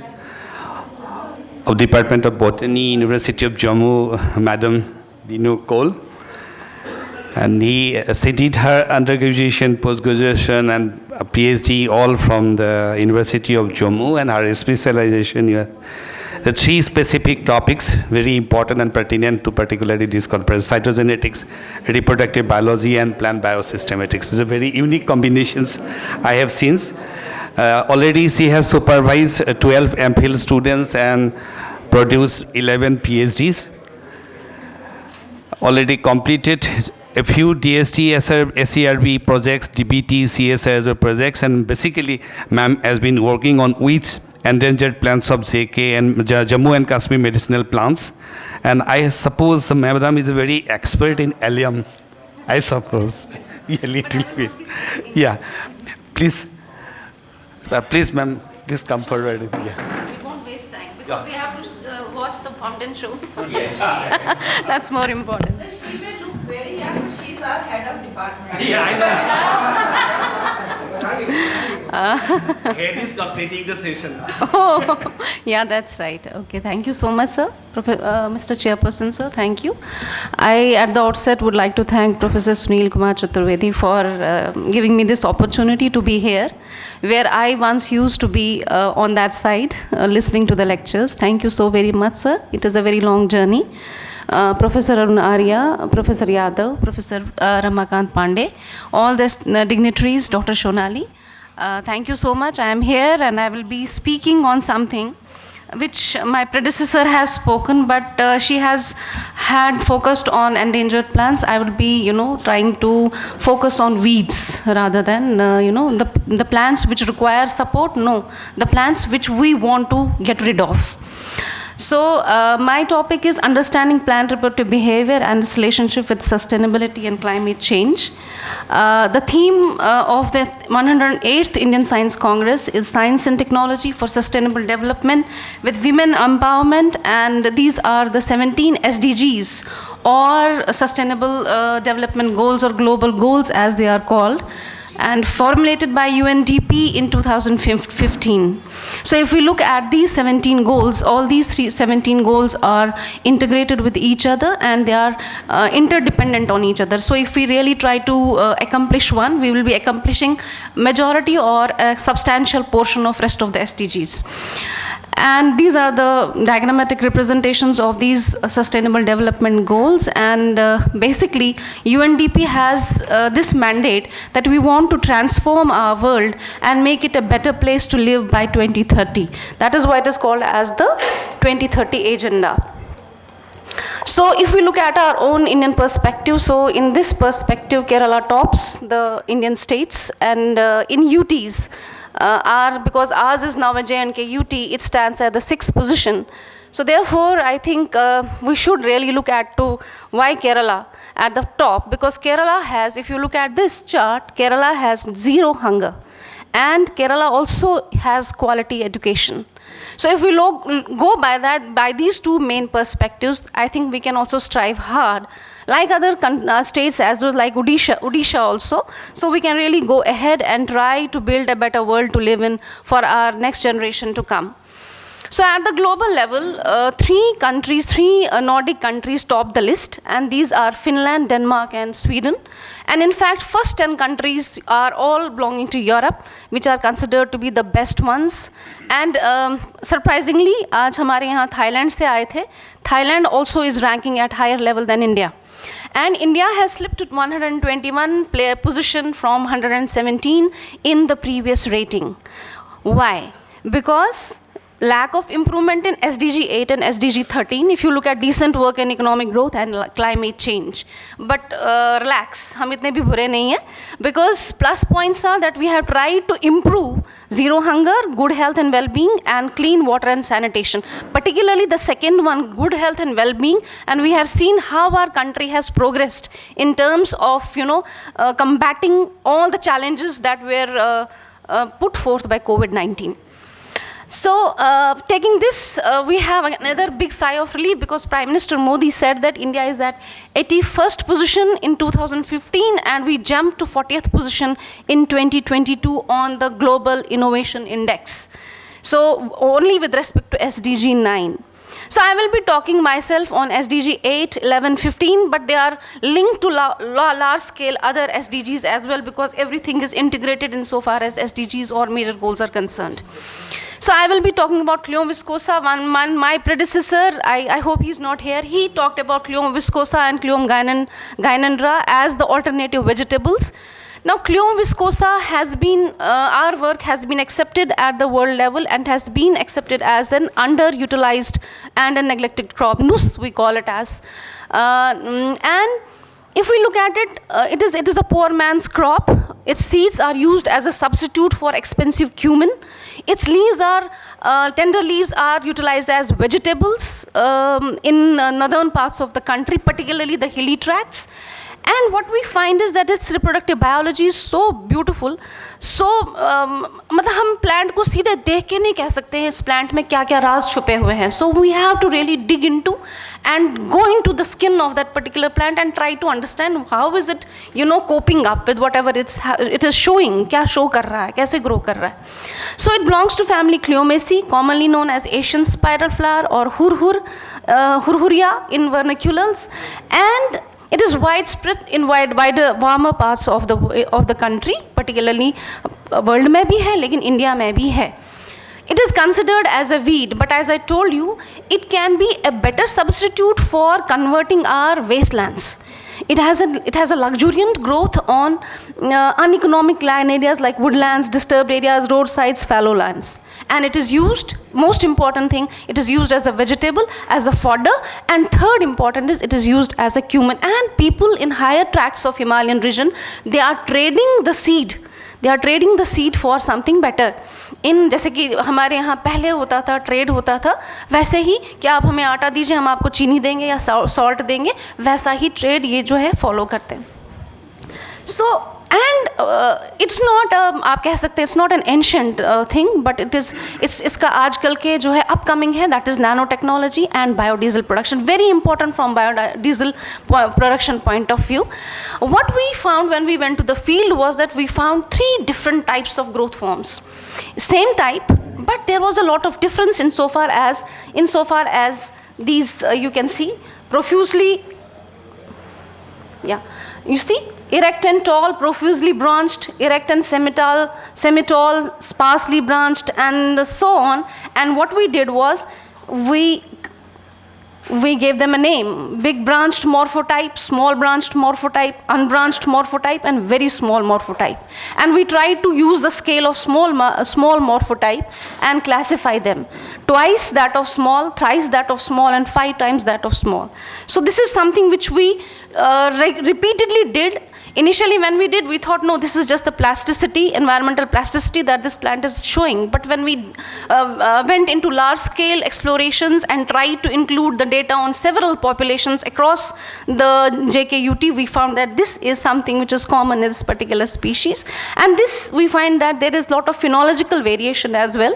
You have minor differences in these qualitative traits related to phenology. And in addition to that, the plants were showing enormous variation in the sex expression.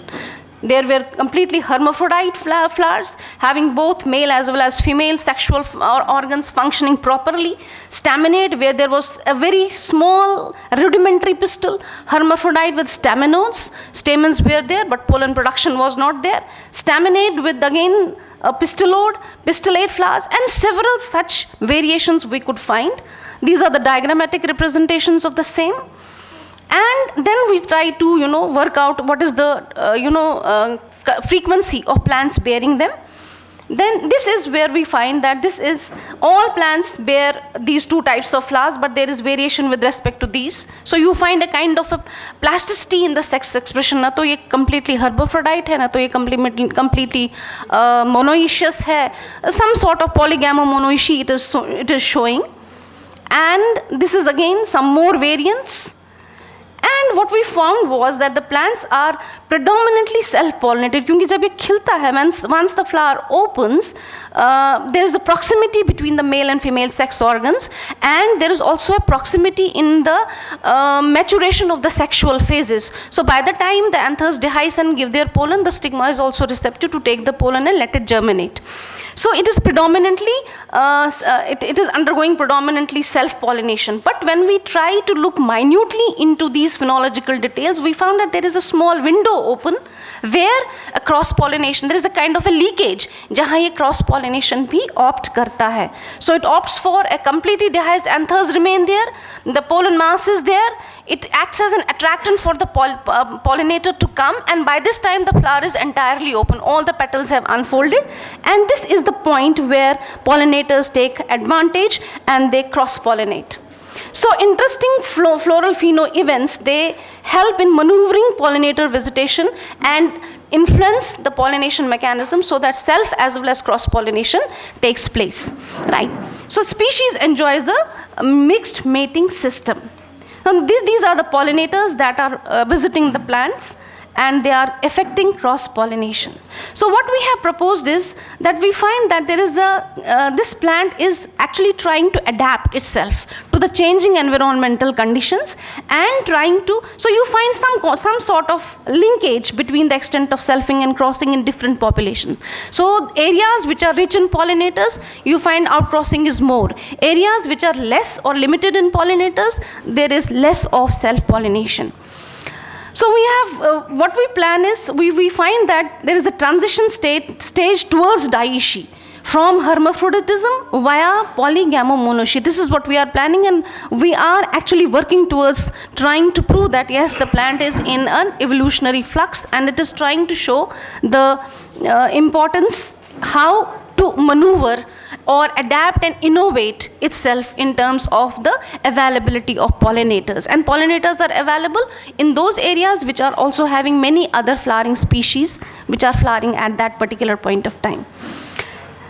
So this is what we are planning. So I'll rush through this.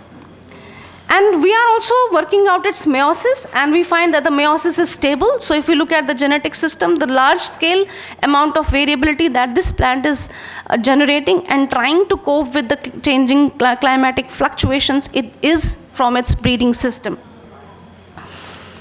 And this is where you find that it is an inexpensive substitute for cumin, and you will find that you are having 249 rupees ka for every 100 milligram that you want to purchase from this particular NGO for this cumin. So the NGOs have tried to, now cash on this particular aspect of this species.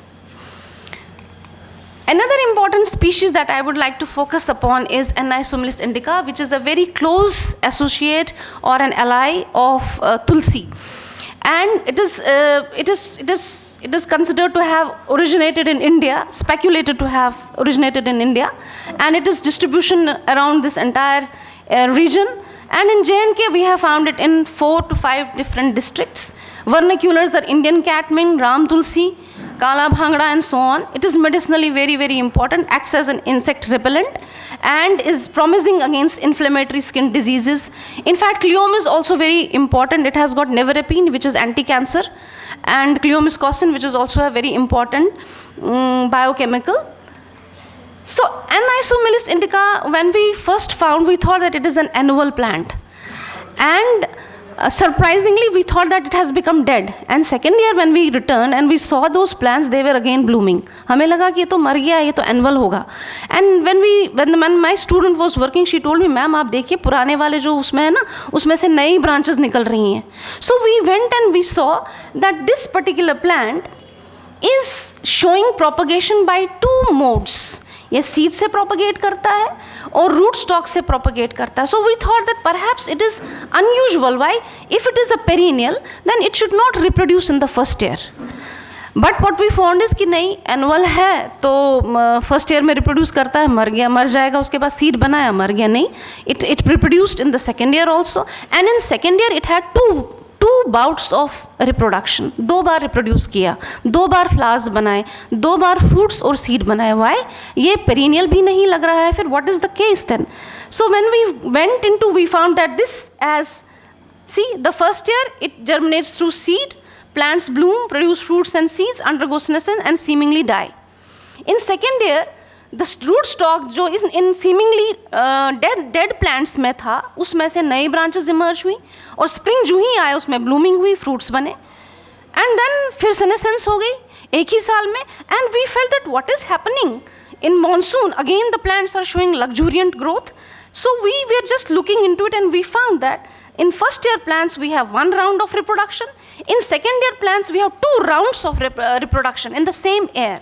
So we proposed that this is something which is showing a continuum between annual to perennial transition, and this got published in Nordic Journal of Botany.